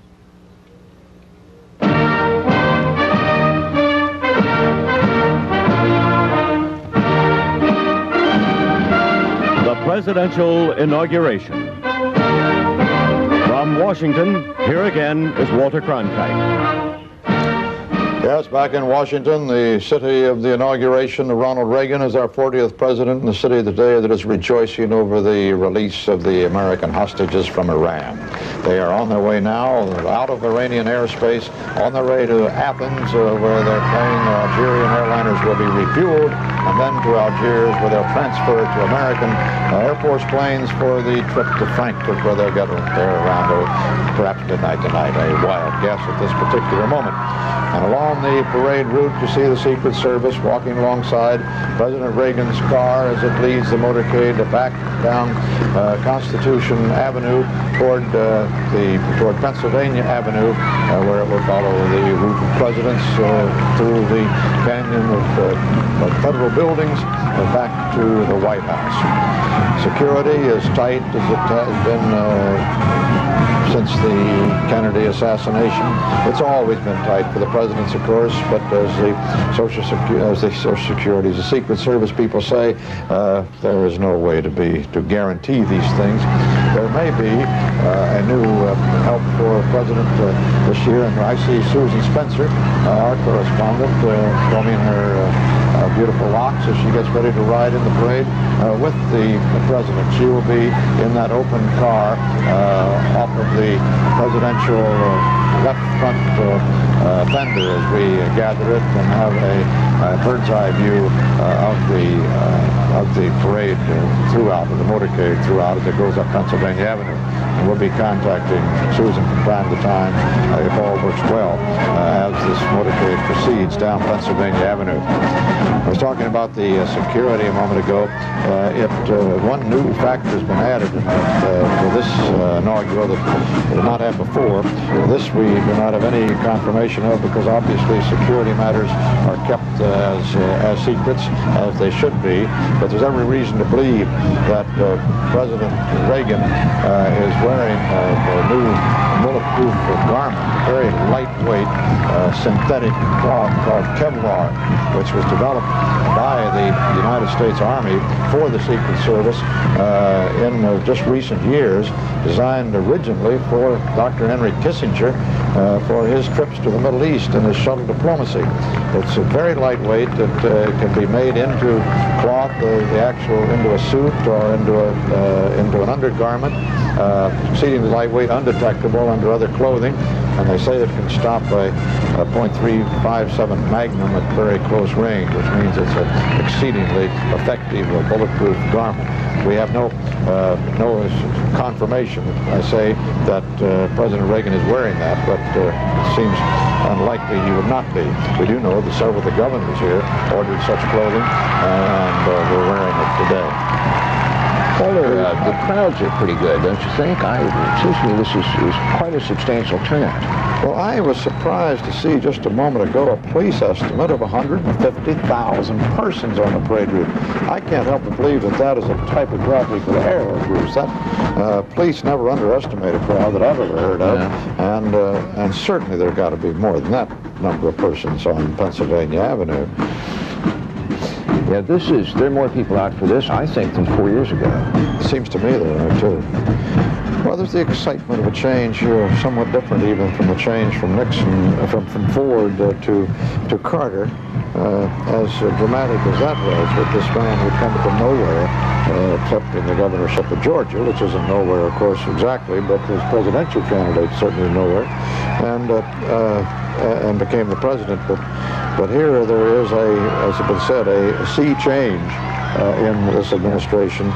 There are people here who have come from all over the United States, among the traditional conservatives of this country, who have not had this much to cheer about for a very long time.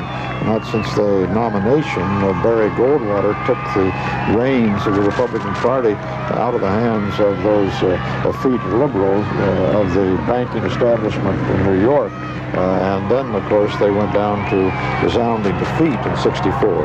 But here the inheritor of the Goldwater mantle has finally made it to the presidency some 16 years later. Well, there are people out there, of course, who've said all their adult lives, Walter, that there was a conservative majority in the country, and they were never right until this year. I do have to say one thing. They always used to talk about limousine liberals, but the fact is that it's limousine conservatives. I have never seen as many chauffeur-driven cars in Washington as I have this week. They're just wall-to-wall limousines through this town. The traffic's been impossible for 4 or 5 days now, and it's the day of the gas guzzler. They're really just all over. And as Leslie reported to us a moment ago, she'd never seen so many fur coats at an inaugural before. The Inauguration Committee and Bob Gray, Wick, who had put this committee together, the co-chairman, Bob Gray, a superb public relations man and a long-timer in Washington, they put it together with the intention that it was to exude class. Mm-hmm. They meant it to do so, and it has. It's been a very classy 3 or 4 days around here, far different from the People's Inaugural of 1976, 77 for Jimmy Carter. You said earlier, I think, that this was the most expensive one ever, which it is. They say the final bill may be as much as $8 million, but they also say that they are determined to end up in the black, as the Carter people did 4 years ago. Carter inaugural finished with a surplus, and in fact set up a fund with it in a bank so that the Reagan inaugural people had some startup money that was bequeathed them by the Carters. And I talked to Bob Gray a few days ago, and they're hoping to do very much the same thing, add to that fund a little bit. Susan Spencer, as we said, and we saw a moment ago, is in the motorcade, right? I think the camera that maybe her camera is showing us now. There she is. Susan, can you hear us, and can you talk to us? Yes, Walter, there's quite a bit of noise as we go by the crowd. We're in the unfortunate position right now of being among the first cars. The president, the new president, is considerably behind us. People are lined up about 25, 30 deep. They, for the most part, it's a very young crowd, pretty much what the new president wanted. And we did pass at the top of the hill. One of the first things he would have seen as he came out of the Capitol was an anti-nuclear protest, another anti-draft protest, but there really wasn't much noise coming from either of those groups. And I doubt if by the time he gets there, they'll be much in evidence. One thing that has happened during that delay that we had when he stayed inside the Capitol, the temperature dropped quite a bit and the sun went in. So I'd like to, as one who's out here, dispel any notion that this is a balmy Washington afternoon. We'll check the temperature and get a reading on that, because we had the idea that you were still basking out there. No, not quite. No, we basked for a long time when we got ourselves organized, but we're not basking just yet. Also, in the process of getting organized, I tend to doubt that this parade is going to be their appointed hour long, because we're just now reaching the point where the other units are going to join, and it looks like considerably more than that. It seems to me, Susan, that this motorcade is going slower than they usually do. Yeah, well, as I said, we're just now at the bottom of Capitol Hill, and so we're just going to be picking up all the other marching units. And depending on whether their cadence is fast or slow, and I'm not really sure yet, that may have something to do with how long it takes for us to get down to the White House.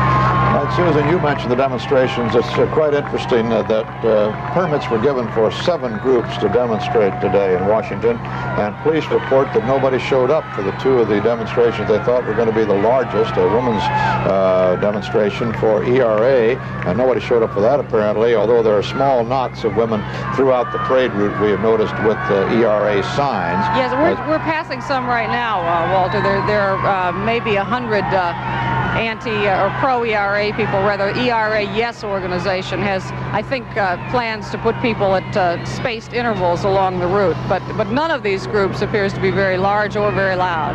No, and I think that those little groups that are in the parade route, those are not, of course, part of the mass demonstrations for which permits were given. They're just individual groups that are demonstrating. Also, one of the large demonstrations was supposed to be the Yippies. You remember them from some years ago. Well, they're calling themselves now the immoral majority, as in contrast, obviously, to the moral majority. But nobody showed up for the big demonstration they were supposed to have today. In the 2 Nixon parades, we had incidents along Pennsylvania Avenue here, a little further along, up around 13th Street, with young demonstrators protesting the Vietnam War, pelting the presidential car, attempting to, with various objects. They didn't reach President Nixon himself, but a few of the Secret Service had to catch items like that and fend them off. There's no indication of anything like that today. The nation is at peace. There's no burning issue of the kind of Vietnam or the bombing of Cambodia or any of those things, that invasion of Cambodia or bombing of North Vietnam, any of those things that people are protesting. And Bruce and I were talking about the size of the crowd. I don't know, Susan, from where you are, quite clearly it must look like a large crowd when you're in a parade. As long as all of the curb space is occupied, it looks like a heavy crowd, but the police are still saying, Bruce, 200,000 people watching the parade. I just find that hard to believe. Maybe we're wrong. It certainly looks like more than that to me. And as you say, none of the nasty temper that you had in the 60s. There's nothing that we saw that one sign which was anti-draft. Well, President Reagan's anti-draft. At least he was during the campaign. One of the first orders of business, presumably, this week, he has some executive orders that have been prepared, and one of them is to suspend the draft registration, presumably. Susan, I'm afraid you're having cold chills. We got it from the Weather Bureau that it's still 56 degrees out there. Sorry, dear. Well, Walter, you're inside, and I'm not. The wind has come up a little bit, but it doesn't seem to have stopped anybody's enthusiasm. As I said, it's a very young crowd for the most part, and from here it's hard to get any estimate. I mean, they just go back and back and back on all sides. And I think, you know, good news spreads fast, and I'm sure most of these people by now are well aware of what's happened with the hostages, and that I'm sure has elevated everybody's spirits, too. Thank you, Susan. We'll be back shortly with more CBS News coverage of the 1981 inauguration.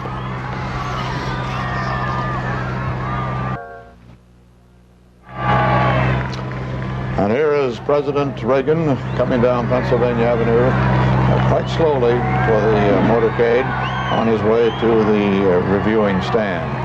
I think that it seems that this year, I believe this is a departure of Bruce. It seems to me the motorcade is keeping pace with the marching units as suggested by Susan Spencer, who's in that motorcade.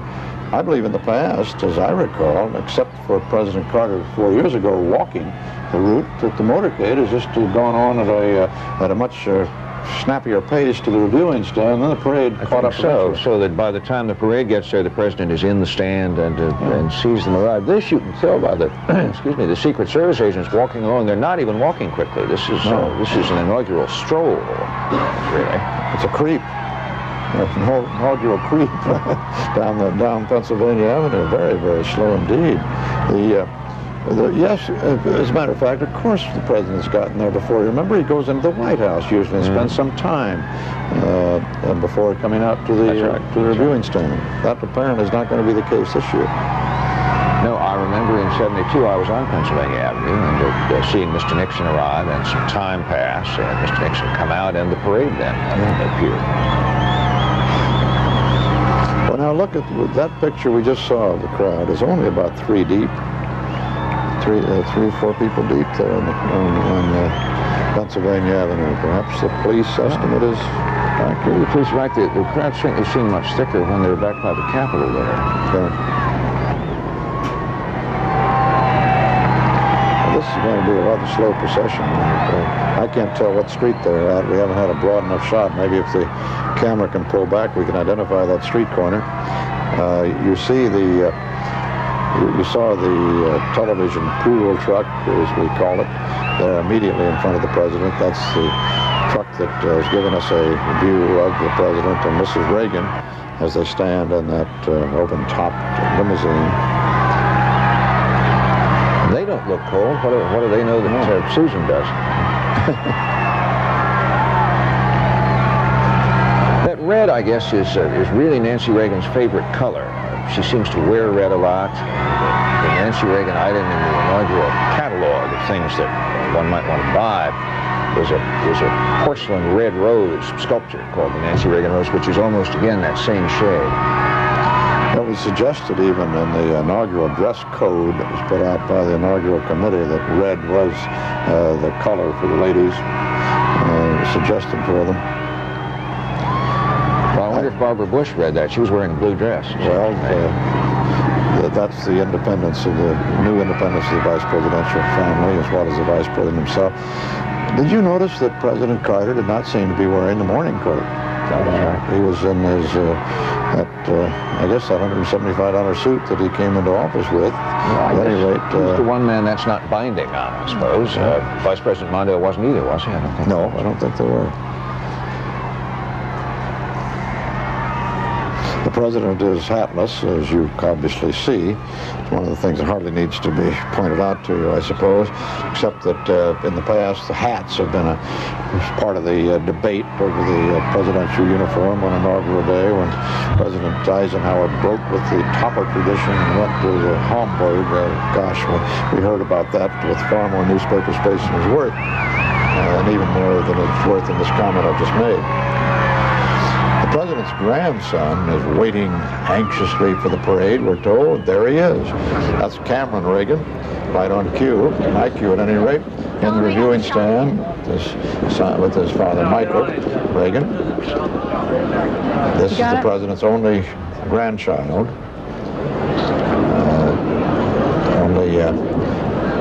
Only one of his other 4 children is married, and that's Ronald, who recently married a writer in New York. His career is with the Jeffrey Ballet Company. He's said to be a very good young ballet dancer. He quit Yale to take up the ballet and is said to be doing quite well at it. He's in the junior company, sort of road company version, we call it that, of the famous Jeffrey Ballet in New York. Now let's go back to Susan Spencer in the motorcade.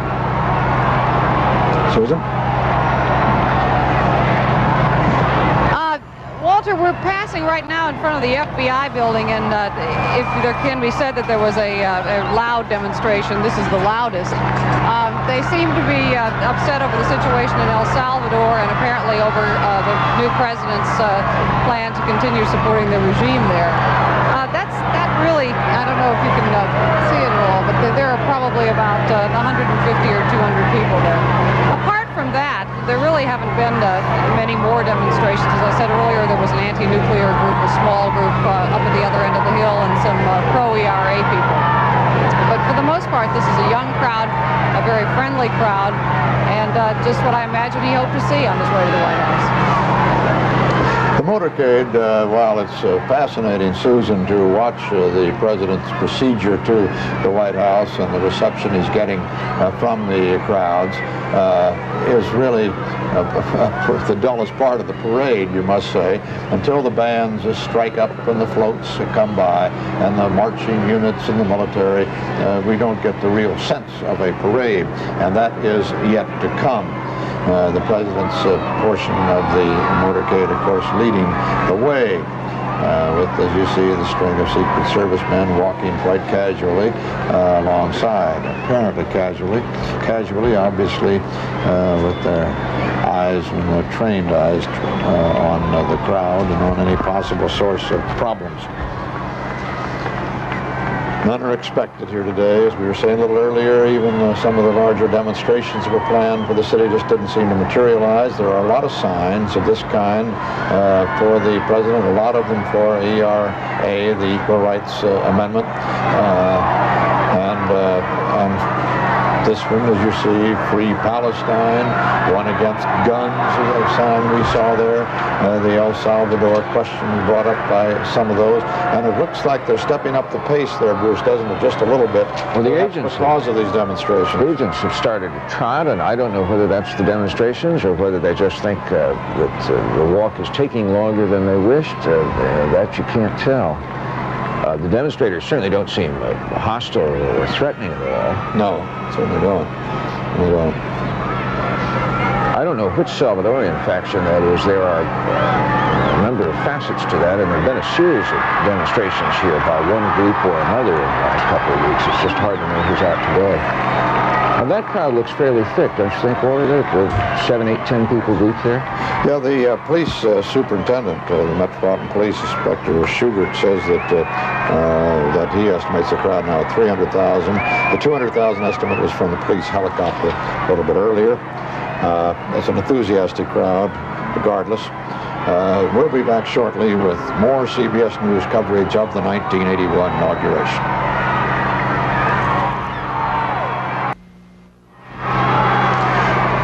As President and Mrs. Reagan, the new First Lady, drive down Pennsylvania Avenue on the way to their new residence, 1600 Pennsylvania Avenue, the White House. Let us review what has been happening here today in Washington and in Iran, because half of today's story comes from Iran. While the president was being inaugurated just a couple of minutes before the scheduled hour of noon at the west side of the Capitol here in Washington, just shortly after that, about 40 minutes after that, the first of 2 Algerian transport planes carrying the 52 hostages departed from Tehran Airport. Just a little over an hour and 10 minutes after that, Ankara Airport in Turkey confirmed that they had passed into Turkish airspace, and our hostages, after 444 days of captivity, are free of the Iranians outside of Iran and on the way to Athens, where they're going to refuel at the American Air Force Base at one end of the Athens airport, international airport there. They will not leave the aircraft at Athens. They'll be there at about 5 o'clock this afternoon noon Eastern time, another hour and a half or so. They would only refuel, they will not leave the aircraft, and will fly on another couple of hours, 2.5 hours or so, to Algiers, which means they'll be getting there about 7:30 or 8 tonight. There they will transfer to 2 DC-9s being sent from the American Air Force Base at Rhine-Main outside of Frankfurt, Germany. That's a 2.5-hour flight. The planes will be there waiting for them.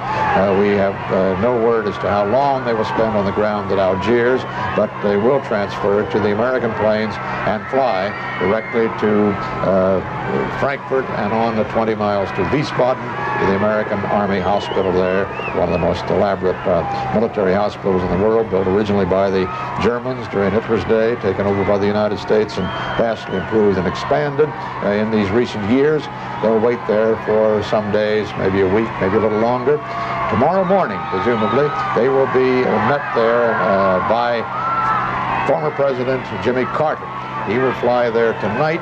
He's gone on his way to Plains now and will be arriving there very shortly. We expect to see him when he gets there by television.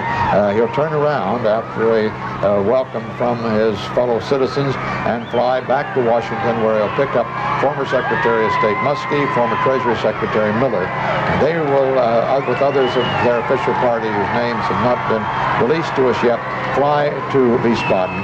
They'll be getting there in the early hours of the morning, and presumably we'll see the hostages right away, give them the greetings of President Reagan and their own best wishes, of course, and turn right around and fly back home. That's the plan, and this nation is celebrating today the release of the hostages. While in Washington, the celebration is for the release of the hostages and the inauguration of the 40th President, Ronald Reagan, native of Illinois, resident of California, former sports announcer, former movie actor, one-time president of the union. We haven't had one of those in the presidency either. He's broken a lot of precedents. He was president of the Screen Actors Guild twice. He entered politics just in 1964 when he spoke out for Barry Goldwater, whose political philosophy of conservatism he endorses and has now brought to power in Washington. That was just 16 years ago. Shortly after that, he ran for the governorship of California, was twice elected to that high office, and served in Sacramento, a total of 8 years. They have 4-year terms in California. In 1976, he tried for the presidency. In fact, he made a small bid for it in 72. But in 76, he made a more serious effort. President Ford beat him out in the convention in Kansas City. And then he really got down to work to make the nomination his in 1980. He breezed to that nomination after putting down some early resistance from, among others, George Bush, the man who now is his vice president. Excuse me, you were trying to wondering where the parade had got to. It's hard to tell on the monitor, but I think there was a high shot a bit ago that they've about got up to the turn there by the Treasury building, which means that this long and not very spectacular walking phase of the parade is about over here. And we should start seeing bands and troops and horses and all the rest of it. Just a moment ago, I thought I saw a shot of the old Warner building back there, one of the older office buildings along that area where once CBS had its headquarters long years back. Well, let's go back to Leslie Stahl in Lafayette Place, across from Lafayette Park, across from the presidential reviewing stand. Leslie? Walter, the motorcade is coming into what has to be described as the high rent district here in the parade route. Tickets along this section go for $75, and as you get closer and closer to where the Reagans will sit, they go up to $100. People, as he passes, are standing up and waving American flags. I don't think that the people who are actually in the reviewing stand with him realize how close to them the motorcade is. We can see, we actually cannot see him from where we are. We can just see the police escort in front of them. I can hear some bands in the distance. There's anticipation and a great deal of excitement. In the reviewing stand itself, people are just milling and talking and waiting. The bands are starting to march down, and we can, as I say, hear them in the distance. There is the reviewing stand, and you can see that people are just standing. Some of them are even looking in the wrong direction. I assume that what we're seeing here is the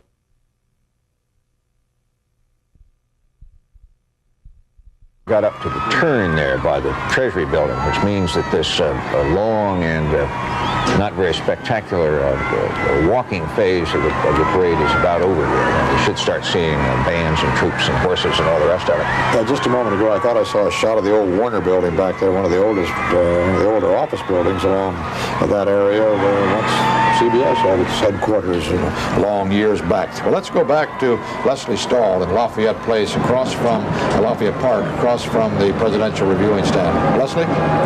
Walter, the motorcade is coming into what has to be described as the high rent district here in the parade route. Tickets along this section go for $75, and as you get closer and closer to where the Reagans will sit, they go up to $100. People, as he passes, are standing up and waving American flags. I don't think that the people who are actually in the reviewing stand with him realize how close to them the motorcade is. We can see, we actually cannot see him from where we are. We can just see the police escort in front of them. I can hear some bands in the distance. There's anticipation and a great deal of excitement. In the reviewing stand itself, people are just milling and talking and waiting. The bands are starting to march down, and we can, as I say, hear them in the distance. There is the reviewing stand, and you can see that people are just standing. Some of them are even looking in the wrong direction. I assume that what we're seeing here is some of the military parades that are coming, more military bands than we usually have in these kind of parades. As I say, we can't see them yet coming near us, so Walter. Well, Leslie, we can see them with our cameras, of course, all the way along the route, and we have saw the motorcycle escort turn into Pennsylvania Avenue. I think you reported that yourself a moment ago. President Reagan himself was just taking the turn into 15th Street by the Treasury building. Pennsylvania Avenue, you know, runs directly into the Treasury building. It was placed there in defiance of the master plan for the building of Washington, and now it blocks the sweep that would carry Pennsylvania right on up to the White House. Probably just as well as it works out that way. Viewing stand. We see the first of the band units now as they're coming along the parade route. I think, Walter, these are some of the same military units which were at the Capitol. Some of the troops President Reagan reviewed there, and they're the sort of lead element, and then you get into the rest of the parade a little further back. CBS News coverage of the 1981 inauguration continues after this pause for station identification. Inaugural day, we're seeing some of the more colorful aspects of the parade now beginning to appear before us. The U.S. Army Band, known as Pershing's Own, it was formed by General Pershing, and he got Sousa to write the first music for it, as you recall. And the U.S. Army and Marine platoons, the national and the presidential colors, as you see going by right there with their color guard of all the military services, the old guard fife and drum corps you saw there just a moment ago, and you'll see them again. They're back there behind the men in blue, dressed in the uniforms of the colonial period. And then the Continental Color Guard is called the Old Guard, the Commander-in-Chief's Guard, and then we get some more of the motorcade with the Joint Congressional Inaugural Committee and the Metropolitan Police press trucks and all that sort of thing. And then the parade itself will be getting underway as President Reagan and First Lady Nancy Reagan take their positions in the reviewing stand on Pennsylvania Avenue, right in front of their new address, 1600 Pennsylvania, more informally known as the White House. Walter been advised that President Carter's, the recent President Carter's plane has arrived in Georgia. He's being helicoptered from Warner Robins Air Force Base a few miles by helicopter to the baseball field in Plains, and then he'll go downtown a couple of blocks from the baseball field where the official welcome home will be taking place, and we'll be seeing that. Let us, if we may, apologize in a sense in advance to the fact that we are going to be cutting away from this parade this afternoon from time to time. Some of the units, some of those of you who have been looking forward to seeing your unit on television may be disappointed. It may not be possible that it will not be possible, almost certainly that every unit will be seen this afternoon. We're going to do our very best. We're going to try. We're going to flash back with television tape when we can to pick up units that we might have missed, but we're looking forward to getting more news from the hostages. We are certainly going to see President Carter at Plains. He may have something to say about the hostages at that point, and now that an official announcement, in a sense, has been made by President Reagan. We heard him at the Capitol tell his luncheon there that the Algerian airplanes carrying the 52 hostages had cleared Iranian airspace, and the hostages were free at last from Iranian control. That's that old guard fife and drum corps you were talking about before. Well, now the Secret Service men are beginning to earn their money there with a little trotting to keep up. And doing wind sprints this last fly. Yeah.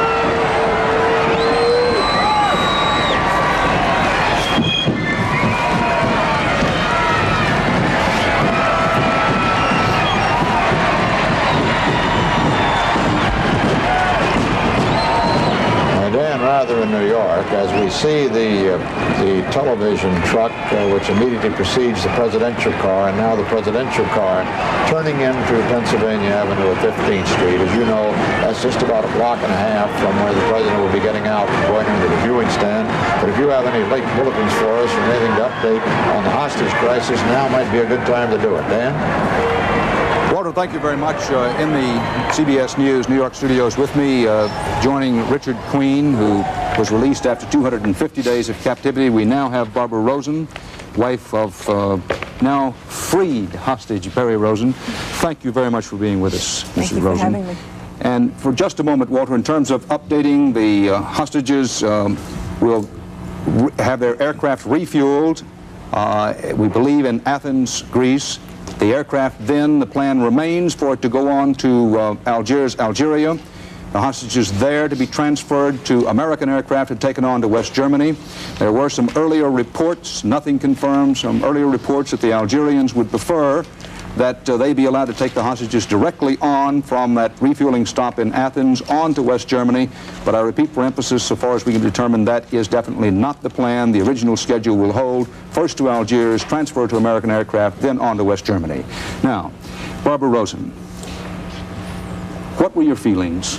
What was your reaction when you first heard the news that that aircraft was up and away in Tehran this morning? The first that I heard the news was over the media, but I wouldn't make any statements at that point because I was waiting for confirmation from the State Department. You know, we've been up and down so many times with reports that come through the press. And I just didn't feel comfortable in saying anything until it was officially official. And so we waited. It was almost, I guess, about 40 minutes because my phone call came through at exactly 1 o'clock. 1 o'clock this afternoon? Yeah. Someone from the State Department was talking to you, and what did they say? Well, when I heard his voice, I said, well, are they out? He says, yeah, the plane is taken off, and that's it. So. What did you say then? I said, thank God. Thank God they're out of there. And then what did you do? I hung up the phone, and I told my parents, and we put the jackets on the children, and I let them go out and tell everyone that it was over. Alexander had a whistle and a flag with the yellow ribbon on it. This is your 4-year-old? My 4-year-old, and my daughter also had a flag with the ribbon on it, and they went outside and they said, my daddy's coming home. I remember that once you said not too long ago that when your daughter was asked who loves you, she would always say, my daddy. My daddy, yeah. Richard Queen, we'll get back more of our conversation with you later, Barbara Rosen and you as well. Walter Cronkite, take it away.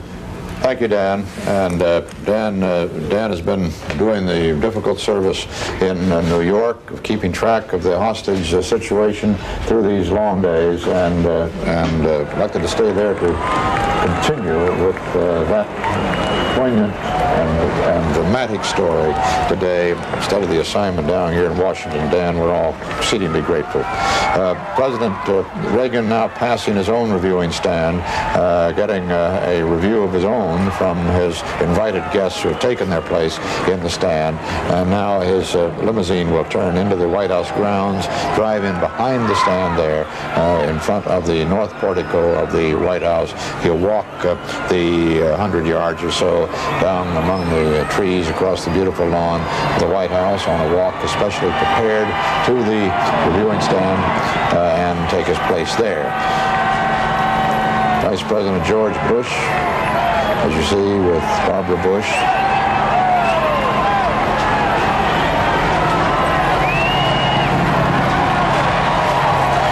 The Vice President's always been an effusive man. Brucey's showing it again today. He was spare his feelings. He was always the most elegant hand waver among the candidates, Walter, and you can tell he hasn't lost any of that. He's in mid-campaign form, I think. His predecessor, we saw leaving office today, Vice President Walter Mondale, expects to be back in that role as campaigner, we gather, Bruce. He is making no bones about the fact that he anticipates running for the presidential nomination in 1984. Incidentally, we talked to radio about what Jimmy Carter is going to be doing. Walter Mondale expects to join a law firm in the East and also lecture at the University of Minnesota. The Hubert Humphrey chair there is beloved to Hubert Humphrey and his predecessor. There is Jimmy Carter returning to Plains, Georgia, at the baseball field there a couple blocks from downtown. Looks like a rainy day and a chilly one in Plains. He flew down in what would have been Air Force One if he'd still been the president, now called something else. Landed at Warner Robins and took the chopper over there to Plains. He'll be going downtown and receiving a welcome of his neighbors with whom he intends to live again. Now that he is, after 4 years in the highest office in the land, a private citizen. I think if you're at the baseball field, which is where that's supposed to be, you about are downtown. There's not a lot of planes left over. Seems to me you have to kind of, as I sort of remember, you have to kind of you look across the backstop at the baseball field, which is made of chicken wire, in order to see the rest of downtown. I think that's right. Yeah. Clearly raining, 2 umbrellas. It doesn't look too favorable here in Washington. Perhaps some of those who are on the parade route or outside at any rate. You and I, Bruce, are locked indoors here and watching everything by the magic of television, which is the best seat anybody can have for any event nowadays.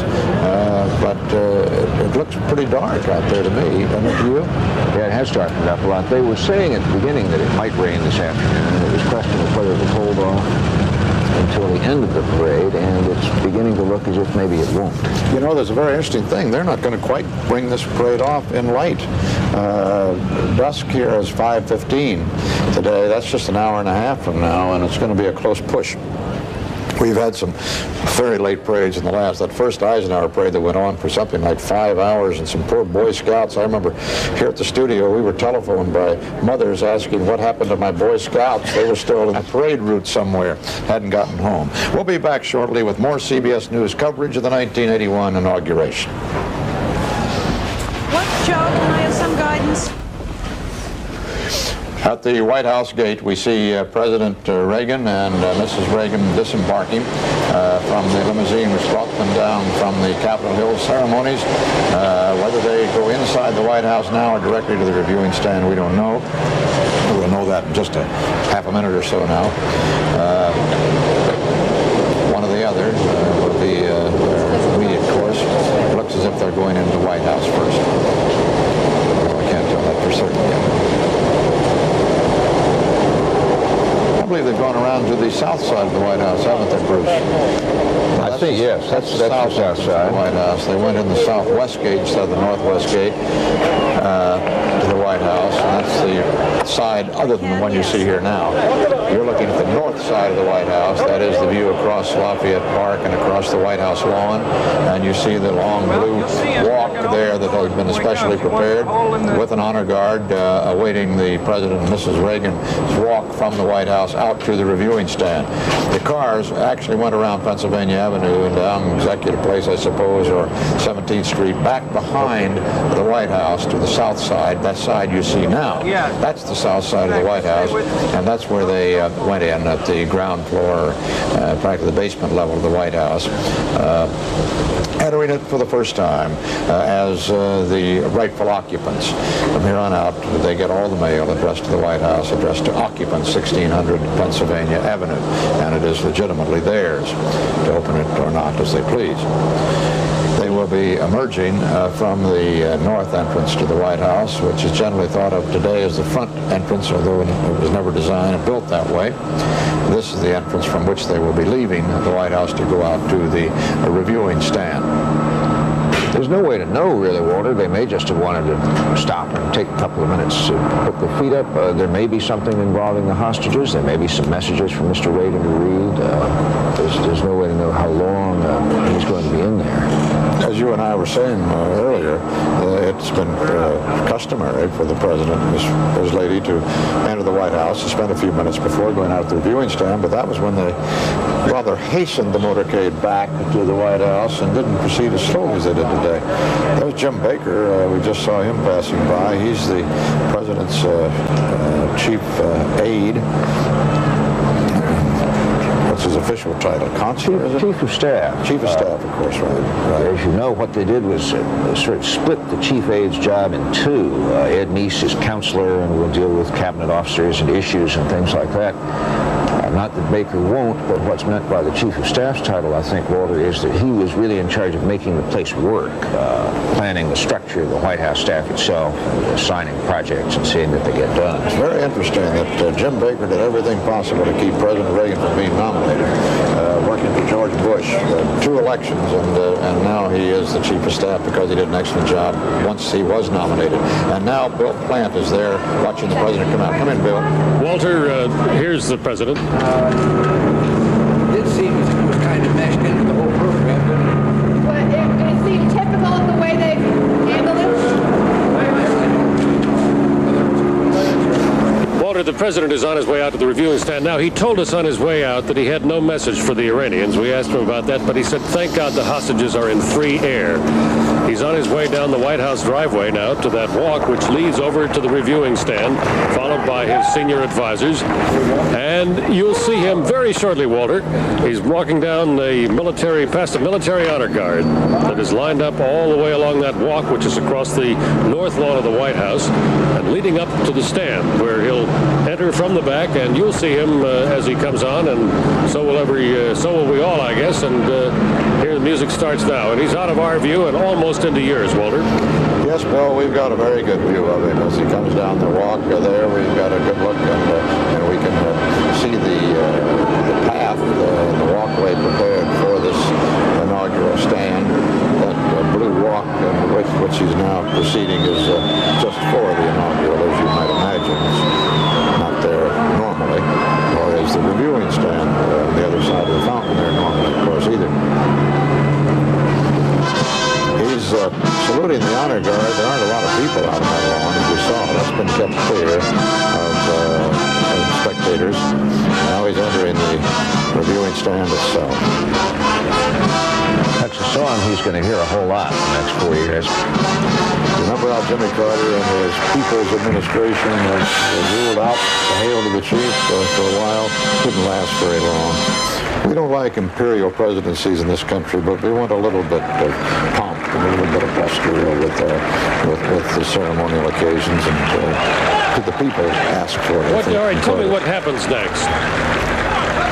Well, this is about as close to that's Marion Barry, the mayor of the District of Columbia, black man who was in the picture there, Barbara Bush. This is sort of as close to a coronation as we ever get, and I think people have a lot of fun with coronations. They may or may not like the king 6 months later, but they like the day, all right. Well, we don't like the monarchical concept in this country, but that doesn't keep us from not liking the pomp and circumstance that accompany affairs of state, and this is certainly the most significant of them all, the transfer of power, the induction of a new president, the opening of a new era, as the president promises with his administration. And certainly I think that everybody who covers Washington as a correspondent and all the people out there, and the 240 million of us or so, are looking forward to an interesting period ahead, whether we're in support of everything that President Reagan does or not. It's got to be interesting as he tackles this formidable job ahead of him. We'll be back shortly with more CBS News coverage of the 1981 inauguration.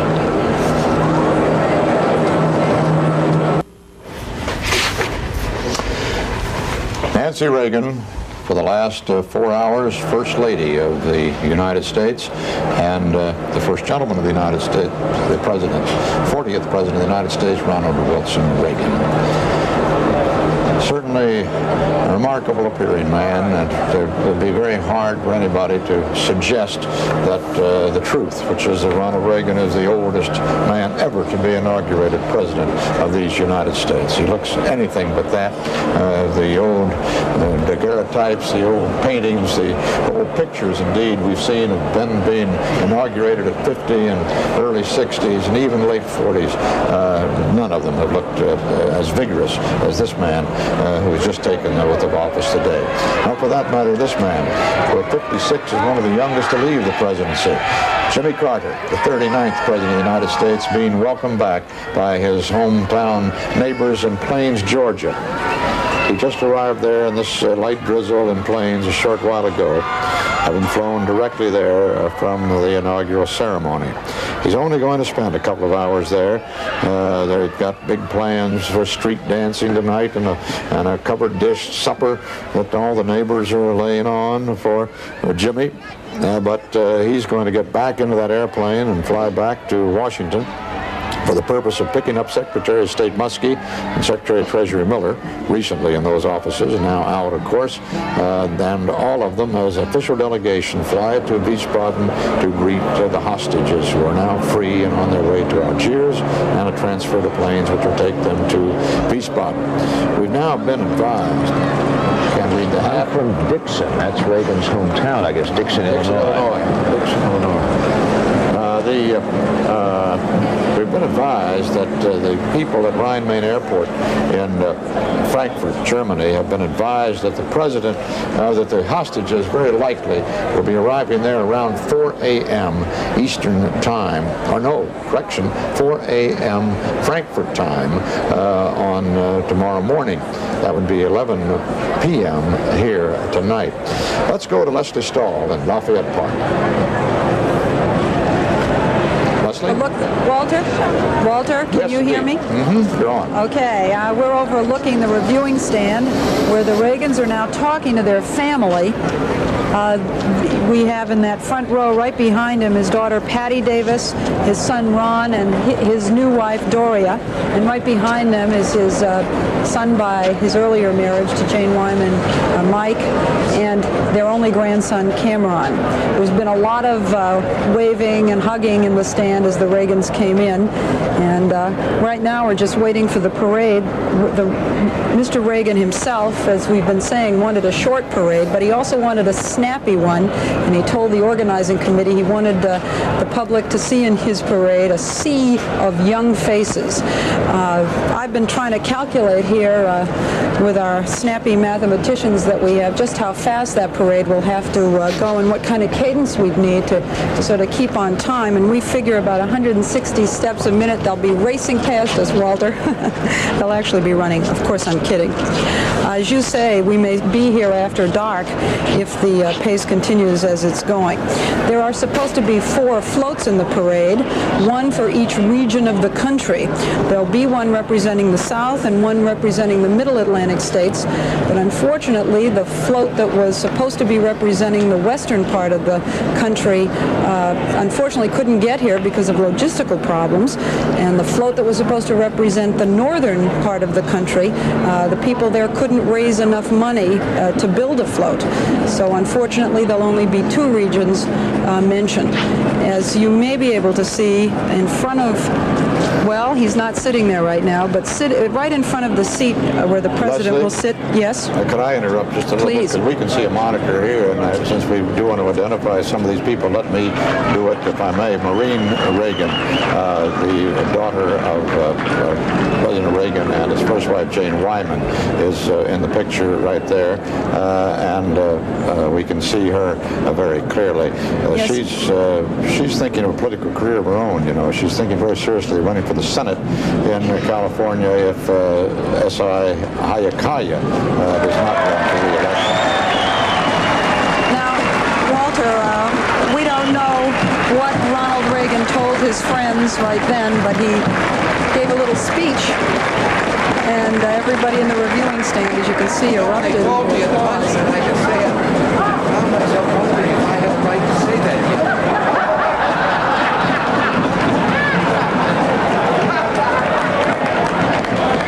Can you make out what he's saying, Walter? I didn't. I'll pass it on again. Hey, Joe, did you hear? did you get it? No, I heard one line. He said something about at the lunch. I wondered if I had the right to say that. And everybody laughed, but I don't know. I don't know what he was talking about. The parade is about to begin. Here they're sitting down. As you can see, a cowboy hat has been presented to him from Dixon, Illinois. Because of President Reagan's love of the West and love of horses, we have 20 equestrian units in the parade, and here's the first one. 50 horsemen on 50 black stallions, each representing a different state of the Union. They are representing the U.S. Park Police Horse Unit. They are leading off the inauguration. The unit has been in existence since 1919 when the National Park Service was created. They used to be called the Park Watchmen.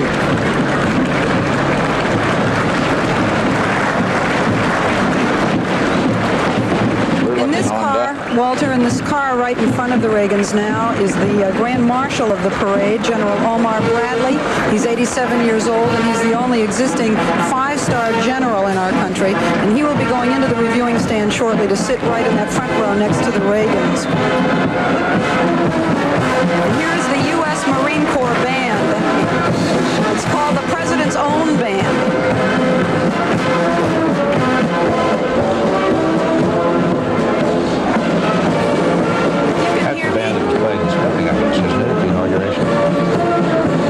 I'm not quite sure, Bruce, whether the marching band is the same as the concert band. I have a feeling that they're not exactly the same unit. There may be some cross-cutting there. I'm not positive of that.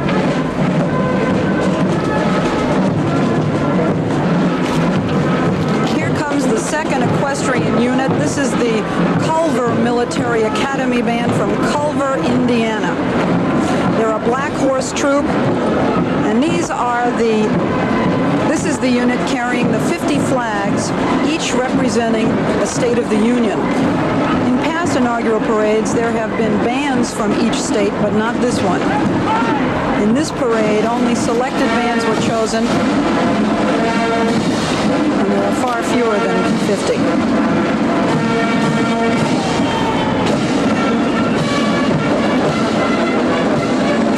Is the United States Military Academy unit representing West Point.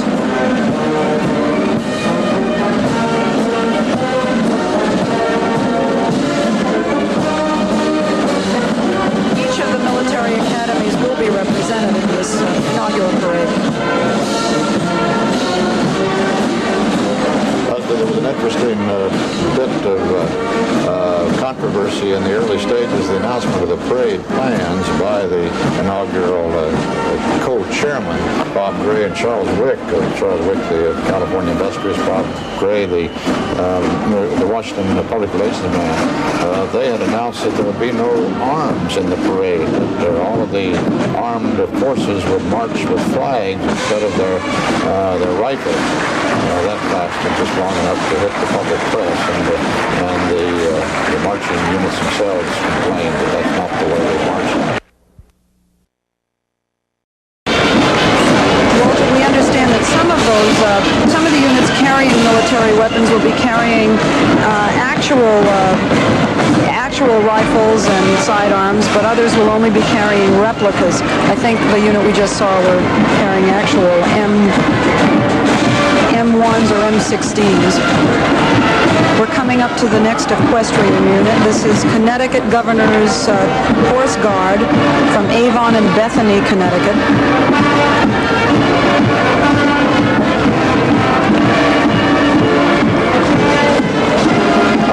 Bruce, that the Marine Marching Band is the same as the Marine Concert Band. I'm going to reserve my own personal judgment on that, however. Having played in both kinds of bands, I have a feeling that there might be somewhat of a difference there. Well, it's hard to do. I used to play in a band, and I was always a lot happier sitting down. It's not easy to walk and play. As a little guy, I played a double B-flat baritone sax. There's General Omar Bradley. He is the only living five-star general in the United States. He was, of course, a hero of World War II, and he, the 12th Army Group was his command, and he is the marshal of this parade. Great old man, General Bradley. I played a double B-flat baritone saxophone, which was just a couple of inches taller than I was, and I marched with that thing, and my lower lip was never the same. Well, I had it easier than that. I played trumpet. It was at least light.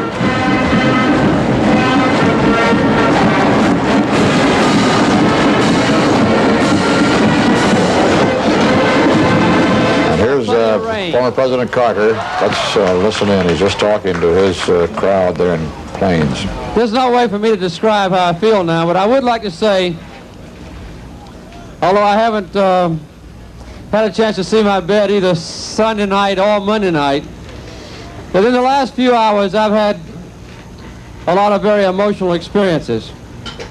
I won't mention them all, but I would say that one of them was this morning. I won't say exactly what time yet. I got word from sure sources that both planes in Iran were lined up on the runway, ready to take off. That was a thrilling experience for me. The next time was when I came out to Andrews Air Force Base, having had a chance to serve as president of the greatest nation on earth, and stood there with my wife and the vice president and his wife Joan, and heard the Star-Spangled Banner played, and they fired the 21-gun salute for president. And my heart was filled with the realization of what it means to be free, and what it means to be a citizen of the greatest and the strongest and the most decent nation on earth. And I had to fight back the tears.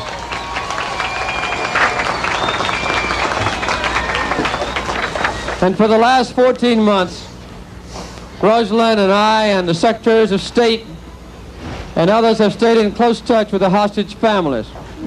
And as George said as I came toward him in Air Force One, Mrs. Schaefer, who is the wife of the senior military man being held by the hostages, said to me, "Mr. President, I hope someday you'll have a chance to meet my husband." And I put my arms around, and George was watching, and I said, "I'll be with him tomorrow, and I'll tell him you love him." That was another experience that I'll never forget. All emotional, and this is the fourth one that I'll mention. It's coming back home to the town where I was born and raised, and seeing the streets filled with my friends. It's a deeply emotional experience for me, and I might say that when those planes were lined up, when they played the Star Spangled Banner, when I put my arms around Mrs. Schaefer, and when I saw this crowd of friends and neighbors. All three were emotional, but they weren't sad.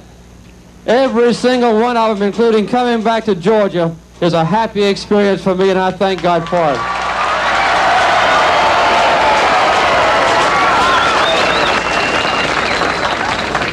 There are still restraints on me, some self-imposed, some agreements with foreign nations about mentioning the American hostages who have been held so long in Iran. But I have not had a chance yet to make a statement about them, and I thought because of the intense interest in these 52 people around the world that I would say a few words to you about them.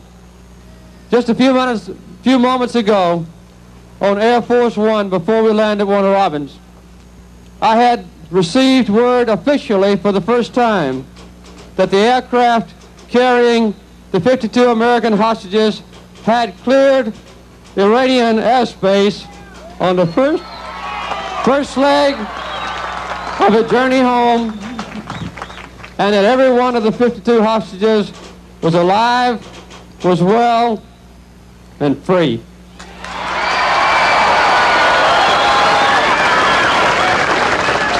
It's impossible for me to realize, for any of us, how they feel on that plane, because they recognize that they are hostages no more, they are prisoners no more, and they're coming back to this land that we all love. Our diplomats will be arriving sometimes in the near future, I can't yet tell you exactly when, in Algiers. The Algerians the last few weeks have been real heroes. They have literally worked day and night, from their president, their foreign minister, the president of our national bank and others, to try to gain the freedom of the American hostages. And I want to express my personal and also my political, official, and public thanks to the people of Algeria. They will be flying on 2 Algerian planes, they are now. They'll refuel in Athens, Greece. After they land in Algiers, they will transfer to American planes, and they will fly from there to Germany, land near Frankfurt in a military air base, and go from there about 30 miles away to the hospitals in Wiesbaden, Germany, where American doctors and others will be waiting for them. Former Secretary Cyrus Vance will be there to shake their hands and to put his arms around them when they come down from the airplane. I had the plane standing by in Washington with Secretary Vance in charge, and I directed the plane take off the moment the hostage plane's wheels cleared the ground. After a brief rest in Germany, 3 or 4 days probably, then the hostages will come back home to be reunited with their families. As suggested yesterday morning by our new President Reagan, early tomorrow morning I will leave for Germany to welcome our hostages to freedom. And I know I will take with me the joy and the relief of our entire nation. Throughout this time of trial, we Americans have stood as one, united in our prayers, steadfast in our concern for fellow Americans in peril. I doubt if any time in our history more prayers have reached heaven for any Americans than have been given to God in the last 14 months.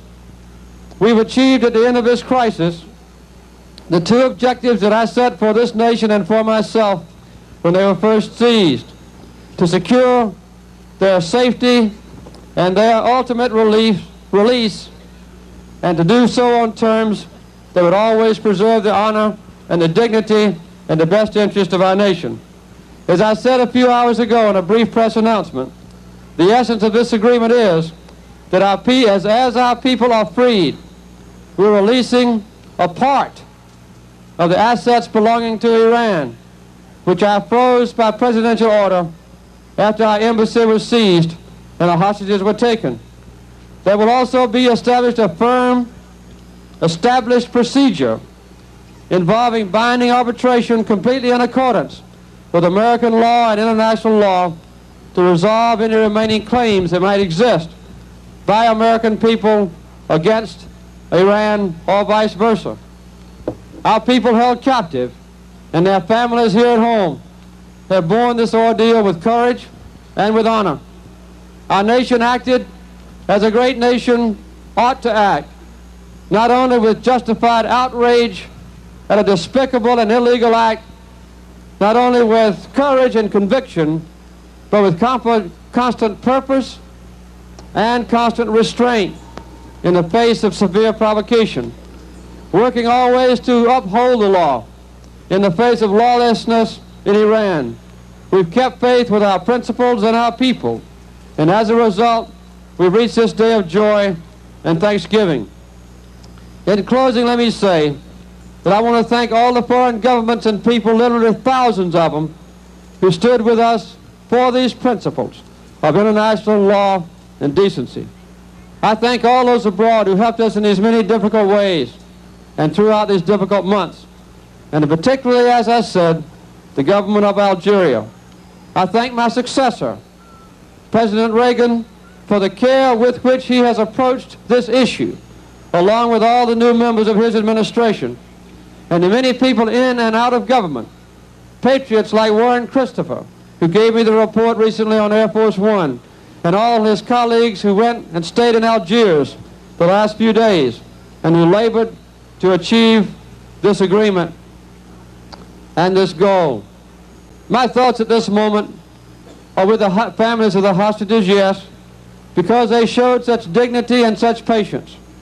And I'm thinking also of those who risked their lives and those who gave their lives on a desert in Iran for their fellow Americans with an utmost show of courage and conviction and a commitment to freedom.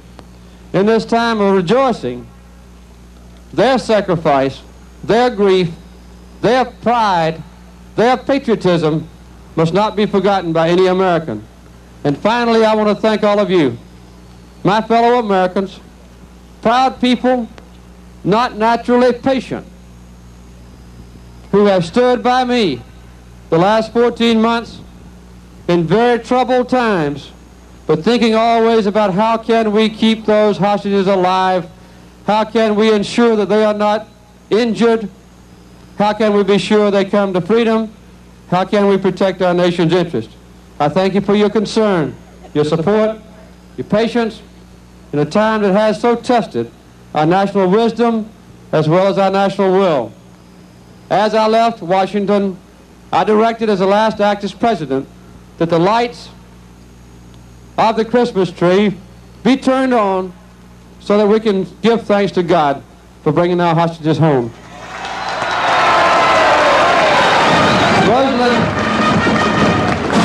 Rosalind and I and Amy, Chip and Jack and Jeffrey, their wives, my grandchildren, are all very grateful for the honor that you've given us to go to Washington, to live in the White House for 4 years, and to serve there under sometimes difficult circumstances, keeping our nation strong, keeping our nation at peace, binding our people together, upholding the principles and the ideals, the hopes and dreams of Americans that have always made our country great. You've honored us beyond anything imaginable as I walk the streets of this town to sell boiled peanuts to the merchants in the stores here. And we hope forever to honor you with our lives in the years to come in being great Americans, in being good Georgians, and being good Sumter Countyans, and good residents of Plains, Georgia. God bless you. We love you all.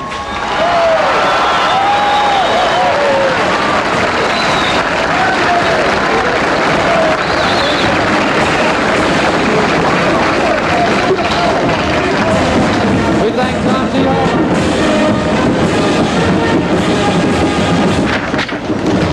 So, Jimmy Carter, the 39th President of the United States, and Mrs. Carter and daughter Amy are back in Plains, Georgia. The country town They left 4 years ago to occupy the White House, and they're returning to now as their permanent residents. We know now that the planes bringing the hostages are flying from Tehran to Athens to refuel. They should be there just about in another half hour or so, or an hour perhaps. The hostages are not going to leave the aircraft in Athens.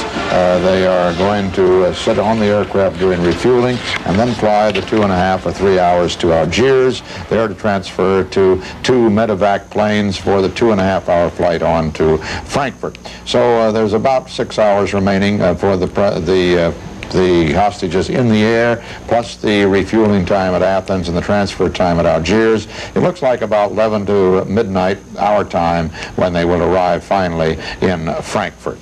CBS News coverage of the 1981 inauguration continues after this pause for station identification.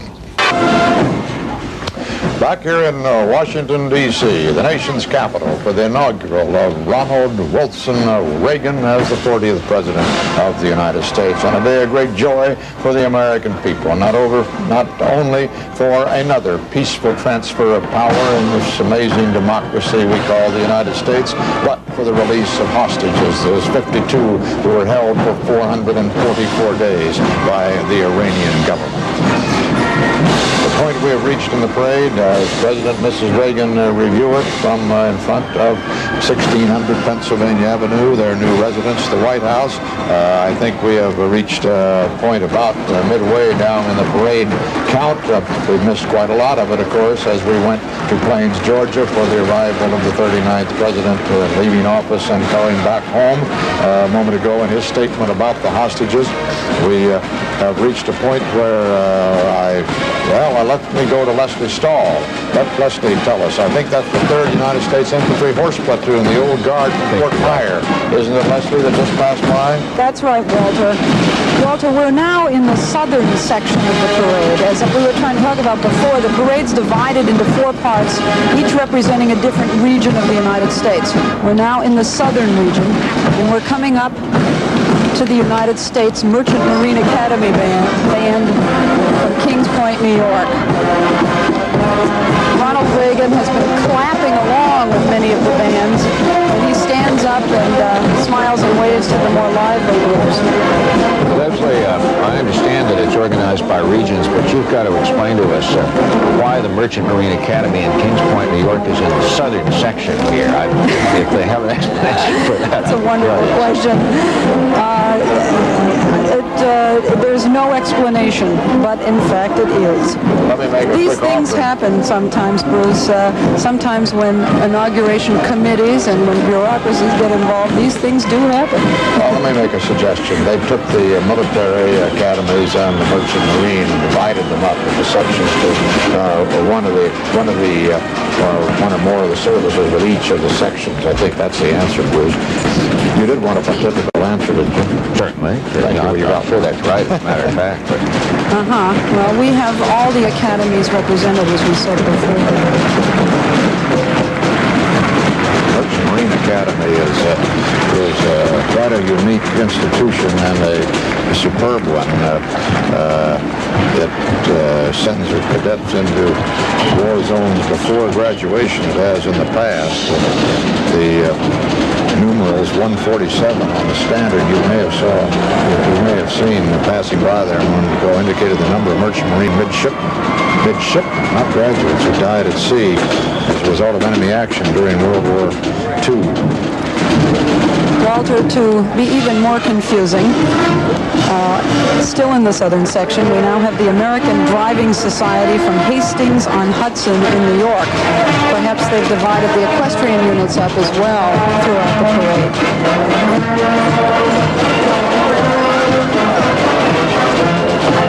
But here we finally at last have a southern band, the Viking Band from Fort Walton Beach, Florida. The band is known as the Pride of the Miracle Strip, located in the northern panhandle, 50 miles or so east of Pensacola. You know what a driving society is, having just seen it, mentioned it, Leslie. It's a bunch of people who drive pairs of horses. It's got to be quite a new sport in the United States. Newly popular. It's been an old sport, but newly popular.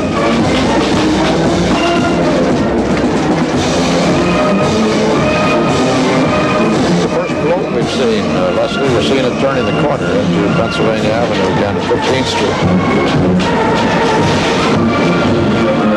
This is the float that we talked about before from the 1982 World's Fair representing the southern states.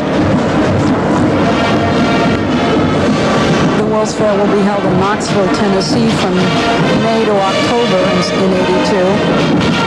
And the theme of the float, it's pretty far away, we'll get a better view when it comes up closer, is Energy Turns the World. Leslie, we've just been advised that the planes carrying the American hostages have landed at Athens Airport. They landed there about 10 minutes ago, 15 minutes ago now, according to the control tower at Athens Airport.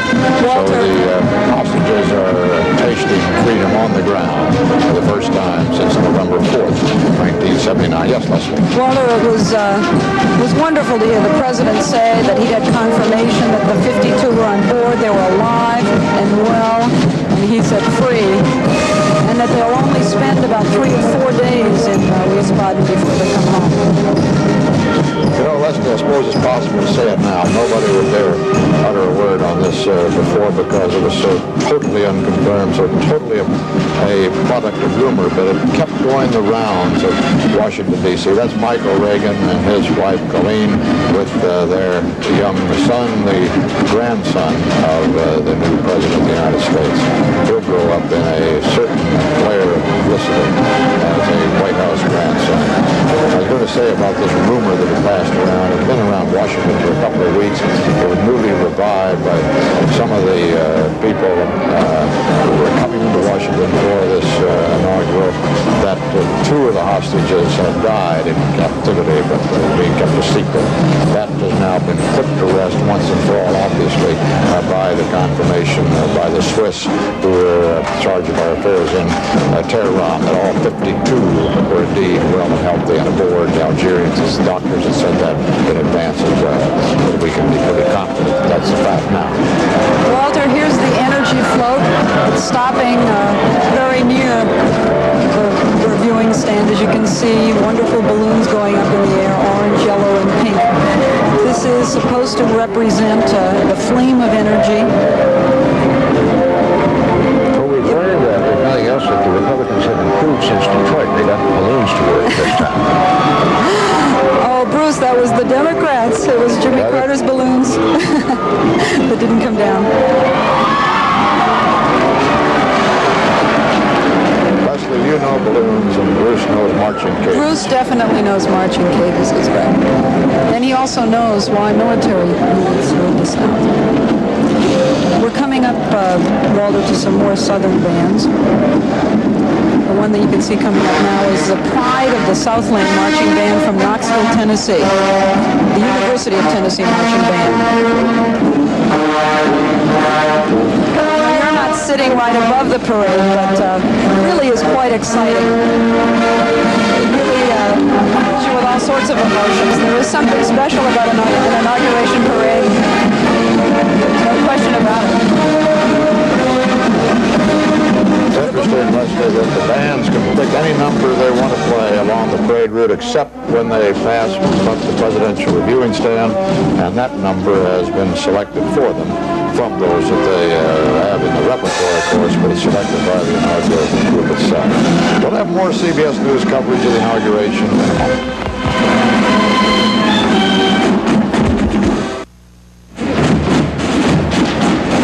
The parade before President Reagan and Mrs. Reagan at the White House continues. And back here in our CBS News studio where we're covering the parade from the monitors, Bill Moyers is present to bring us back away from some of the panoply and the ceremony to the reality of the occasion, which this is a change of command, a turning point from one administration, one philosophy of government, one attitude toward the position of government in the lives of the people, to a vastly different one, a 180-degree turn. And what's it going to mean to us, do you think, Bill? It'll mean a slow turn, I think, in the beginning, Walter. There is just so much in place that a new president cannot immediately turn around. Much of what happens will depend upon how clear and forceful and unadulterated is the message that Ronald Reagan sends to the financial centers of America that he is really going to do something about inflation. It will depend upon how quickly and decisively he moves to resolve some of the outstanding issues that still remain. He has to face a $60 billion deficit in the 1981 fiscal budget and a $90 to $100 billion deficit in the budget for fiscal 1982. He really only has about 6 to 9 weeks to have any immediate impact on the fiscal 81 budget, and he doesn't have a whole lot longer, about 9 months of this year, to do something about the 81 budget. There is just a lot of questioning going on in this town as to whether or not Ronald Reagan is going to be able to cut the domestic spending, increase the defense spending, cut taxes, and move on some of those promises that he made in the course of the campaign. So when this ceremony is over and the symbolism has been put back upon the shelves for a while, we have to begin to look at the first step Reagan makes to try to follow through on some of the platform on which he stood when he was running. You know, Bill, there were a lot of interesting words said over the last few days around Washington in conversation with members of the transition team and new members of the Reagan government. But I think one of the most significant, to my mind, was told me by a member of the transition team who was working on personnel problems and was charged with the idea of looking immediately at where the cuts can be made, what kind of a ceiling and top can be put on government employment. And this gentleman, who has never had a part in government but is a multimillionaire industrialist himself, said that this was supposed to be a week-long briefing. And then on the third day of it, he threw up his hands and said, "What in the world are we doing here? All we have heard is you can't do this, you can't do that, you can't touch this, you can't touch that, you cannot circumscribe in this area, you cannot divert in this area." And he said, my feeling at the end of the third day was, forget it. There's no reason for our being here. And he was very serious and very upset. I think Ronald Reagan may well be one of the few members of the incoming administration who believes that it is still possible to do the things that he wanted to do. But let's say that tomorrow morning when they're meeting, someone looks up from the budget and says, "Well, Mr. President, let's cut student loans." Someone else is going to say, "But what about middle-class parents? They won't stand for that." Someone is going to say, "Let's cut farm price supports." And someone is going to say, "But the Midwest farmers won't want that." Somebody else is going to say, "Well, let's cut public works spending." But even our conservative congressmen say someone else, like dams in their district. Someone else is going to say, "Well, let's cut shipbuilding subsidies." And someone else is going to say, "But you promised us a strong merchant marine." Someone else is going to say, "Let's cut civilian and military retirement." And someone else is going to say, "And take on the American Legion." Well, it's going to take some very tough and courageous decisions by Reagan to make them stick, because everybody else is going to be arguing the consequences that will be politically painful. He has 4 executive orders we've been led to believe on his desk to be signed in the first day or two of his presidency. One would put a freeze on federal hiring. Not a terribly courageous act. It will look good in the headlines, but it won't last very long. You can't do that forever. It's just temporary while he gets his house in order and moves down the road a little bit. He will abolish the Council on Wage and Price Stability. Well, Carter was considering doing that. It's ineffective. has not been working very well. He's got one to suspend for review all pending federal regulations. But that's suspending for review. It doesn't say that the regulations aren't going through, and it's almost a technicality to suspend those for the time being. And the fourth one is a program of just simply ordering cabinet officers to initiate programs to discover areas of waste in their departments. Well, I assume they would do that anyway. It hardly needs an executive order. Every time you put a freeze on the government, it means usually that instead of hiring people on the payrolls officially, you hire them as consultants. This town has almost as many people working as consultants to the government as have working for the government, or employees working for the government itself. Thank you, Bill. CBS News coverage of the 1981 inauguration continues after this pause for station identification. This is The one and only TV 9.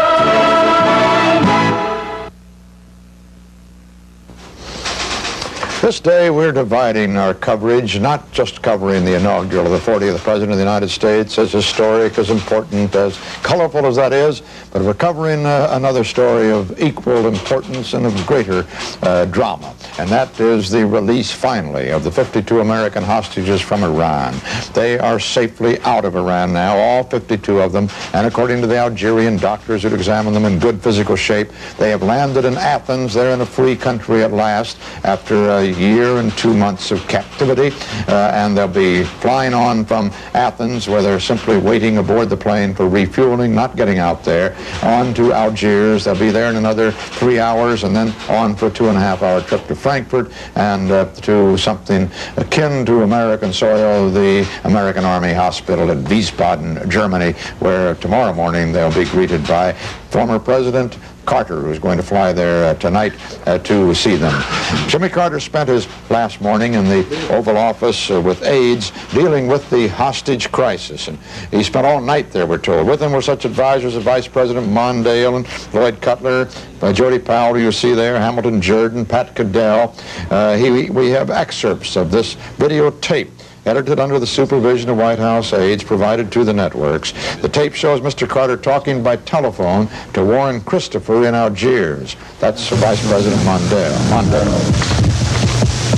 Hello? Right on, man. That's great. That's great. Okay, now, the next step then. Now, the bank, okay, so the Bank of England has certified the depository? It was right. Okay.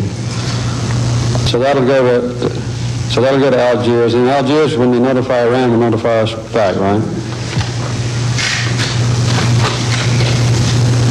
That's good.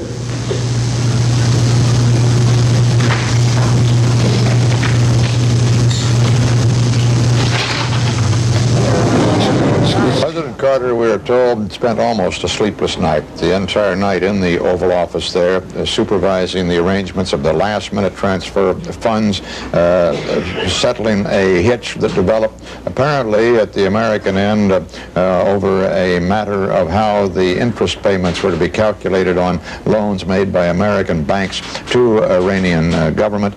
That was the hitch that held up the return of the hostages yesterday. We are led to believe by some sources, although the fact that the Iranians today went to all the trouble of delaying the release of the hostages until after President Carter had left office, a final dig at the president who they disliked the most, apparently, makes one wonder just what all these delays were about. At any rate, all that was settled at 7 o'clock this morning. The funds had been transferred by 6:57, I think it was, when Treasury Secretary Miller advised President Carter that the final transfer. Then for the first time, perhaps, we do not know, he may have taken a snap, but at any rate, within a few hours, he was up on the inaugural platform with Ronald Reagan, watching his presidency slip away into the hands of the Republican who defeated him last November. Let's go back to Leslie Stahl in Lafayette Park now and the inaugural parade. Walter, we're looking right now at another equestrian unit which is the, I believe, the Sacramento County Sheriff's Mounted Posse, which has transported 25 Palomino horses 3,200 miles to be in today's parade. The group is led by Sheriff Dwayne Lowe, the Sheriff of Sacramento County. All the men marching today are reserve deputy sheriffs.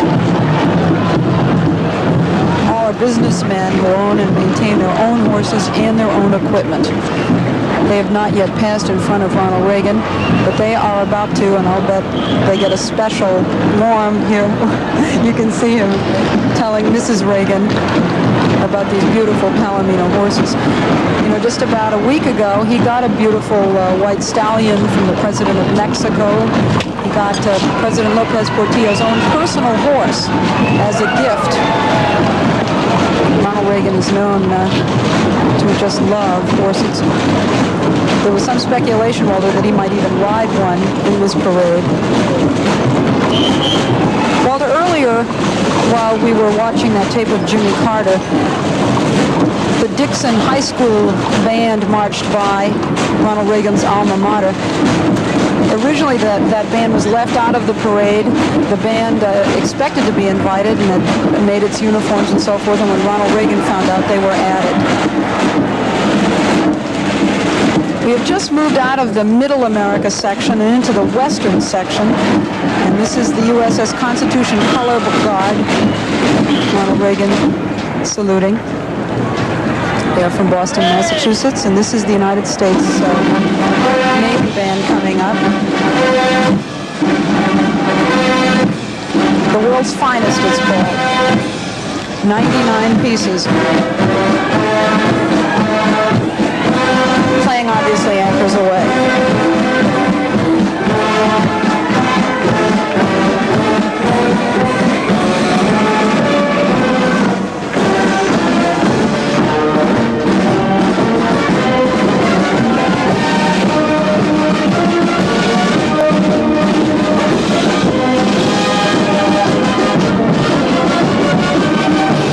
Followed by the U.S. Navy Color Guard from Washington, D.C.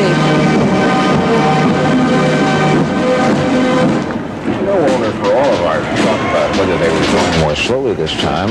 This parade is moving along pretty well. This is the last of the 4 regions, and they're just about going to make it while there's still some light, I guess. Looks like it. It looks like they're doing pretty close to their hour, and at 15 was the last estimate of the time it takes. With each of the service academies and services in the parade, the chief of the staff for that service joins President Reagan at the reviewing stand. Band from Fountain Valley High School in California, 140 members in the band.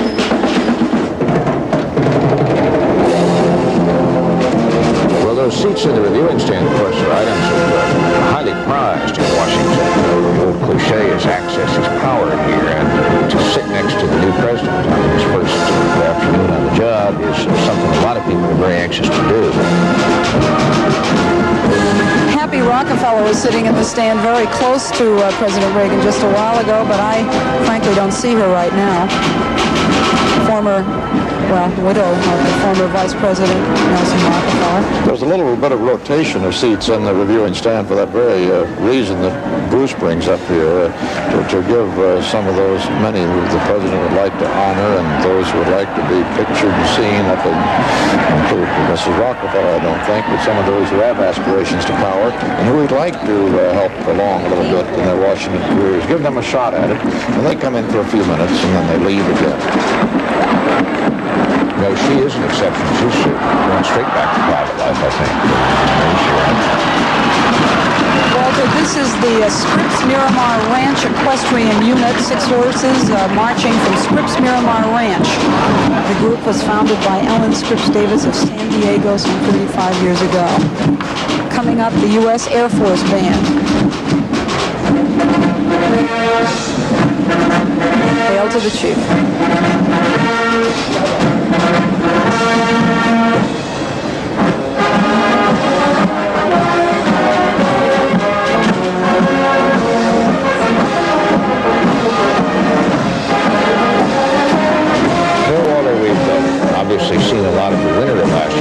Inauguration. He's in the stand here. We've seen a lot of the loser, the main loser, Mr. Carter.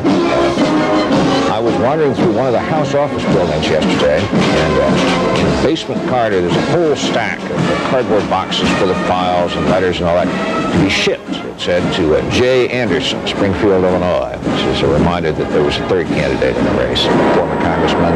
Now he's back in the life. It's interesting you should mention that. I talked to him yesterday on the phone, Bruce. He called about another matter and had a little chat with him. Sounded like he's reasonably happy back home in Illinois, and he's got a bright new career ahead of him that I don't think I've got any right to say anything about. I'm sure that announcement will come from him. We'll have more CBS News coverage of the inauguration in a moment. Leslie, has the Coast Guard come by yet? It's there they just are now, coming up, Walter. I think they're coming right now, aren't they? Yes, they are. They're just walking right in front. They're about to see them on the screen. There they are. Playing Semper Paratus.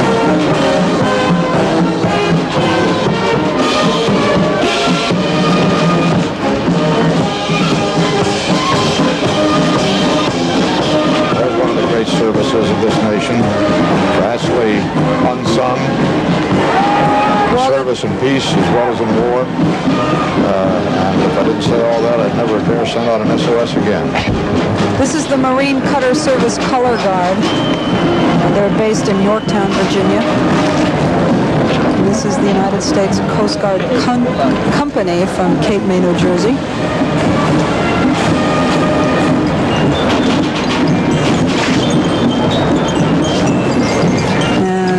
Can you yet see the equestrian unit that's going to come up? The California Rangers from San Fernando Valley, California. 15 riders between the ages of 9 and 19, including Miss California Ranger, Ann Turner, 17, of La Canada, California.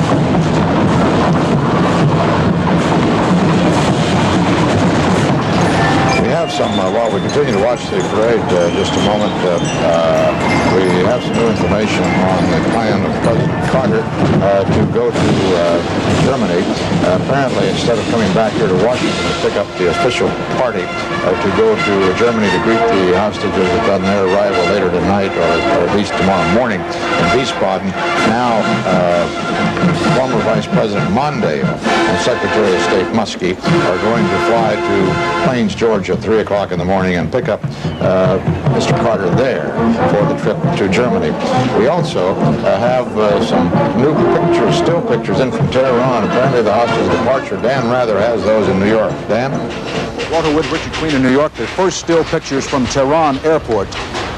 This is Staff Sergeant Joe Subik. Check me on this, if you will, Richard Queen. At the airport in Tehran, just as they boarded the aircraft, do you recognize any of these Iranians, Richard Queen? Yes. The one holding Joe Subik's hand is, I'm pretty sure, about the slimiest of the militants. I called him the Weasel.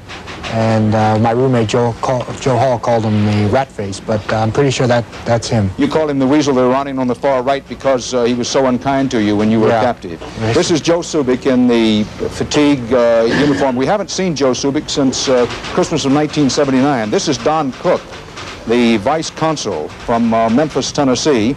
Do you recognize any of these Iranians? No. Well, I think maybe the one with his mouth open next to him. I recognize the face. Don Cook, of course, these are still photographs taken at the Tehran airport this morning. It's difficult to tell with still photographs. Certainly in this picture, Don Cook does not look nearly as energetic nor as happy as Joe Subik. We're told by the Swiss ambassador in Tehran that some of the hostages hadn't seen one another for a long time, and they apparently had an emotional greeting for one another at the Tehran airport this morning. Walter? Yes, Dan, and while we look back at the parade, let me give you some more information, which is quite interesting. Apparently, Tehran television has released some pictures, not released some pictures, but shown some pictures on Iranian television that indicate that the entire departure was orchestrated by the Iranian government, and was quite a nasty scene, apparently. They ran the hostages one by one through a 15-yard gauntlet of 50 or so youths who had been brought onto the tarmac for the purpose, clearly, and that may have been something of what we saw there with all three of them with their mouths open. They may have been shouting the slogans that were shouted. By the way, this is the University of Texas Longhorn Band, one of the biggest and most impressive of the marching bands in the colleges of the United States.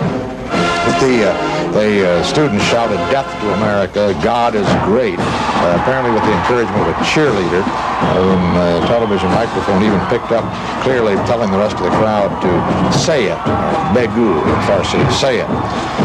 The film is part of a 3-hour program, television program, apparently sealing the end of the hostage issue for the Iranians, and including what you would expect, the bearded Mr. Nabavi, the man in charge of hostages, the only government in the world that had a hostage cabinet officer. Mr. Nabavi began the program by telling the viewers that the United States had been brought to its knees. He said, "We spent the past 24 hours confronting American tricks and intrigues. American bankers had to retreat and deposit Iranian assets in a London bank."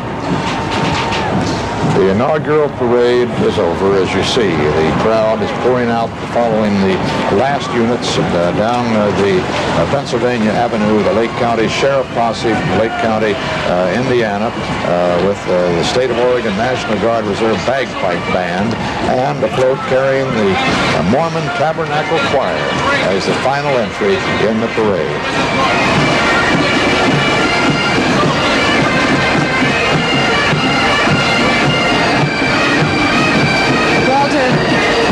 I was going to tell you about the Mormon Tabernacle Choir that's coming up shortly, but right now, listen to the State of Oregon National Guard Reserve Bagpipe Band. Okay, here comes the Tabernacle Choir. They have performed for the inaugurations of President Lyndon Johnson and Richard Nixon. In addition, they have performed at the White House, and I believe they performed the other night in one of the pre-inauguration ceremonies here in Washington. You know, Leslie, the Tabernacle Choir said they wanted a float to appear upon. The parade organizer who does the Tournament of Roses parade in California, one of the greatest of all parades, of course, said that they couldn't have a float, that he had already decided on the theme of the floats, and this didn't fit in, so they compromised. They're not riding a float, they're riding a mobile stage.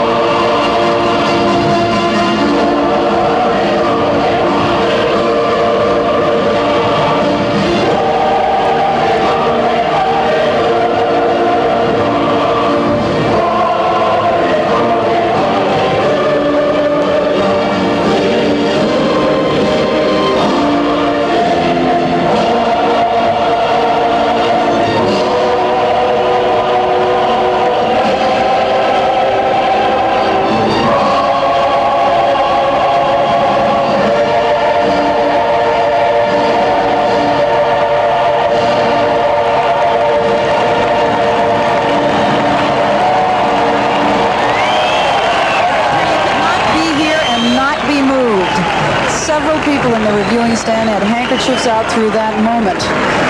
The float that the Tabernacle Choir is sitting in, or the moving stage as you called it, is it, let's listen first. The Tabernacle Choir has been proud to honor you with the Battle Hymn of the Republic. We with you wish you well on your great new beginning as we go marching along together.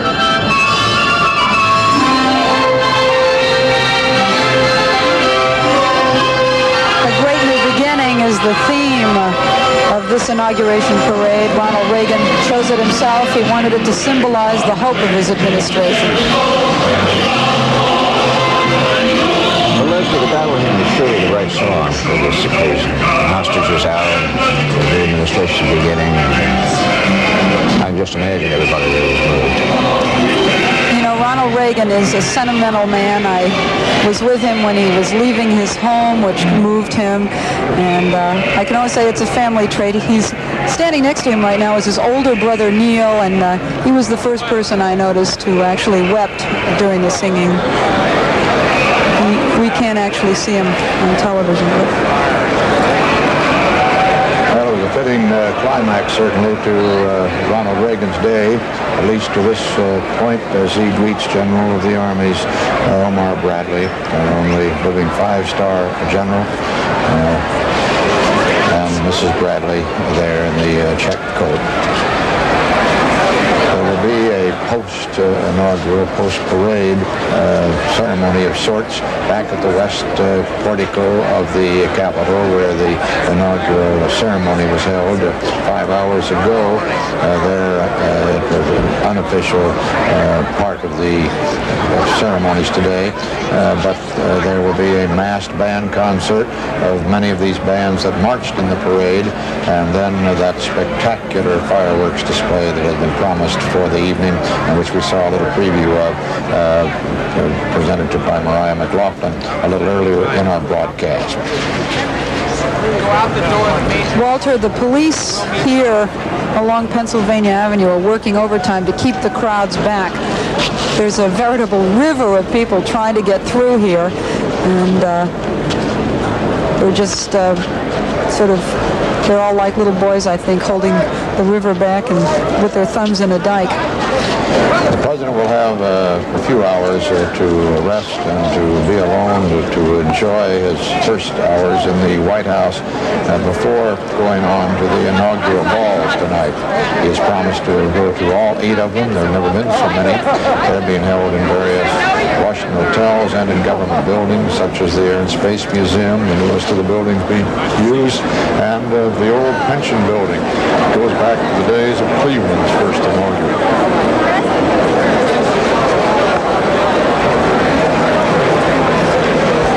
It'll be a long night for President Mrs. Reagan, for the thousands who are going to those balls, and there are thousands who thought they were going who are not going, by the way, because of ticket problems in distribution of tickets, but there will be thousands upon thousands there, although this inaugural committee, which has done a superb job apparently so far, and has staged a most spectacular inaugural, thanks to Bob Gray and Charles Wick, the co-chairman of it. They have promised that these inaugural balls will not be crowded, as others have, that there will be room to dance. That has not always been the case in inaugurals, which are much more brawls than balls. They say that will not be the case this year. And not only we'll wait and see about that one. Not only will there be 8 inaugural balls here, but they'll all be closed circuit televised to scores of cities around the United States, to Paris, France, where crowds that have paid $5 to $15 will watch on closed circuit and enjoy dancing, presumably to the music of these top name bands that will be here. Bill Plant is on the White House lawn as President and Mrs. Reagan emerge from the reviewing stand and walk to new residents of the White House. Bill? Walter, fresh from the festivities of that reviewing stand, that inaugural parade, Ronald Reagan will head in. We're told that he might go into the Oval Office and let us all have a picture of him, first picture in the Oval Office in his presidency. And I'm sure, Walter, Walter, that he's going to want to review the hostage situation. Now that we know that the hostages have landed in Athens, I imagine that Mr. Reagan will probably want to talk to American officials on the ground there in Athens and confirm what has already been told them by the ambassador of Switzerland and the Algerian officials, which is that all 52 hostages are safe and sound. The Reagans now are about halfway down that special walkway that was constructed on the north lawn, coming from the reviewing stand toward the White House. Mrs. Reagan in that brilliant red dress, and the president walking beside her. They're headed for the White House, where, as you pointed out, they will have a couple of hours to rest before their round of inaugural festivities begins this evening. We might call to him, see if he wants to come over, although he is a long way away. Mr. President! Mr. President, come on over! I don't think so, not now. He's on his way into the White House, Walter, and we'll see him again. I think he's going to wear white tie and tails tonight for the inaugural balls. He's going to visit all of them, as you know, going from one to the other and stopping to dance occasionally, it says in the program, and doesn't expect to get home until 1 o'clock in the morning, which is way past his normal bedtime.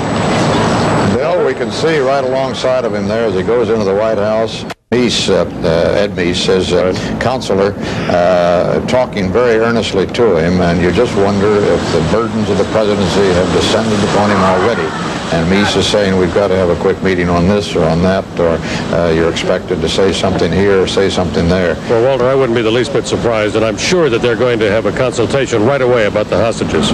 There was some talk, Bill, a little earlier, it wasn't publicized, but I heard that there was some thought that he might pose in the cabinet room with his cabinet designees and those who might have been confirmed this afternoon, something we have not heard from Capitol Hill, whether it's happened or not.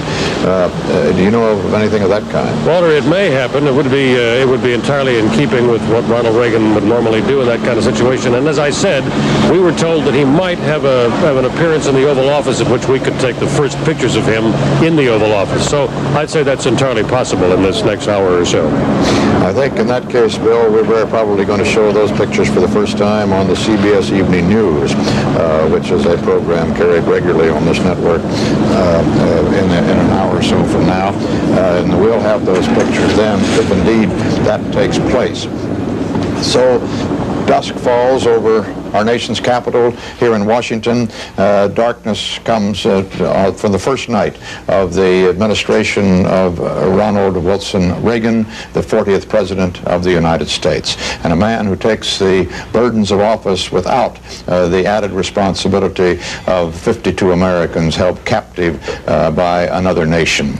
Iran today released the 52 hostages. They boarded Algerian transport planes, airline planes, and left Iran some 5 hours ago now almost. They have landed in Athens for a refueling stop, are not disembarking from the aircraft there, but flying directly on to Algiers, where they should be in another 2.5 hours or so. And we understand a very brief transfer there from the Algerian aircraft to American medevac planes to be taken on to Wiesbaden, another 2.5 hour trip.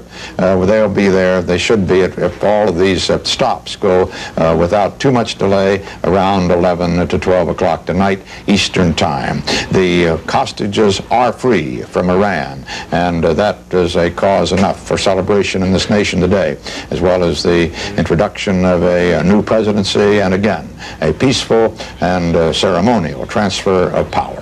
We now have in the office of the presidency in the White House in Washington, D.C., our 40th president, President Ronald Reagan. This has been our CBS News coverage of the inaugural and of the release of the hostages for this afternoon. We will, of course, be back very shortly with the CBS Evening News and a review of this exciting and important and historic day for all of those who have participated in this broadcast and made it possible. This is Walter Cronkite saying thank you for being with us, and good afternoon. This has been a CBS News special report.